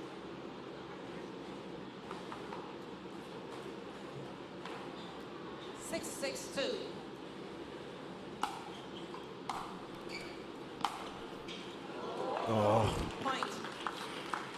Jamie just misjudging that ball right no. there. Definitely a bit of net cord love there from Len. Yeah, sort of unfortunate from Jamie. And Len and Zoe now ahead 7-6. Hey, that's 5 straight points for Len Yang and Zoe Wang, and it's Arwan Bhatia and Jamie Wei who have asked for a timeout. We'll be right back.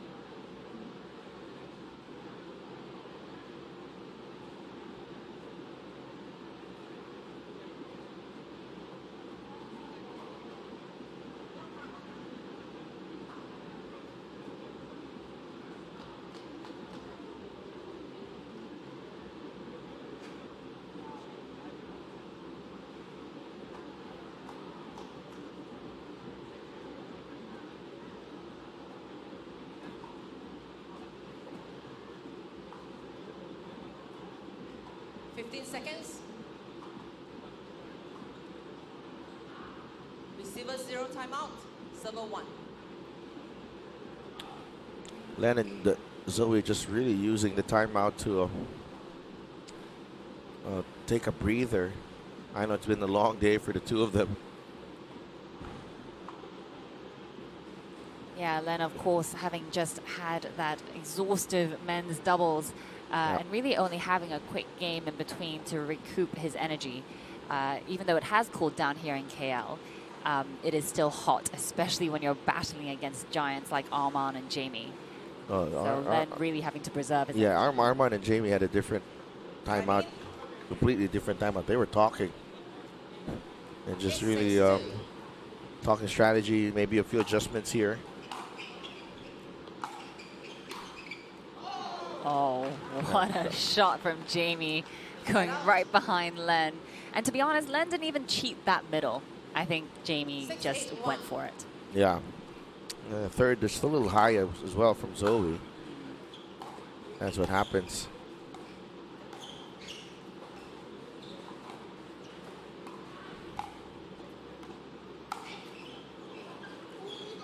Oh. We continue. Oh. That's a fault. Second serve. What's going on? Okay, I think people weren't sure if the ball was dead, but I think maybe that ball did hit Jamie in the arm.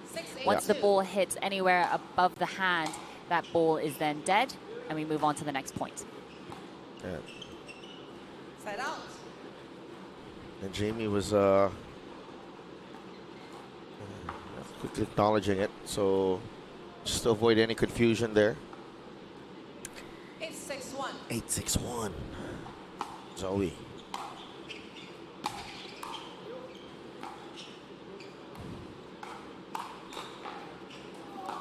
Oh! That's great stuff from Zoe What Wang. a save there from Zoe. That's incredible stuff from Zoe Wang, because just Arman Len had is shocked. Look at Len. Arman had absolutely no chance. You saw that ball spinning away from Arman Bhatia.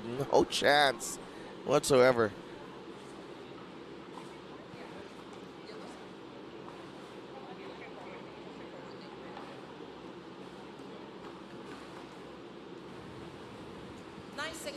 There's now 6 unanswered points from Len and Zoe here. Point. And make that 7 unanswered points. 10-6-1.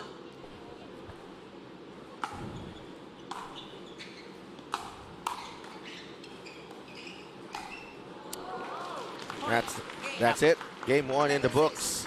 Len Yang and Zoe Wang turn things around after trailing 3-6 to take this one 11-6. 8 straight points. They just switched into a higher gear here, Len and Zoe, to pick up game one. Can Jamie and Armand bounce back in game two? We'll know in a bit. More now. We'll be right back.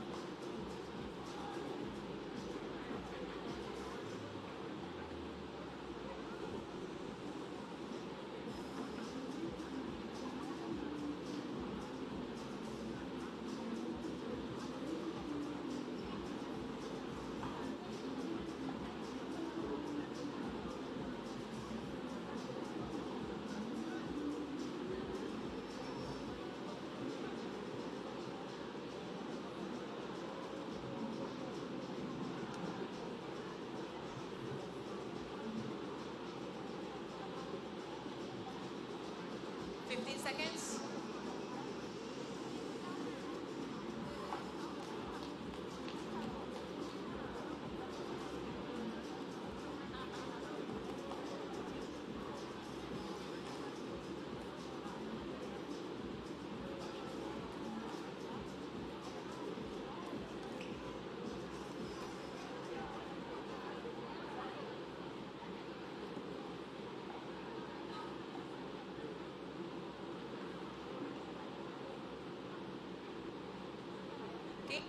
Timing.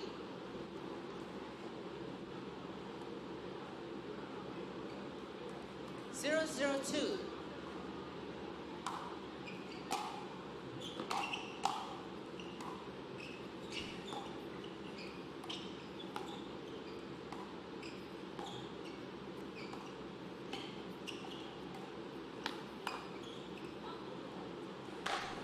That goes wide.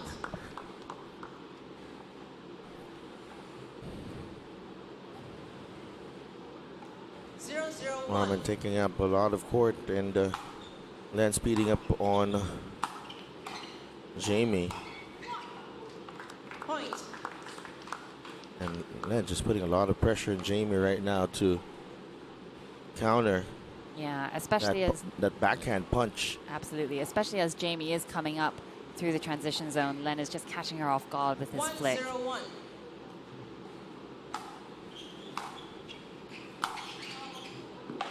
A little wild there on the drive from Zoe.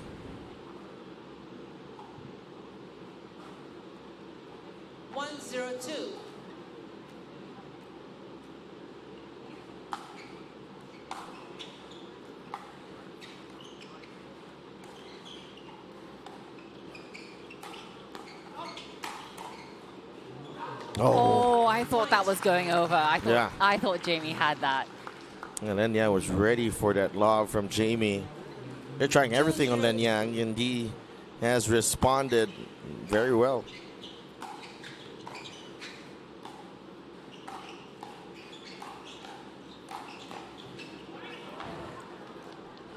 Len trying to help that ball over. Only one touch, Len. Sorry. 0-2-1.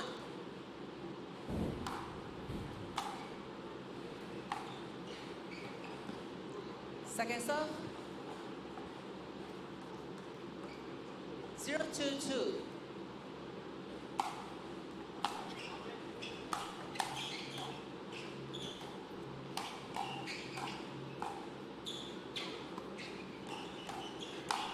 Wow. What a setup from Zoe, going down the line on Armand's backhand, leading to this pop-up. But this is a really nice reach from Zoe out of the air. Yeah, I certainly think that Jamie and Armand are trying to target Zoe a bit more. So that was a great response from Zoe there.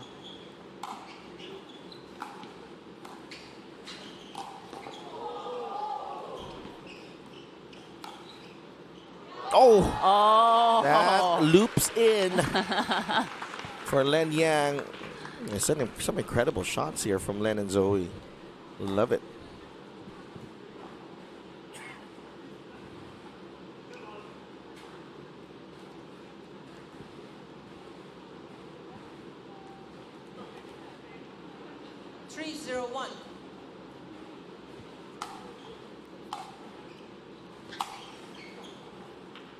Second serve.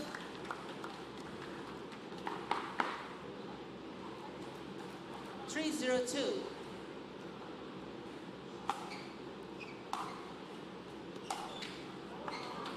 Side out.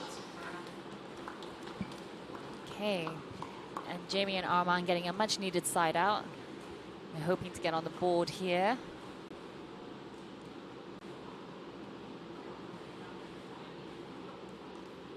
Zero, 3-1. Ooh. Missed serve from Jamie. Second serve. 0-3-2.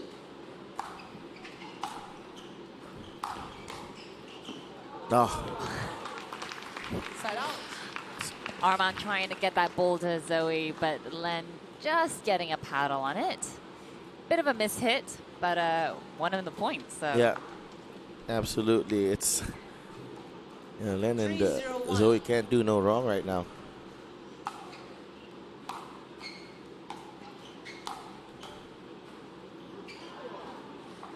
Except for that one. So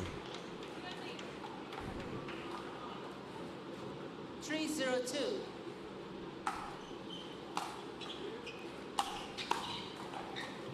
Oh, Len. that was a crazy get from Len. Oh, And Jamie. Jamie. Forget about it. Oh. Len getting his paddle on that ball and Jamie just setting off this sequence of events leading to the put away. It's a great play from Jamie, almost similar to what Zoe did moments earlier on Arman. Yeah. Arman comes right in and puts down that backhand flick beyond Len. And then just floating this ball up. Arman has a deadly flick at the kitchen. No defending that.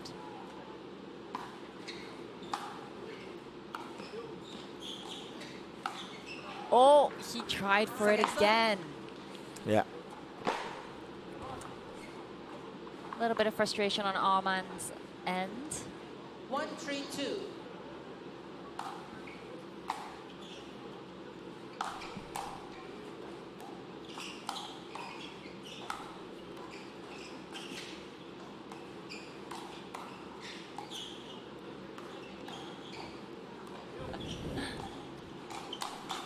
Oh.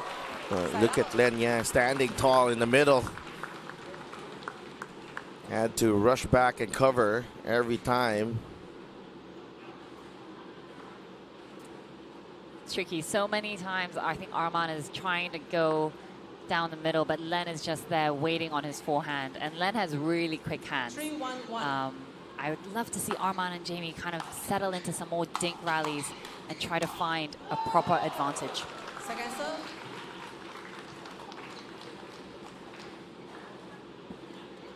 3-1-2.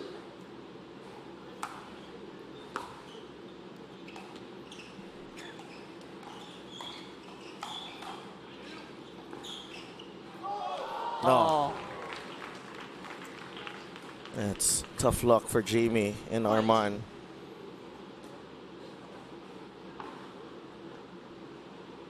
Really tough right there.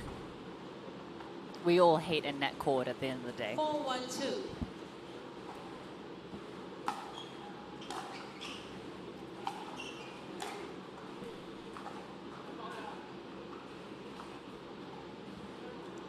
Side out.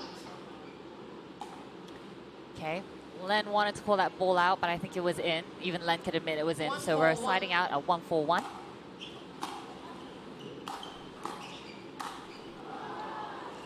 Second serve. Arman trying to crash. Sends that one to the net. Technical warning. That's a technical warning.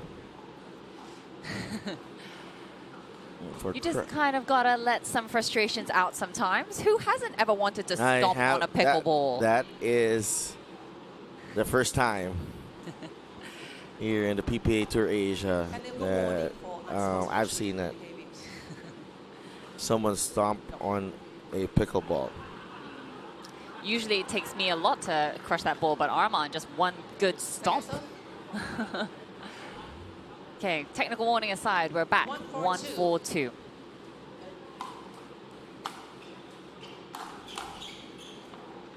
Point. Maybe that could pump them up right here. 2-4-2.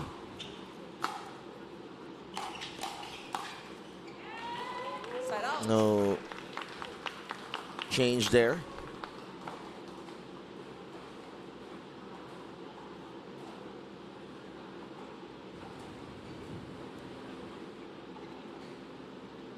Four, two, one.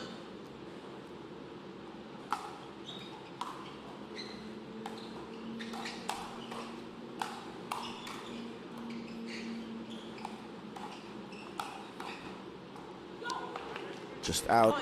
Yeah, Len is just relentless at the kitchen line, moving so well and covering so many angles and just relentlessly attacking Jamie, not allowing her to get to the kitchen. And at the same time, keeping the ball away from Arman.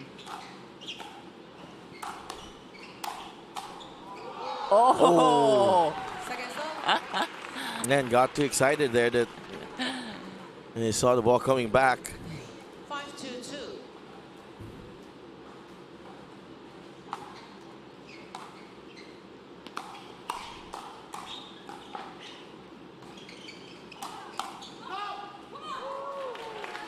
Point. Change in. 6-2-2. 1 minute. We are changing ends here at 6-2-2 to Len and Zoe. I think this game is Jamie and Arman need to slow it down. I think Absolutely. It's really just playing into the hands of Len Yang and Zoe Wang every time. I think Len's done a really excellent job at actually targeting Jamie and keeping her off the line, keeping the ball away from Arman. And while I think Arman and Jamie are trying to do the same thing with Zoe, Len is just there. He's really able to cover Zoe as she's coming up to the kitchen. And once the speed ups start happening, Len's hands are very, very fast. So for Jamie and Arman, I mean, yeah, in this second half of this second game, the one that they need to win in order to push it to a decider, I'd love to see them kind of just try and slow it down just a little bit, kind of getting into that dink rally and trying to find an advantage.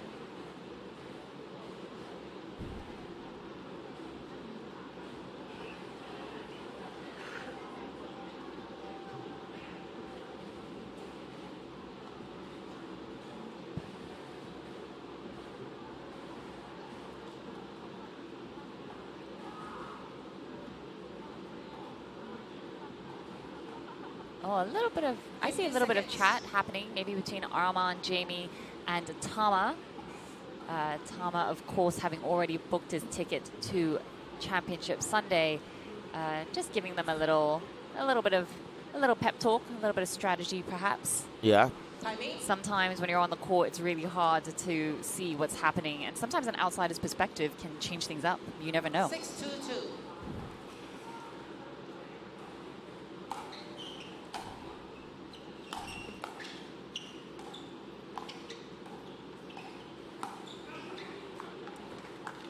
Side out. You gotta be more patient if you're Jamie and Arman. Yeah, well, I think they were really patient there. They kind of maybe waited for Len to make the first move, and maybe an ill-timed flick from Len.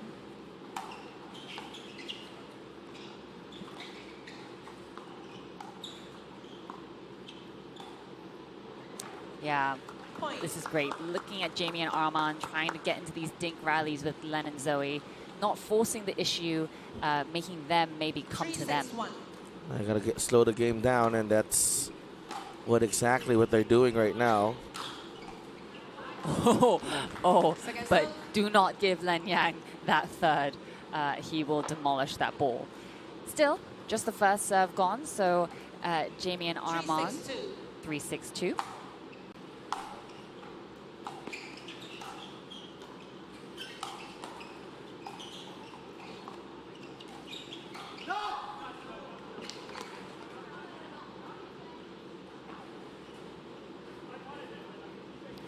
Yeah, Arman.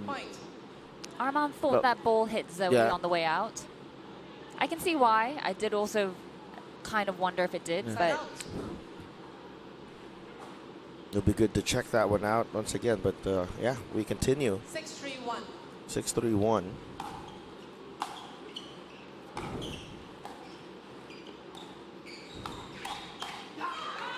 Ready for the counter. Zoe coming back in, giving it a little high for Jamie, and she comes right back with a 2-way counter.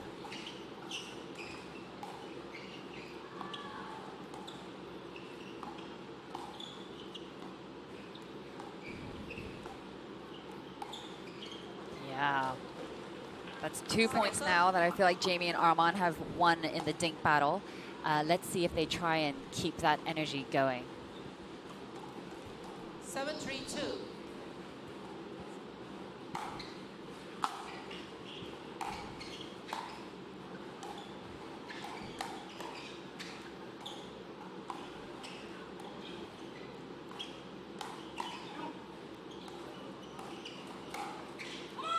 Oh, nice wow. spot there from Zoe. Catching Jamie on the move, giving Arman a bit of that whole chicken wing.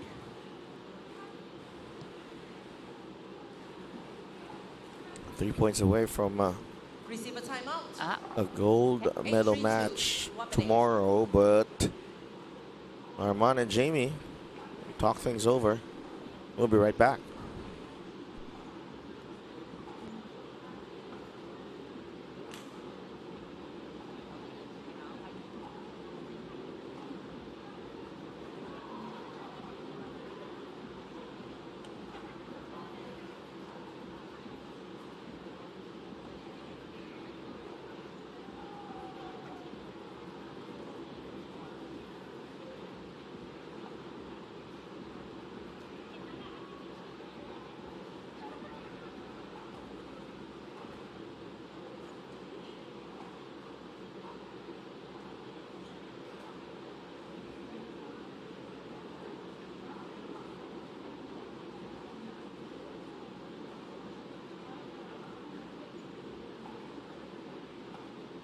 Seconds. Receiver 0 timeout. Server 1.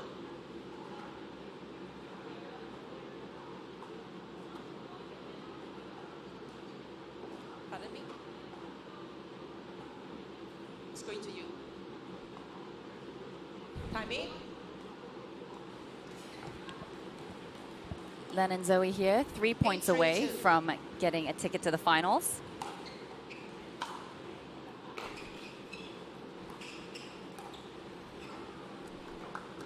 Wow, thought they were in already, but Zoe misses a dink. Back to 3-8-1. Jamie and Arman. Oh, beautiful return there by Zoe. Really pushing Arman to the edge of the court and leaving that court quite wide for the next ball.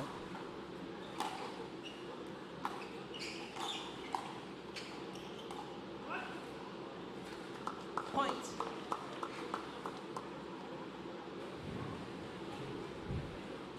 And we see a comeback here, 4-8. 1 point at a time for Jamie Wei and Arman Bhatia.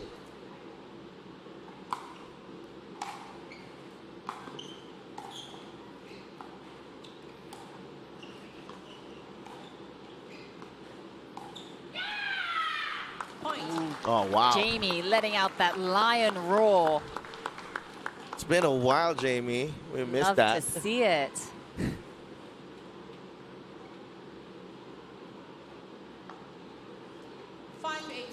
5-8-2. And back-to-back points quickly.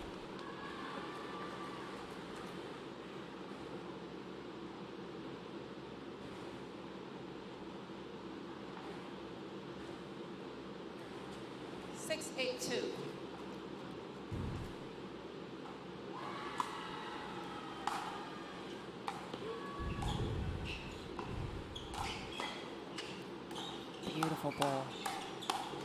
Oh. What a response. Beautiful ball there from Jamie.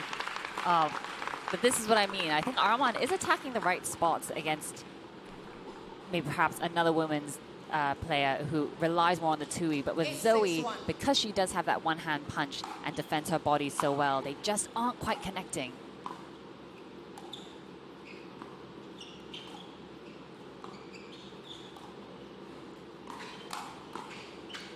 A little generous there without. Oh! He misses the early Arman. I'm loving these buttery cross-court dinks between Jamie and Zoe, really going toe-to-toe against each other. 9-6-1.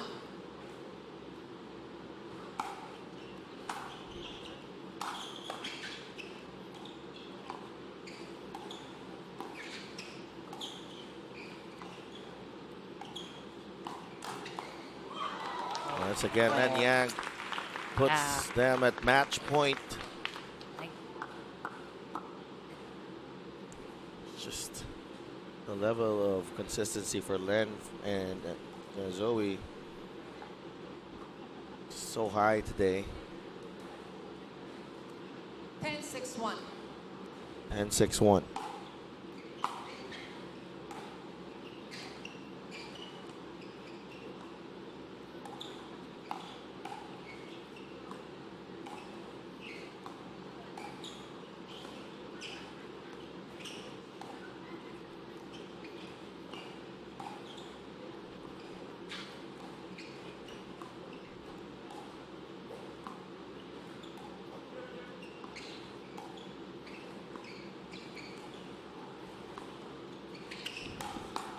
Oh. Emphatic way to finish the match. Zoe Wang and Len Yang are moving on to Championship Sunday to play for gold against Tamashima Bukuru and Alex Strong. What a performance. And Arman was out of there really quick, out of his seat. 6-6. Len and Zoe.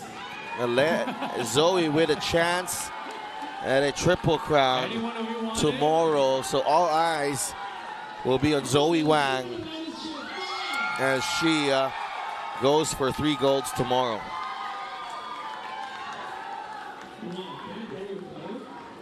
Really strong performance from Len Yang. Yeah, both Len and Zoe seem full control of this match. Arman and Jamie just having some moments, but just not quite being able to connect on them overall. And Zoe, in particular, playing really strong on the right side. And Jamie and Arman tried to mount a comeback in game 2, but Len and Zoe able to recover and restore order. And then Zoe just coming out really strong in the final rallies of the match. They take it 11-6, 11-6.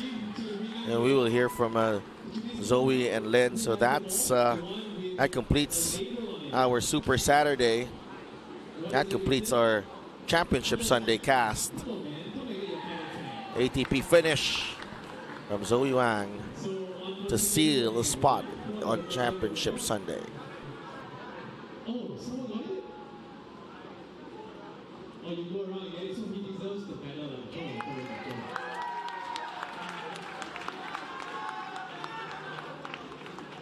Congratulations to both of you. Okay, please stand here. We'll have your photo together. All right.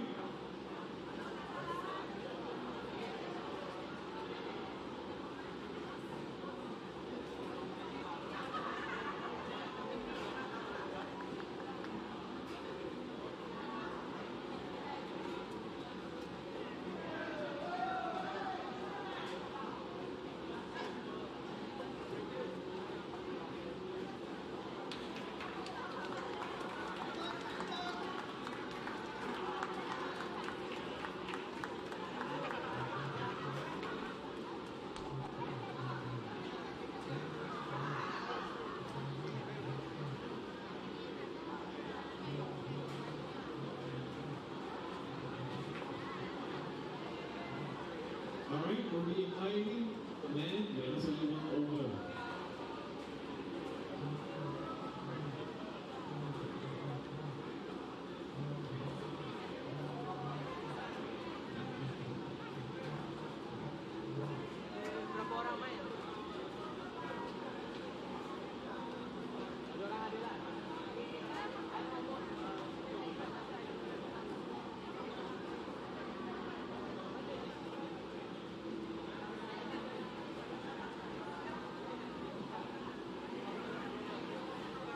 All right, ladies and gentlemen, we have our mixed double finalists right here for Len and Yuan. Congratulations to both of you.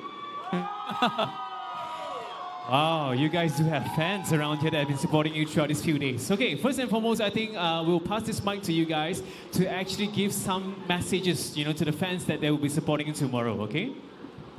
First of all, I want to say thank you to everyone.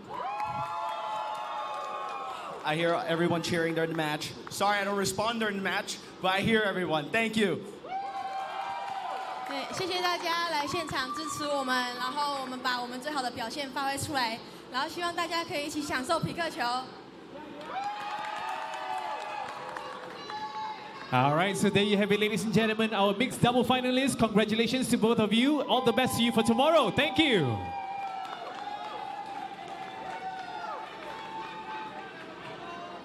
All right, so there you have it, ladies and gentlemen. Tomorrow, same time, same place, right here at 9 PPA Kuala Lumpur Championship Court. Tomorrow will be the final day, which means it will be the final time to witness all of these international players playing it live right here at 9 PPA. Ladies and gentlemen, remember, we'll be seeing you tomorrow. Thank you.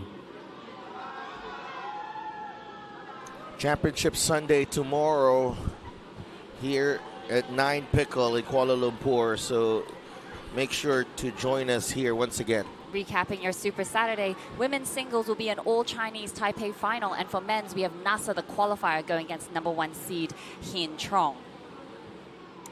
Veterans Yufei and Jamie will meet the #1 seed of Alex and Zoe in women's, and for men's, Colin and Len grinded it out to book their spot where they will meet Arman Bhatia and Tama Shimabukuro.